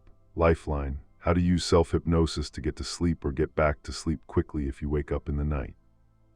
1. Look up to the ceiling. 2. Keeping your eyes looking up to the ceiling, close your eyelids and at the same time inhale. 3. Keeping your eyes closed, relax them to their normal position, exhale and imagine your body is floating. 4. Now imagine you are in a favorite place where you feel really comfortable, perhaps lying on some grass in the sun or by a mountain lake. Imagine a large screen and let your worries play out along it, just letting them go. What's my chronotype? Inside the brain is a master clock. The suprachiasmatic nucleus, a part of the hypothalamus that regulates the body's circadian rhythm. It's responsible for the order in which certain genes are switched on and off, as well as the timing of the absorption, metabolism, and production of enzymes, proteins, hormones, and all the other processes our bodies depend on. It's the circadian system that instructs us to be in activity mode during the day and in activity mode at night, so it's also crucial for sleep. The more regular our habits, from what time we eat and exercise to when we go to bed and get up, the better our bodies will function, and the more precisely our circadian system can fine-tune our biological processes. But because everyone is different, no two circadian systems are exactly the same, which is why some people prefer to get up early and others late, and why some would rather do an exam mid-morning and others mid-afternoon or even early evening. This preference is determined largely by our genes and is called our chronotype. One study that looked at the PER3 circadian rhythm gene found that people with a longer allele are much more likely to be morning types, while those with a shorter allele are more likely to be evening types. Each of us falls broadly into one of 4 chronotype categories. Morning, you function best if you wake up around 6 a.m. and fall asleep by 10 p.m. Moderate morning, you prefer to wake up around 7 a.m. and be asleep by 11 p.m. Moderate evening, you prefer to wake around 7:3 a.m. to 8 a.m. and be asleep by midnight. Evening, you prefer to wake around 9 a.m. and be asleep by 1 or 2 a.m. To find out which you are, here's a link for a free 5-minute quiz. http://qxmd.com/calculator_829/morningness eveningness questionnaire. Caffeine and adenosine, your circadian rhythm will dictate your preferences for when you wake up and when you go to bed, but there's a second force involved in what time we fall asleep. It's called sleep pressure, and it's dependent on a chemical called adenosine. Adenosine begins to build up in our brains the moment we wake up. It continues increasing throughout the day, and after around 16 hours, there is so much that we begin to feel tired. Our adenosine is at its peak. Assuming we then go to bed and fall asleep, one of the many things our brain does is begin to offload the adenosine. Then next morning, if we've slept enough, i.e. 7-9 hours depending on our individual makeup, we will wake up with the adenosine removed and our sleep pressure at its lowest point. If that happens, we wake up feeling refreshed and ready to start the day. But if we wake up still feeling tired, having not slept properly, and wishing we could have stayed in bed another hour or two, it means, among other things, that some adenosine is still present. This is why if you wake up feeling tired, it's better to wait 90 minutes before you have your first coffee of the day, no matter how much you think you need one. Caffeine actually slows down the removal of adenosine if it's present, meaning that at night we won't feel properly sleepy at the correct time, and the cycle will repeat. How to re-energize completely in just 15 minutes with NSDR, non-sleep deep rest, also known as Yoga Nidra. As I mentioned earlier, deep rest offers a wonderful and easy way to improve your health, longevity, energy, and state of mind. It should be prescribed by every doctor and taught in every school. It allows the body and brain to completely restore and rest in anything from 10 minutes to an hour. Just 30 minutes is enough to make you feel as though you've had a few hours sleep. It's completely free, and all you need is somewhere quiet to lie down where you won't be disturbed, and a phone or a laptop. Then you simply close your eyes and listen as someone, preferably someone with a low, calm voice that doesn't grate or jar, directs you first to take a few deep breaths and then to turn your attention or your focus onto various parts of your body in a particular sequence. The term non-sleep deep rest was coined by Andrew Huberman, professor of neurobiology and ophthalmology at Stanford and presenter of the hugely popular podcast, The Huberman Lab. He explained that NSDR enhances dopamine release in one particular brain pathway, the nigrostriatal pathway, which in turn increases mental imagery and creativity. After listening to him talk about it, the CEO of Google, Sundar Pichai, tried it and now practices it regularly. But in fact, the term NSDR is just a new name for an ancient practice that has been known to yogis for centuries, yoga nidra or yoga sleep. I have been doing yoga nidra for years, and it is incredible.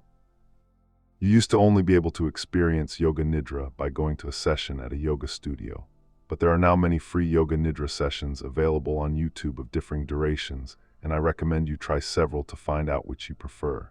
Two of my favorites are Ali Boothroyd, who has many free yoga nidras ranging from 20 minutes through to 90 minutes on YouTube, and Tim Sciency, whose 15-minute and 10-minute yoga nidras, free on his YouTube channel, Yoga with Tim, are excellent when you're short on time. Depending on how long the session is, it might begin by asking you to focus on your right thumb, then your forefinger, middle finger, ring finger, little finger, the palm of your hand, back of your hand, wrist, forearm, right upper arm, and so on through the entire right side of your body, and then the same again on the left. Or it could begin by asking you to focus on the tip of your tongue, then the roof of your mouth. It is very common to fall asleep during a session, and it doesn't matter if you do, as whether you remain awake or not, your brain and body will still get exactly what they need from the practice. At the end of the session, you will find that it takes a few minutes to slowly come back to normal. When you do, you will feel calmer but also energized. Alternatively, you can use it as an aid to get to sleep. You just don't spend time coming back to your normal state and instead allow yourself to drop off. Professor Huberman says one of the things that Yoga Nidra does is something most of us find very difficult, which is to switch our brain from one state to another.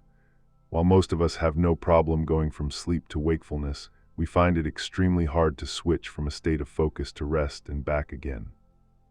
Meditation achieves the same change of brain state, but Huberman, who also meditates, points out that meditation can be hard work and people often give up, whereas the beauty of Yoga Nidra, or NSDR, is that it is incredibly easy.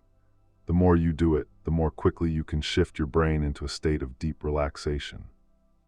A number of scientific studies have shown that it is very good for your health and therefore your longevity. In one study, 20 yoga practitioners were split into two random groups. One group did conventional Hatha yoga, the other did yoga Nidra as well as Hatha yoga. The findings showed that Yoga Nidra was much better at enhancing heart rate variability, a key indicator for longevity and health. Another study divided participants into two groups of 60. One group did a yoga breathing technique known as Nadi Shodhana Pranayama, alternate nostril breathing, for 30 minutes a day for 4 weeks. The other group did Yoga Nidra for 60 minutes a day for 4 weeks. The Yoga Nidra group showed significantly greater reductions in blood pressure, pulse rate, breath rate, and body mass index, as well as reductions in anxiety. And another 4-year study of 41 chronic insomnia sufferers found that Yoga Nidra reduced cortisol significantly and also improved stages 2 and 3 of sleep, as well as overall sleep quality, resting more deeply. The 3-week reset, week 1, making changes, Sunday.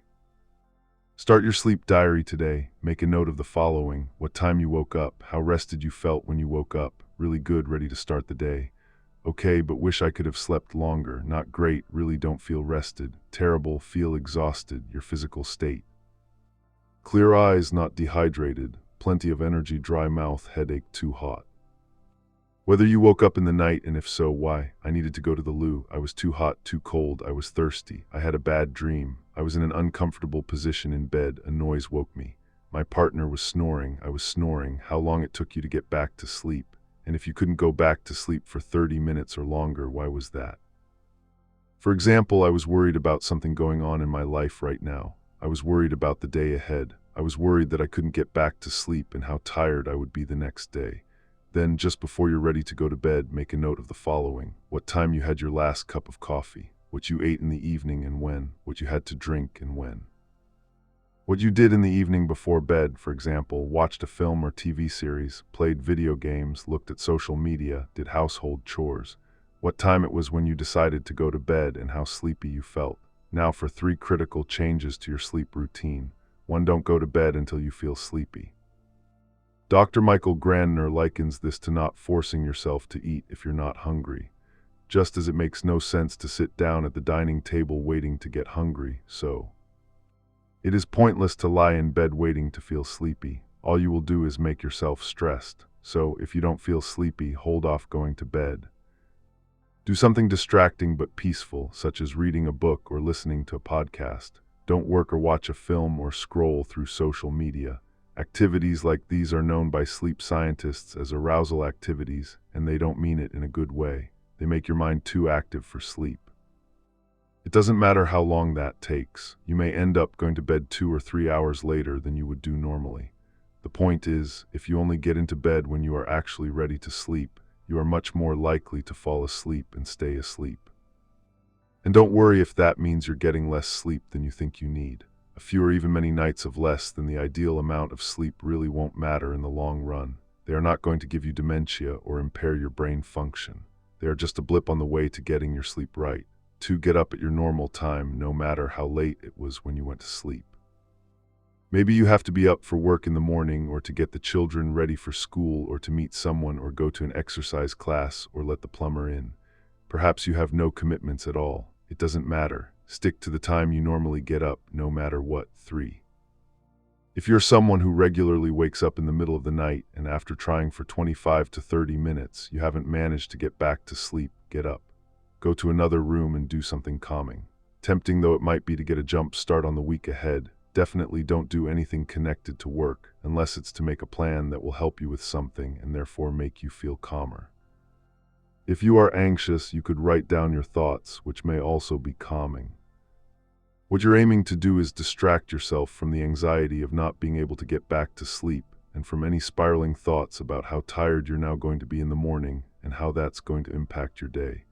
Read a book, do some crafting, or watch something gentle and unchallenging. Do not get back into bed until or unless you feel really sleepy. Monday, as you did on Sunday, make a note in your sleep diary of what time you woke up, how you feel, whether you woke up in the night, and why.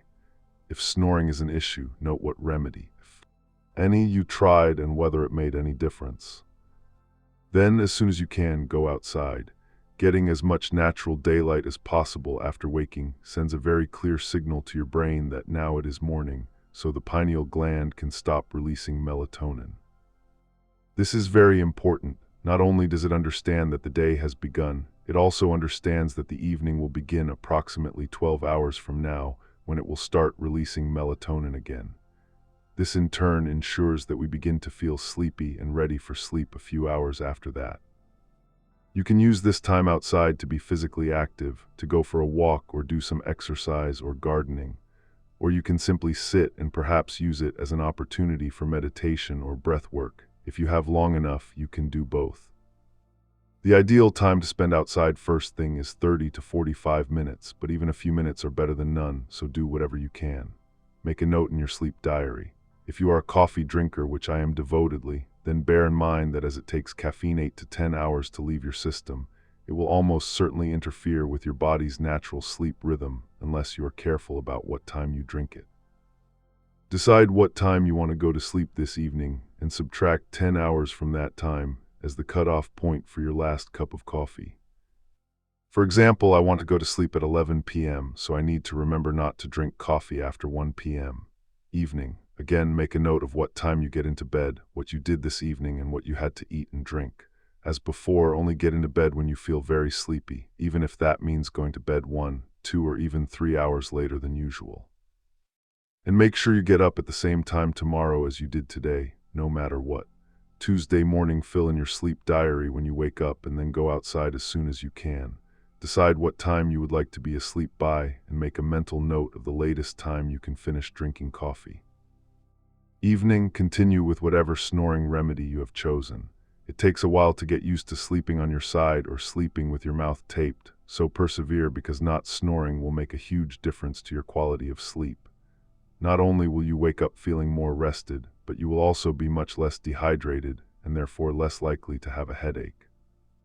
Again, make a note of what time you get into bed, what you did this evening, and so on. And make sure you get up at the same time tomorrow as you did today, no matter what.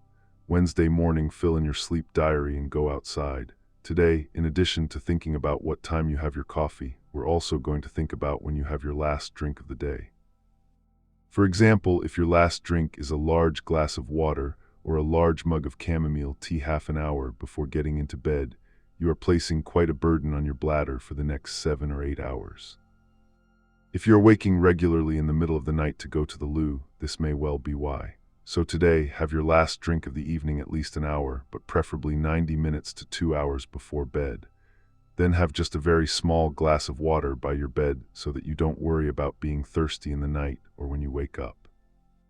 Only go to bed when you feel properly sleepy. Set your alarm for the same time as on the previous days and get up at that time, no matter how tired you might feel. Thursday, do as for Wednesday, but with one addition. Today you're going to look carefully at what you were doing in the hour or two before bed and think about introducing a soothing bedtime routine. As Dr. Granner says, you can't make a vertical descent from 37,000 feet and expect everything to go smoothly. It's the same with sleep. If you spend the hour before you go to bed watching a tense thriller or a documentary about a serial killer, or playing a demanding video game, or being incensed by something you've seen on X or TikTok, or upset by something horrible on the news, then it is highly unlikely you will fall asleep easily when you do get into bed. Your mind is too agitated. He points out that we make sure children have a regular, soothing routine before bedtime, and we should do the same. It is unrealistic, he thinks, for people to stop looking at their screens completely. But as a guide, if whatever you are looking at, a film, a game, social media, is so immersive that you can't bear to drag yourself away, you will find it very difficult to switch off and drift off to sleep when you get into bed. Choose instead to do those activities much earlier in the evening and make it a rule to finish at least 1 hour, preferably 2, before you want to go to sleep. As an alternative to activities that put you into an agitated state before sleep, think about what a soothing routine would look like for you and experiment with one this evening. Perhaps a warm bath or some restorative yoga, or maybe just watching something you are familiar with and find comforting rather than addictive or thrilling. Plan your evening so that you can begin that routine in good time before bed. Friday as for Thursday, and even though tomorrow is Saturday, do your best to stick to the same times for going to bed and waking up. If you enjoyed your evening routine from yesterday, do it again tonight. If not, experiment with something else. It really doesn't matter what it is as long as you find it soothing. Saturday by now, you may be starting to have a feel for what particular pitfalls sleep holds for you and what elements of the new routine are beginning to help. We will be looking at this in detail next week. But for now, continue with everything you've been doing all week. If you're going out, it is Saturday after all and can't go to bed at the same time, then just accept that. This is real life. But to give yourself the best chance of success, make a choice during these 3 weeks to keep late nights to a minimum and prioritize your sleep routine. Sunday, hopefully you are now starting to form a habit of filling in your sleep diary as soon as you can after waking up, then going outside and knowing what time your last coffee of the day should be. Take some time today to look over last week's diary. Do any patterns emerge? For example, what would you identify as your main sleep problem? Is it that you have trouble falling asleep, difficulty going back to sleep after waking in the night, waking up too early and not being able to go back to sleep, falling asleep okay and staying asleep okay, but nevertheless waking up feeling tired and headachy? Or is there some other factor in play? Next, identify how frequent the problem is. Every night, most nights, 3 or 4 nights, then have a look at why you think the problem is happening. Could it be connected to caffeine still in your system? Mind-activating films, games, or social media too close to bedtime? Snoring, needing the loo, an uncomfortable bed or pillow, the external environment? On the nights when you slept better, can you work out why? Next, try to work out how you feel about any interventions you made. For example, you may feel frustrated that, despite going to bed only when you felt sleepy and waking up at the same time no matter what, there hasn't been much of an improvement. Consider the pros and cons attached to that. A pro could be that at least you have more of a feeling of being in control, of taking charge of the problem. A con could be that you feel like giving up and that it's not working. Maybe, despite having given up your habitual mid-afternoon coffee, the problem hasn't resolved. A pro could be that although change is difficult, you've done it, and the fact that the problem hasn't yet resolved doesn't necessarily prove that mid-afternoon coffee is not the cause. It may be a contributing factor, alongside some other thing you have yet to discover. Make a list of interventions and identify as many pros and cons as you can. Then go through each one, deciding, do I keep this intervention or ditch it? Before you ditch it, though, remember that this was only week 1. You got through it, and there are only 2 more weeks to go.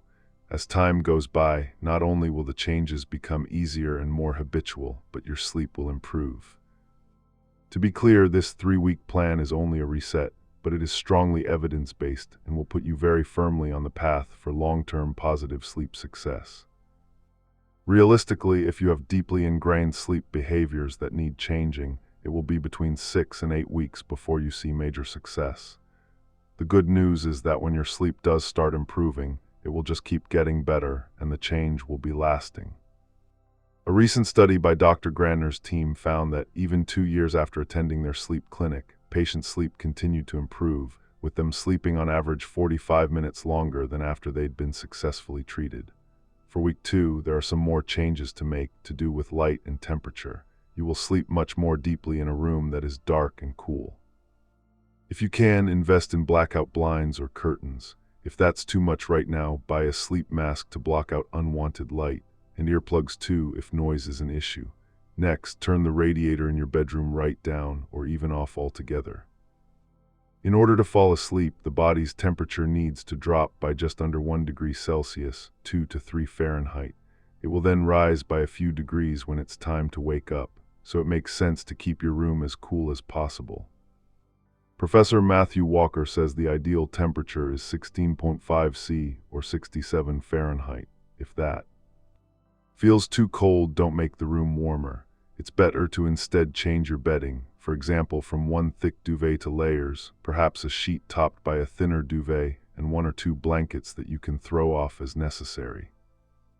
If you and your partner fundamentally disagree on what is cool and what is warm, the answer is simple. Have a smaller duvet each. This week, it would be good to also think about dimming the lights in your living area an hour or so before bed. You'll be surprised at how sleepy this makes you feel. It's to do with melatonin, just as getting sunlight first thing tells the body to stop releasing it. So dimming the lights in the evening gives the signal to start releasing it again. Make sure the light in your bedroom is dim too. If you want to read, use a targeted reading lamp with a narrow, focused concentration of light. Another good idea is to install plug-in nightlights to light the way to the bathroom. Once there, use the torch on your phone or another nightlight rather than flood your brain with bright light. And finally, use this week to experiment with cutting down on evening alcohol, which, contrary to a common misconception, doesn't help with sleep at all. As Professor Walker says, you may fall asleep easily and feel like you stay asleep, but there are 3 issues. The first is that alcohol is in a class of drugs called sedatives, and sedation is not sleep. The second is that because it's sedation, the electrical signature of your deep sleep is not the same. There are components no longer present when you have alcohol in your system and others that are abnormally present. Alcohol also fragments your sleep with awakenings throughout the night. You don't remember because they're brief, but you wake up not feeling restored. The final concern is that it's quite a potent blocker of REM sleep when we dream, and so you lose out on the incredible memory, creativity, and emotional regulation benefits that come with that. Monday. Fill in your sleep diary and then continue with interventions. Go outside as early as you can. Think carefully about when to have coffee and also alcohol. Check that your bedroom is cool and dark. Disengage from anything that overexcites or agitates your mind for at least an hour before bed. Dim the lights in your living area an hour before bed and keep the bedroom light dim too. This week it is time to start looking more closely at the amount of sleep you are actually getting. For example, if you discover that, as a result of delaying going to bed until you were definitely sleepy last week, you're getting an average of 6 hours sleep, you can now experiment and see if you can expand that time a little. Try going to bed 15 minutes earlier. Tuesday. As for Monday, including, if you manage to fall asleep relatively quickly, going to bed 15 minutes earlier. Today, you could also experiment with using self-hypnosis as a tool for getting back to sleep or settling down before sleep. Try Dr. David Spiegel's app, Reverie, which will guide you through a short but astonishingly effective self-hypnosis session to help you fall asleep or get back to sleep if you wake in the night. Wednesday, as for Tuesday, but if you have been delaying going to bed for an hour or more until you feel sleepy, and you have found that going to bed 15 minutes earlier has worked on Monday and or Tuesday, try today bringing your bedtime forward by a further 15 minutes. The idea is that you gradually bring your bedtime back to where you would like it to be, but incrementally, in steps. Continue with all other interventions. Thursday and Friday, continue with all interventions. If you are waking in the middle of the night, continue with self-hypnosis and are going into another room, only getting back into bed when you feel really sleepy. And of course, keep filling in your sleep diary. Saturday, continue with all interventions. If at all possible, try to avoid a late night just for the next few weeks. Week 3, honing your sleep plan so that it is perfect for you. Set aside some time at the beginning of this week to go through last week's sleep diary, looking for what has worked and what hasn't.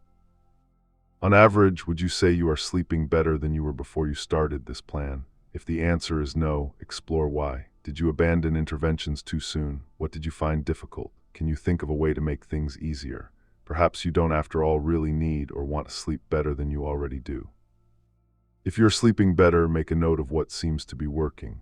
Lighting, temperature, stopping snoring, sleep restriction, i.e. not getting into bed until really sleepy, not napping, caffeine timing, alcohol intake. If waking in the middle of the night was your biggest problem, how has that changed? Do you still wake but get back to sleep more quickly? If so, why is that? Is it simply because you now drink less fluid before going to bed? Did cutting back on alcohol make a difference? Did self-hypnosis help? Did you manage to avoid looking at the time? Which distraction activities did you find best? It is also useful to note whether the frequency of your sleep difficulties has changed. How many nights did you have problems this week compared to last? And most important of all, how has the quality of your sleep changed? Armed with details, you can now set about tailoring your sleep plan to your precise needs. If you think, having tried it, that there is an intervention that doesn't really help, then stop doing it this week and see if it makes any difference. Conversely, identify those interventions that seem to work particularly well for you and prioritize them above all else. For Brian Johnson, those are 1. Prioritize your bedtime. It's the most important appointment of your day. 2. Read or listen to a book for 15 minutes before bed. 3. Tell yourself it's time to go to sleep. 4. Redirect any anxieties or ideas or thoughts on your to-do list to tomorrow when you will have all day. 5. No screens. 6. Don't eat late. 7. Have a 30-minute wind down before bed. 8. Don't take stimulants late in the day. 9. Keep your bedroom temperature neither too hot nor too cold. 10. Find the sleep position that works for you. Given that he says he sleeps perfectly, on average 8.5 hours almost every night, I think it's important to share his advice. So this week, keep your sleep diary and continue with all interventions that have worked for you. If gradually bringing your bedtime forward is working, then advance it by 15 minutes today, Monday and Tuesday, and by another 15 minutes if appropriate on Wednesday, Thursday, Friday, and Saturday. That makes an hour earlier in total. Continue bringing your bedtime forward in the weeks to come if necessary, until you have reached a time that allows you to fall asleep quickly, within 10 or 15 minutes of deciding it's time to sleep, and also get the optimum amount of sleep for you. For most of us, that's between 7 and 8 hours. 5. Stress, happiness, and how to make a habit stick. Stress, as I mentioned right at the beginning of this book, is one of the greatest obstacles to longevity. When we are stressed, everything becomes secondary to simply surviving the enormous burden of tension and strain we carry. It is difficult to eat properly or exercise or sleep, and it creates a vicious cycle. The less we do those things, the more stressed we become. Carry on like this, and sooner or later something will break. This is why I suggested earlier that Deepak Chopra's single tip for a better life: take it easy. Disengage from the drama is probably worth the cost of his life and longevity retreat on its own. And my advice to you is to find one thing, just one thing, that helps you let go. When I say one thing, I don't mean drink or drugs, which of course will only make things a whole lot worse. Do whatever it takes to find something else. Here is a more radical suggestion. Just before you brush your teeth in the morning, look at yourself in the mirror and say out loud, "Life is for me. I love life. I deserve fun. I deserve happiness. I deserve time to relax. I relax into the flow of life and release control. Life is a joy and life is for me." Unless you are extremely open-minded, you will find this almost impossible. It will make you feel silly. You will tell yourself it's a ridiculous suggestion and that you are not an idiot. All I ask is that you try it. It is free. No one needs to know, and it works. So if you're stressed, and who isn't, for the next 3 weeks, say these few words as many times a day as possible, whenever you have a spare 30 seconds. Say them when you're going to work. Say them when you're walking to a meeting. Say them when you're queuing to pay. Say them when you're waiting for the kettle to boil. Say them when you're stuck in a traffic jam. Say them while you're getting ready for bed or about to fall asleep. Just keep saying them, and I guarantee your stress will start to lessen. This is one of the best ways I know to reduce stress and anxiety, to calm and clear your mind. Find somewhere quiet and comfortable to sit on a straight-backed chair.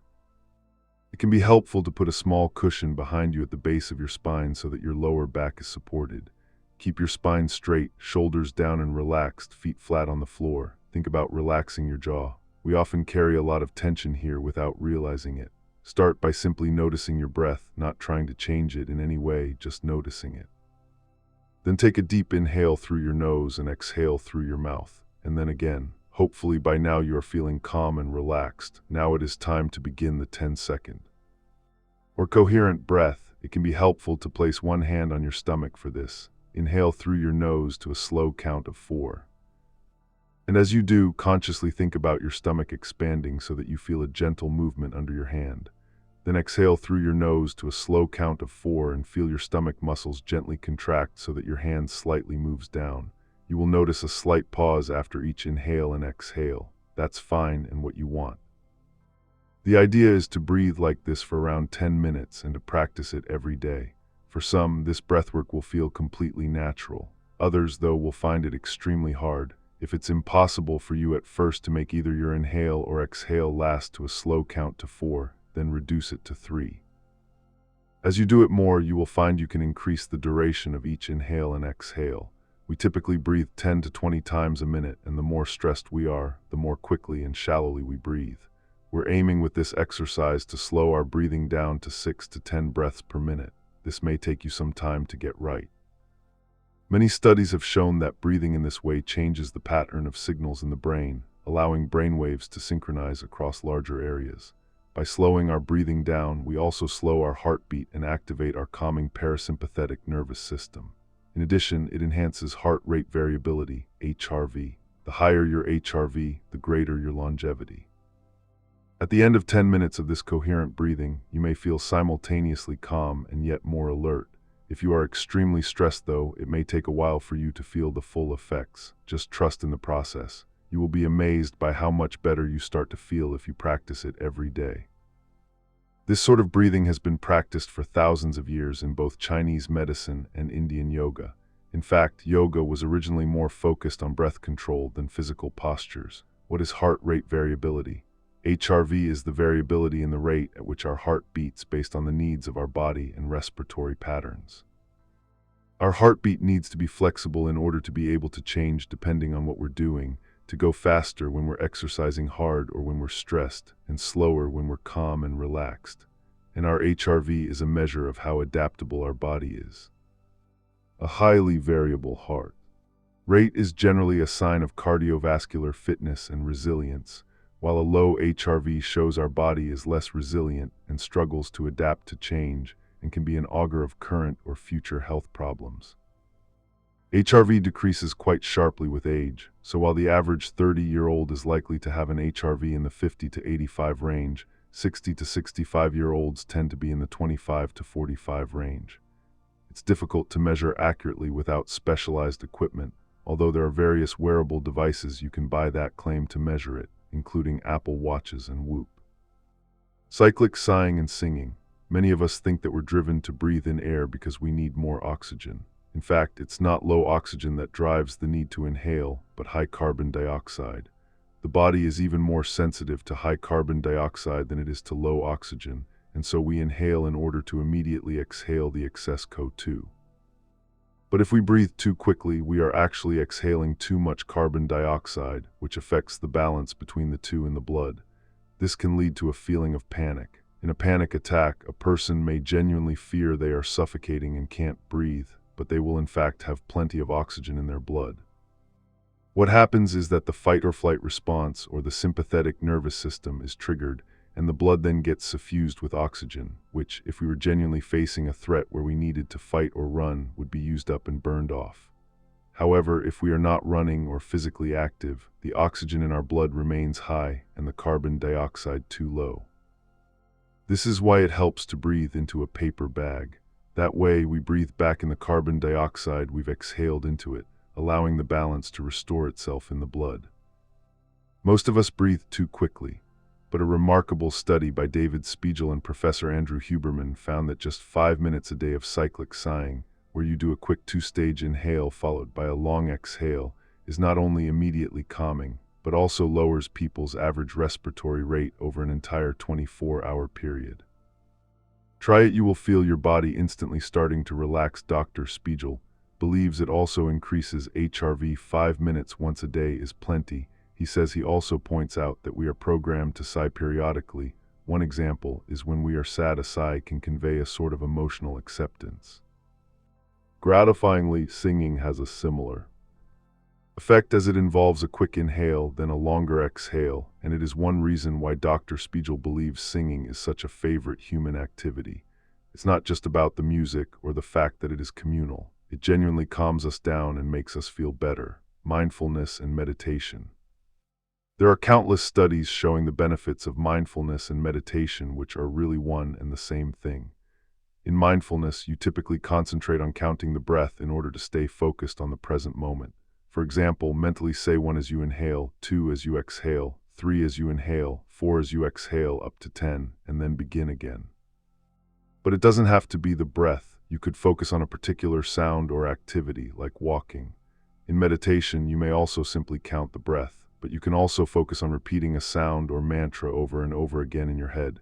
Many people find this kind of meditation, known as deep or transcendental meditation, very easy to do. But because it can take you very deep, it needs to be done initially, at least, under the guidance of a properly qualified and experienced meditation teacher. Like coherent breathing and cyclic sighing, it slows your respiratory rate down, bringing numerous health benefits. What both mindfulness and meditation allow you to do is connect with yourself more, and in the process, be more content with what you have and where you are right now. It helps you feel calmer and, crucially, more aware. Being present in the moment rather than letting your mind leap forwards and backwards means you can concentrate more on what is happening right now, so that you focus completely on the person you're listening to, or the piece of work you're doing, or the run you're on. As a result, you'll find you connect more with the person, complete the work better, and find the run easier and more enjoyable. Equally, it will help you stay calm in a stressful situation, whether that's sitting in a traffic jam or dealing with bad news. Studies show that just 3 minutes of meditation a day brings benefits. However you choose to do it, you will find you have improved focus. And being in the present moment is one of the best ways to boost happiness. Instead of focusing on what has happened or worrying about what might happen, you are focusing on being right here, right now. A common misconception is that this means you have to stop thinking. That's not the point at all. The point is that you are focusing on just one thing, be that your breath or a sound or walking. We can't stop our thoughts because our minds are designed to think.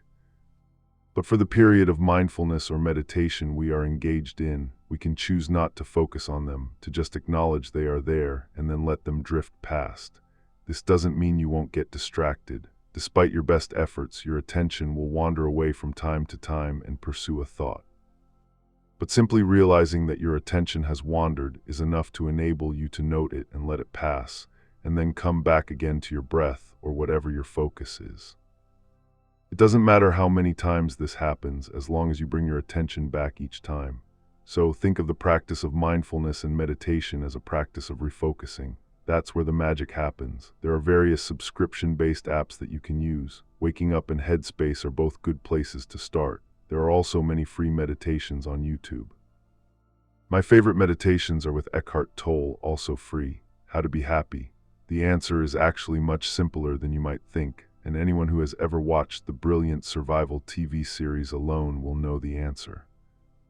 In Alone, for those who haven't seen it, 10 survival experts, Bear Grylls types, who can knock up a sturdy shelter in the middle of nowhere with nothing but a bit of timber and some leaves, who can start a fire with 2 sticks and aren't remotely fazed by the fact that it's freezing and there's not a supermarket or coffee shop within 300 miles, are sent to the wilderness that is Vancouver Island and left to fend for themselves.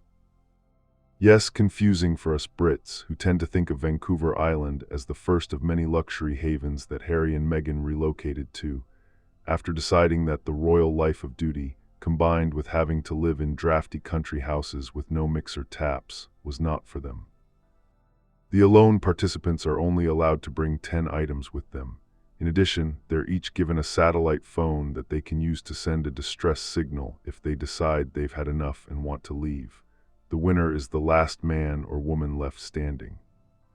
Because they are completely alone, they film themselves so there are no cameramen. And obviously, none of the participants know who might have left or how many are still. In the game, they only know they've won when the boat arrives to tell them so. So why do you think they leave? Is it because they are starving, scared, and cold? The answer is no. What tends to happen is that they manage to build themselves wonderful shelters, devise extraordinary ways of catching food, build spectacular fires, and in some cases boats, tables, and chairs. Along the way, they deal with various extreme annoyances, grizzly bears, let's say, or semi-starvation. But generally, after 6 weeks or so, they are surviving rather beautifully. One man even found a long hollow stick that he was able to utilize as a urinal so that he didn't even have to leave his shelter in the middle of the night to pee. The reason they leave is not the discomfort, the fear, or the hunger, although they are constantly battling these issues. The reason is loneliness. In the end, even these people, resilient, resourceful, courageous, optimistic, good-humored, extraordinary human beings most of us would be completely humbled by, leave because they just can't stand being on their own. Which brings me to Harvard and an 85-year study that set out to find out what makes us happy in life. Answer: other people, social connections. Robert Wildinger, who directs that study and is a professor of psychiatry at Harvard, says that when it comes to our relationships, we need 7 keystones of support. 1, safety and security. Who would you call if you woke up scared in the middle of the night? Who would you turn to in a moment of crisis? 2, learning and growth. Who encourages you to try new things, to take chances, to pursue your life's goals? 3, emotional closeness and confiding. Who knows everything or most things about you? Who can you call on when you're feeling low and be honest with about how you're feeling? 4, identity affirmation and shared experience. Is there someone in your life who has shared many experiences with you and who helps you strengthen your sense of who you are? 5, romantic intimacy. Do you feel satisfied with the amount of romantic intimacy in your life? 6, help, both informational and practical. The person you turn to if you need some expertise or help solving a practical problem, e.g. planting a tree, fixing your Wi-Fi connection. 7, fun and relaxation. Who makes you laugh? Who do you call to see a movie or go on a road trip with? Who makes you feel connected and at ease? We need different people to fulfill these roles, and not all the roles might matter to us. But Professor Wildinger says that going through the list and identifying any gaps that there may be in our life is a way of seeing below the surface of our social universe. Either way, for a long and healthy life, it's not enough to be physically and mentally fit. We need a high level of social fitness too. We are our habits. It may sound counterintuitive, but the process of habit building is in some ways the very essence of mindfulness. One of the key things I've learned from mindfulness is that all we have is the present moment. It sounds obvious, but it's not how we tend to view life. We get caught in thinking obsessively about what has happened or what might happen. We get so wrapped up in thinking about the past and the future that we completely forget about now. And yet now is the only place that change can happen, not in the past and not at some future moment that hasn't yet arrived.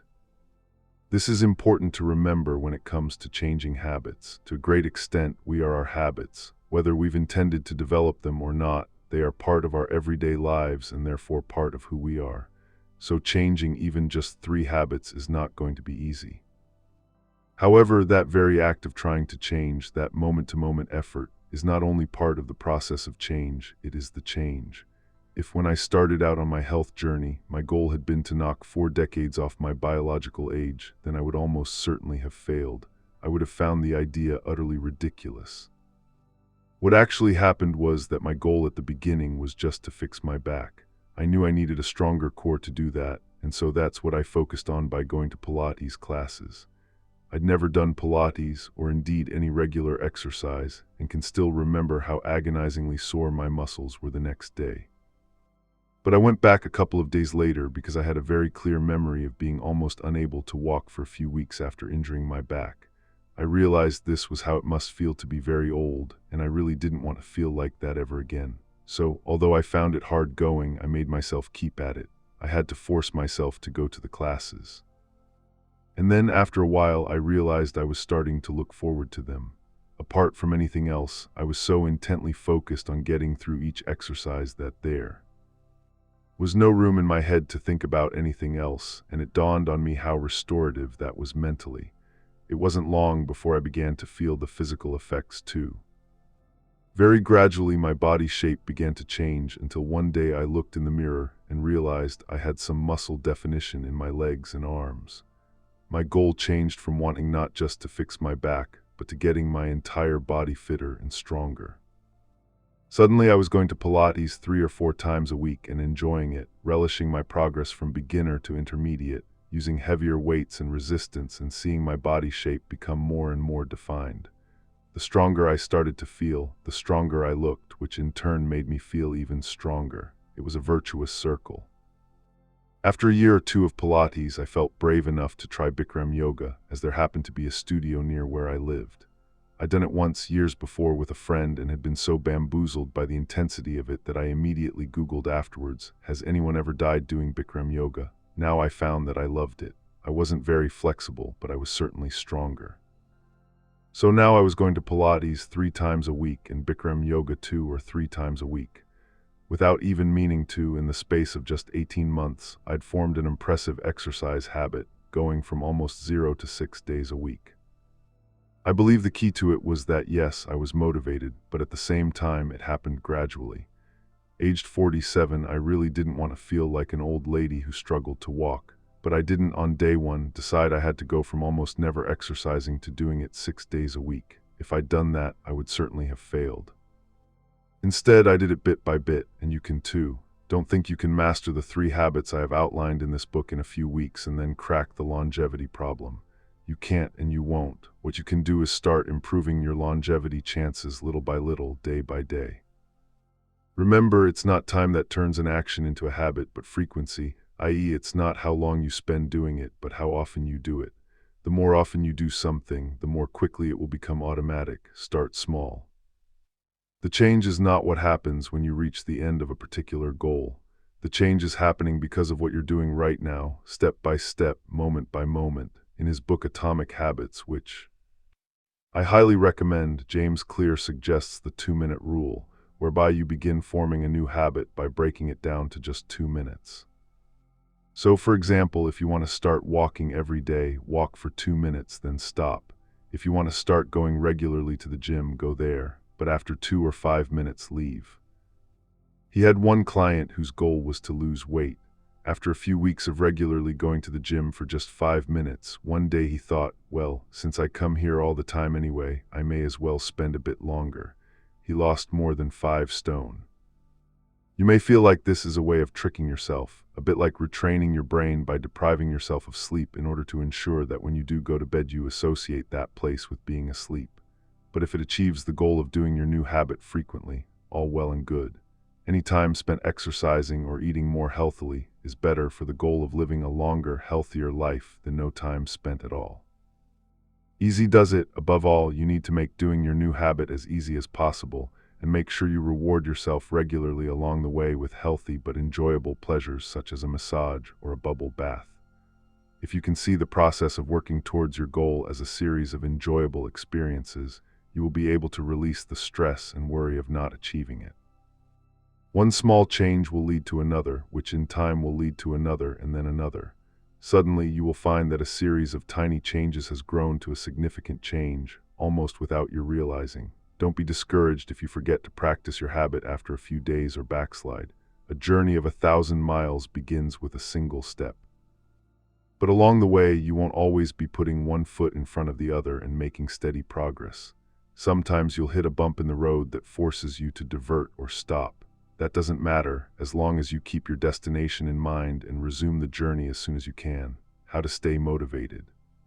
Something else that will help keep you on track is a small exercise recommended by Middlesex University's Dr. Rhonda Cohen, a sport and exercise psychologist. She explains that motivation can be either intrinsic, meaning we do it for ourselves, or extrinsic, meaning we do it for external reasons. For instance, the reward of knowing that our family will benefit from knowing we'll be around for a long time. With intrinsic motivation for longevity, for example, we are self-challenged. We want to master the skills or routines we need so we can enjoy a healthy, long life, she explains. With extrinsic motivation, we are more challenged by the idea of accomplishing a task for an external reward. She suggests you first decide what motivational type you are, and then look at what you need to progress. If you're intrinsically motivated, then ask yourself what you're looking to gain with each step and decide how to celebrate each achievement. If you're more externally motivated, then what rewards will you give yourself when you reach your goals? For example, will you buy yourself some new clothes for exercising? And of course, you may be a bit of both, in which case you can alternate the types of rewards. Beware critical thinking too. If you know you have a tendency to compare yourself to others, then work on the idea of your personal best. Don't blame yourself if you're not perfect. Who is? Keep trying, as this is your life's show. And don't use an all-or-nothing approach either. Remember, things aren't always one way or the other. There's always an in-between, bad day. We all have low points, being rejected by someone, not achieving the result we wanted, feeling low. That's when we reach for the junk food. Trust me, even after years of diligent exercise and healthy eating, there are days when I can't be bothered to go to the gym or for a run, when I reach for the millionaire's shortbread or pepperoni pizza or both. Here's my rescue remedy to get yourself back on track. 1. Forgive yourself. 2. Have a luxurious bath, or better still, treat yourself to a massage. 3. Give yourself a stern talking to. Today is allowed, tomorrow is not. 4. Plan your exercise and your food for tomorrow. The what, where, when, how. 5. Go to bed early so you can wake up feeling refreshed and ready to pick things up again. 6. Hormones, vitamins, and supplements. Suppose I told you that there was a miracle supplement you could take that would increase your lifespan by 40 years, while also restoring your energy levels to those of someone half your age. Sounds tempting, doesn't it? And it's backed up by impressive research, but there's a snag. At the moment, the bulk of that research is only in mice. That hasn't stopped people from racing to take it, though. The miracle supplement is NMN, nicotinamide mononucleotide, and it's just one example of the confusing and expensive world of longevity supplementation and anti-aging products. The longevity game is big, big business. It's also a relatively new one, and one of the problems is that while many wonderful-sounding claims are made almost every week, there are often caveats, and almost nothing has been in use long enough for the long-term effects to be known. So what follows is a brief and cautious guide to some, but by no means all, of the most popular supplements. And to be clear, I don't advise anyone to take anything. That should be your choice and no one else's. A choice that should be informed by your own research and an acceptance that you may be wasting your money as well as possibly risking your health. In fact, the only safe, proven way to improve your longevity is through diet, exercise, and sleep. Exactly what I've already outlined in this book. Having said that, I do take a few supplements myself. If I could take only one, though, it would be hormone replacement therapy, or HRT. So I'll start with that. It's your hormones. Dr. Erica Schwartz has been one of the most active and influential proponents of HRT for decades. And for decades she was, as she ruefully puts it today, screaming in the dark. When I first met Dr. Schwartz, I was in my mid-50s and a couple of years into the menopause. Despite being very physically active by then, running, yoga, tennis, and having long stopped smoking, I suffered from drenching night sweats and debilitating daytime hot flushes that were so bad I had to consider carefully each day what to wear to work. For example, anything light-colored was out because it would inevitably end up with huge sweat marks all over it. But likewise, warm dresses or tops were also out, no matter how cold it might be outside, because once my body started a hot flush, I'd be radiating so much heat you could probably have fried an egg on me. Even though this was 2016, I didn't discuss it with anyone. That seems extraordinary today when menopause is such a widely discussed subject. But even as recently as 10 years ago, many women, especially those in the corporate world, just didn't talk about it. They weren't routinely prescribed it either, thanks to something called the Women's Health Initiative. This was what turned out to be a flawed study, published in 2002, that suggested women taking HRT were at increased risk of breast cancer, heart disease, stroke, and blood clots. Not surprisingly, it gained huge publicity and scared millions of women and their doctors into stopping HRT. So when I met Dr. Schwartz through a former colleague who'd moved to the US, I was completely taken aback when she asked if I took HRT. No, I don't need it, I said breezily. She looked surprised. Do you get hot flashes? She asked. Oh yes, very much so, I said. What about night sweats? Drenching ones, I replied. So bad, in fact, that I've taken to covering the bed sheet with towels. Trust me, she said, you need HRT. For her to assess me properly meant having a comprehensive blood test to measure not only my hormone levels, but various other key biomarkers, such as C-reactive protein. I had to have it done privately, which cost an eye-watering £1,200. Why doesn't the NHS offer this to menopausal women? It should, as it flags many potential health dangers, and prevention is so much better than cure. But once I started using HRT, estradiol, micronized progesterone, and a small amount of testosterone, my life transformed. The hot flushes disappeared, and so did the night sweats. It was like magic. I got my sleep back. I could wear whatever I liked and never had to worry again about turning into a human frying pan. And now it seems I have even more reason to be grateful to her. Because research by GlycanAge, which you may remember is the company who tested me for my biological age, shows that estrogen plays a huge role in reducing women's biological age. In one double-blind, placebo-controlled trial published in October 2020, researchers found that when they blocked estrogen for 6 months in perimenopausal women, their biological age increased by 9 years. In other words, they aged biologically by almost a decade. When the women were given estrogen to bring their levels back to where they had been, their biological age went back to where it had been before. As Dr. Schwartz explains over Zoom from her New York office, during our reproductive years, we tend to be pretty healthy. And that's mainly because the high levels of sex hormones we produce, estrogen, progesterone, and testosterone, protect us from illness. But once we reach menopause, we are no longer useful in terms of furthering the species. Our hormones disappear, which results, she says, in one main thing: aging. As our levels dwindle, we get some or all of the following: bloating, depression, hot flushes, night sweats, forgetfulness, diminished energy and libido, saggy skin. And by the way, the same applies to men. If you don't have hormones, she explains, or if they're out of balance, you get old. You're not going to be able to exercise. You're not going to be able to eat better. You're not going to be able to sleep. You're not going to be able to do anything. That's a way of Mother Nature taking you out. I feel hormones are even more important today than 30 years ago when I first started giving hormone treatment.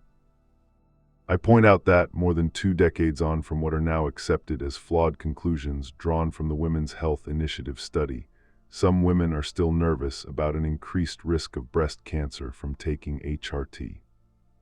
Today, the NHS says that the increased risk of breast cancer caused by HRT is, quotes, very low, around 5 extra cases for every 1,000 women who take it for 5 years, and that risk is usually outweighed by the benefits, which include not just alleviating menopausal symptoms, hot flushes, night sweats, anxiety, low mood, vaginal dryness, but also helping to prevent osteoporosis and maintain muscle strength. HRT also has little or no effect on the risk of coronary heart disease. HRT patches, sprays, and gels do not increase the risk of blood clots or stroke. HRT tablets do, but only very slightly.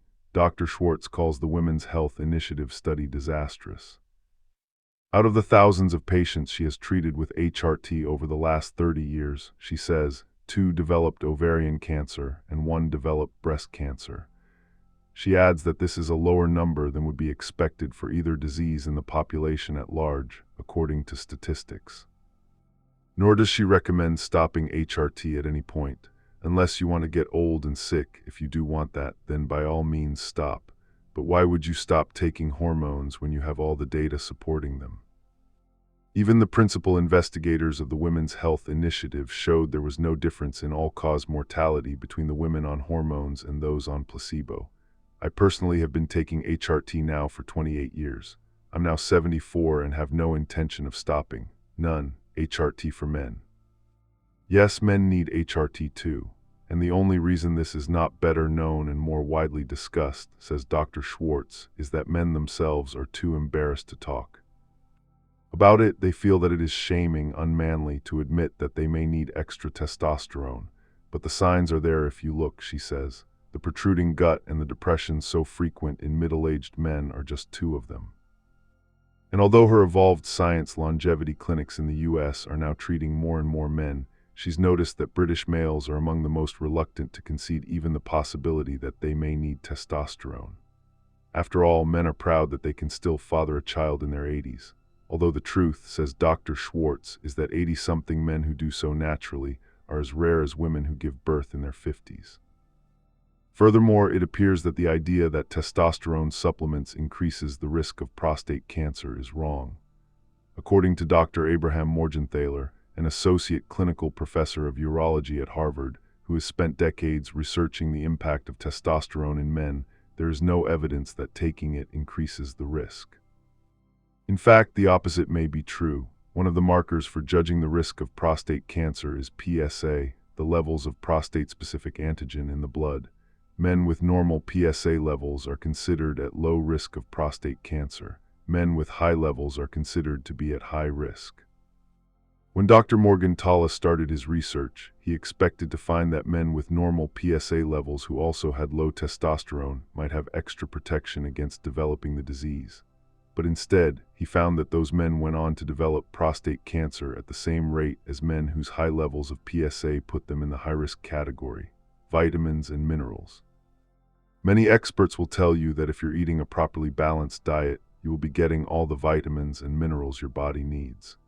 Try telling that to Brian Johnson, the 45-year-old multimillionaire tech tycoon who is currently on a mission to reduce his biological age to 18. And so far, he has achieved the fitness of an 18-year-old, the skin of a 28-year-old, and the heart of a 37-year-old. His punishing, expensive regime is so finely calibrated that he is never allowed a cheat day. He goes to bed at 8:3 p.m. every night, eats a carefully curated diet of mostly vegetables, exercises for at least an hour, and takes, by my count, calculated in February 2025 from his daily protocol, which he publishes on his website, at least 45 vitamins, minerals, and other supplements. Every day, for most of us, this is not an option. Way too expensive, even if we knew what to take and how much, which Johnson does. Everything he takes is calibrated by his medical team exactly to his individual needs.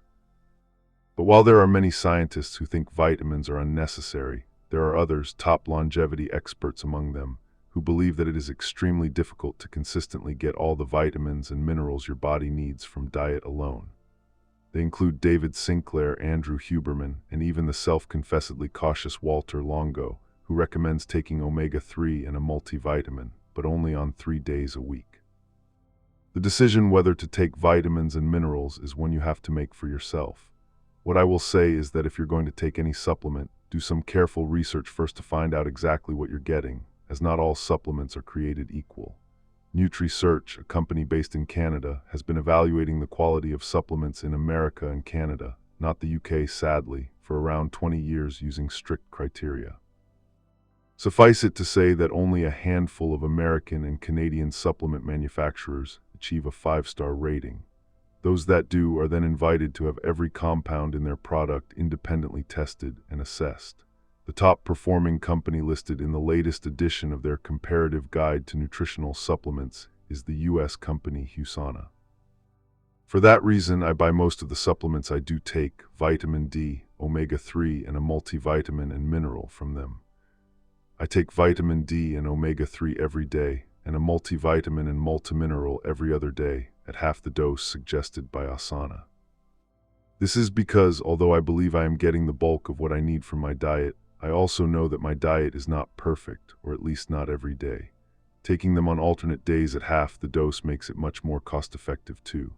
The other supplements I take are a combined pre- and probiotic to enhance my gut microbiome, collagen, in the hope that it will help keep some elasticity and firmness in my skin, magnesium. An NMN, omega-3, a study by the University of Zurich published in February 2025, found that taking 1 gram of omega-3 a day slows down biological aging by up to 4 months. omega-3 can also improve heart, brain, and eye health and reduce inflammation. There have been mixed results from studies looking at whether omega-3 fatty acids improve cardiovascular health. However, a 2021 meta-analysis of 38 trials involving just under 150,000 participants concluded that omega-3 can reduce the risk of heart attacks and strokes.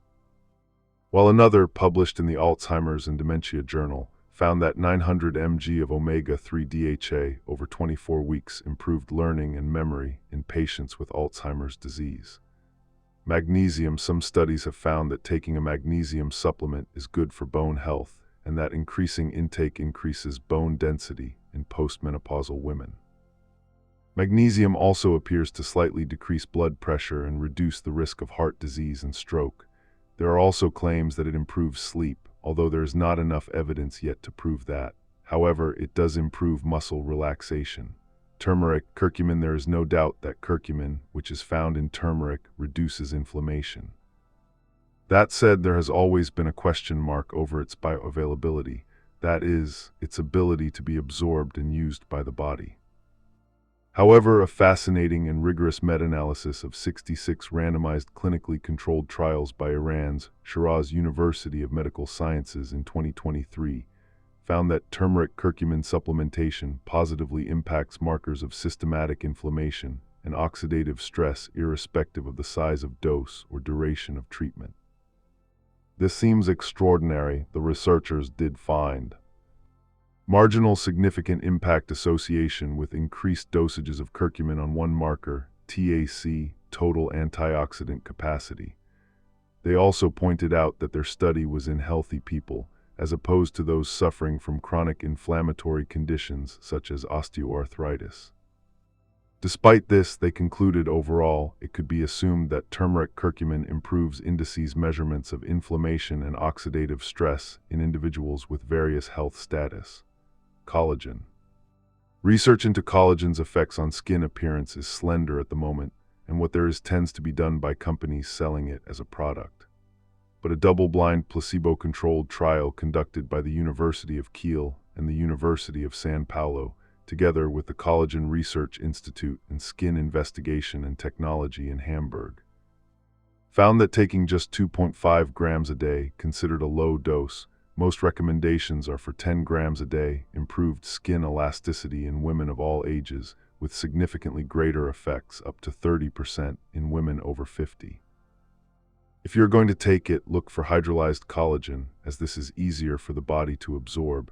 You mix it with water and drink it. There is some limited evidence to suggest that marine collagen may be more effective than bovine collagen. Creatine. Bodybuilders have long known that creatine increases muscle and energy. It is also extremely safe to take, but recent claims that it also improves brain function and memory may be overblown.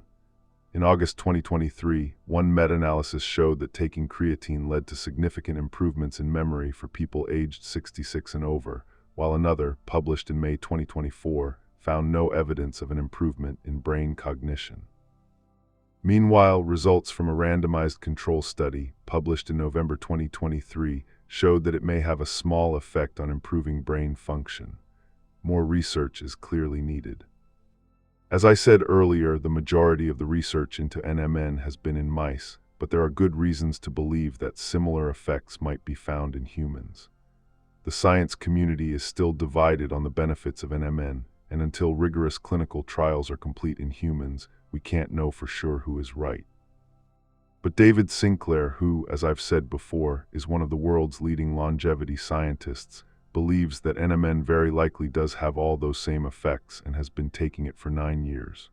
His father has also been taking it since he was in his 70s, and reports Sinclair noticed within 6 months that he was less tired, more alert, and outpacing his friends physically.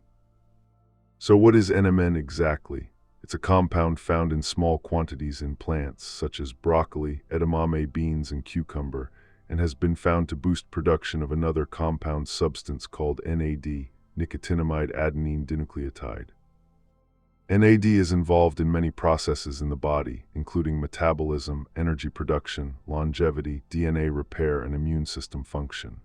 It's critical to our body. Without it, we wouldn't make energy and would be dead in less than a minute.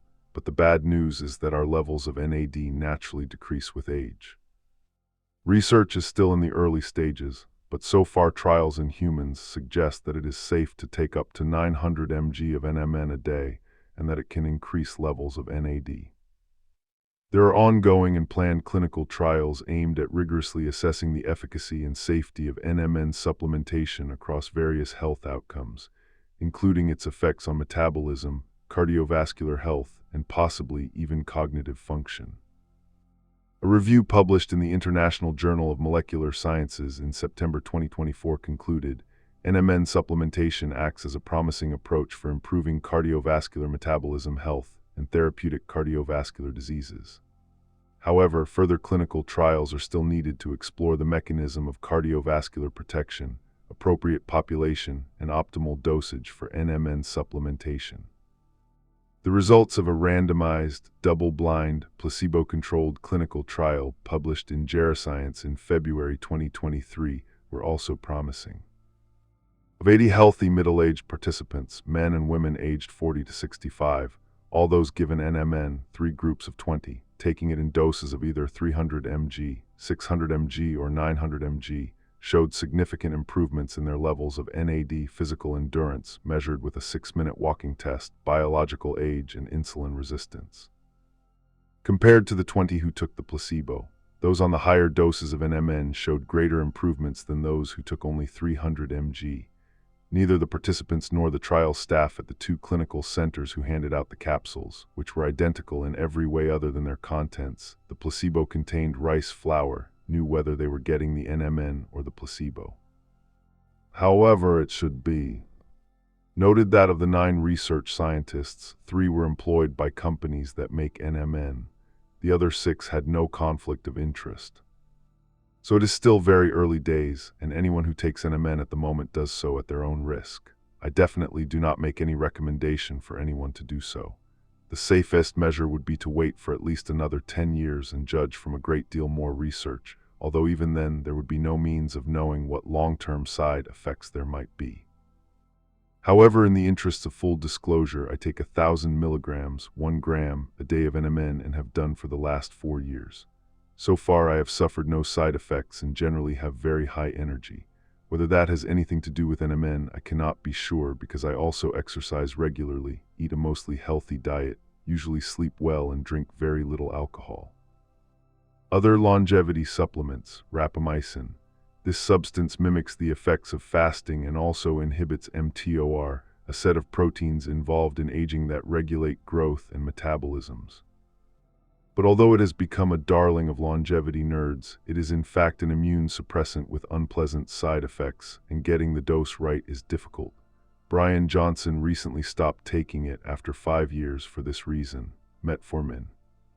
Currently available only on prescription, metformin was developed as a drug to treat type 2 diabetes. Those with type 2 who take it live longer than those with the disease who don't. It also seems to be very safe. Proponents of taking it for longevity, who include David Sinclair, say it appears to decrease the risk of cancer, as well as raise NAD levels, inhibit mTOR, activate the enzyme AMPK, which restores mitochondria function, improve cardiovascular health, and possibly help prevent dementia. However, a critical review published in Frontiers in Endocrinology in 2021 pointed out that the evidence on the efficacy of metformin as an anti-aging therapy is mixed, and that it is too soon to view it as an anti-aging treatment. Instead, concluded the authors, people would be better to focus on diet and exercise. Berberine. A 2020 meta-analysis found that berberine treatment moderately but significantly decreased body weight by 2 kg, as well as BMI and waist circumference, and also reduced levels of C-reactive protein, a key marker of inflammation. David Sinclair says it mimics the effects of metformin. Spermidine. Much more research is needed, but early indications are that spermidine may help promote autophagy and also improve memory. Quercetin. Many clinical studies have shown that quercetin can be used to treat obesity because of its ability to break down fat cells and improve inflammation. In addition, a 2024 meta-analysis of 20 randomized controlled trials in which doses of quercetin ranged from 100 mg to 3000 mg for periods of between 2 weeks and 12 weeks. Found that quercetin supplementation reduced systolic blood pressure, the first number in a blood pressure reading, indicating the pressure in your arteries when the heart beats, and fasting blood glucose. Used as an indicator for diabetes or prediabetes, this is the level of glucose in your blood when you haven't eaten for at least 8 hours, but had no significant impact on cholesterol, triglycerides, or diastolic blood pressure. Studies in mice have shown that this flavonoid, found naturally in strawberries and onions, kills senescent cells. This means it could have many benefits in humans, and indeed, in one recent trial in January 2024, it decreased biomarkers in patients with age-related osteoarthritis by an average of 27%. It shows promise, too, for improving inflammation in both cardiovascular and cognitive health as it crosses the blood-brain barrier. Early studies indicate it is safe to take, but much more research is needed. Sodium butyrate. Butyrate is a short-chain fatty acid produced by the microbes in the gut. If you eat a high-fiber diet, you'll make plenty. It has multiple benefits, from promoting anti-inflammatory processes in the body and brain to improving memory and cognitive impairment. While studies on mice show that it causes significant improvement in learning and memory, even in advanced Alzheimer's and after traumatic brain injury and some neurological diseases. Go for it. If, like me, you had teenage children back in 2012, you might remember a song called "Dumb Ways to Die." It was launched as a rail safety campaign in Australia, but thanks to its ridiculously catchy tune and madly eclectic lyrics, soon went viral, topping the iTunes charts in 28 countries, displacing Rihanna, and hitting 30 million views on YouTube. The many foolish methods it outlined of meeting your maker ranged from setting fire to your hair, poking a stick at a grizzly bear, getting your toast out with a fork, and doing your own electrical work, interspersed with the refrain, "Dumb ways to die, so many dumb ways to die. Dumb ways to die, so many dumb ways to die." You get the idea, very silly. And obviously those really are dumb ways to die. But if you think about it, are they any dumber than the way we die in the West, making lifestyle choices that mean we suffer years, even decades, of poor health before gasping our last? Just how smart is it to live in such a way that you begin to suffer the debilitating effects of diabetes or high blood pressure or heart disease when you reach your early 60s? Because that's when most of us in the UK, 61, and US, 64, come to the end of our health span as opposed to our lifespan. It means that in England, the average man can expect to live out the last 18 years of his life in ill health before dying at 79, while for the average woman, it's even worse. She can expect to die aged 83 after a grim 21 years of deteriorating health. In the US, where research suggests a staggering 4 out of 5 adults over 60 have 2 or more chronic diseases, men die younger than in the UK at 74, so can expect 10 years of misery before meeting the Grim Reaper.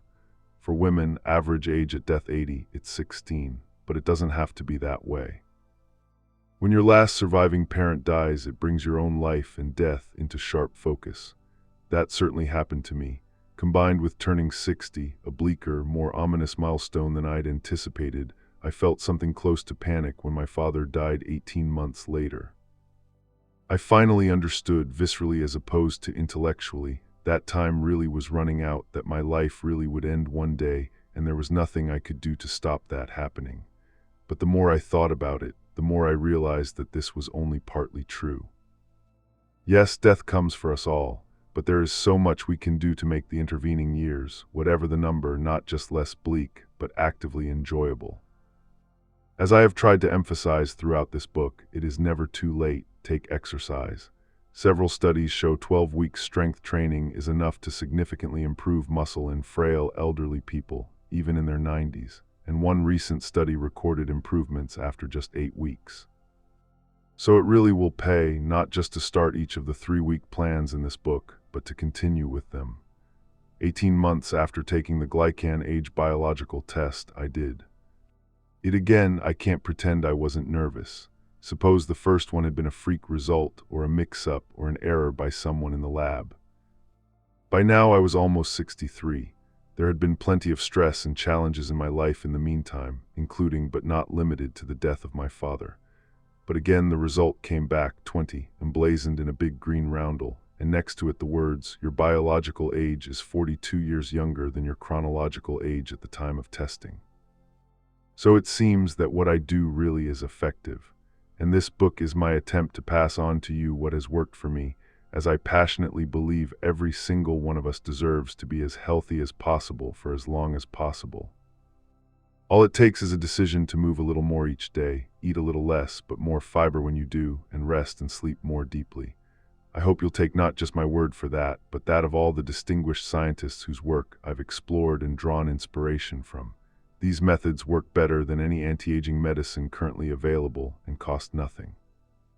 Invest in yourself. The benefits of eating more fiber, for example, are so huge that you are actively sabotaging your health if you don't try eating more of it. If the idea of beans and lentils is too off-putting or seems too much like hard work, then start with an apple, a handful of nuts, and some avocado on a slice of whole grain toast and build up from there.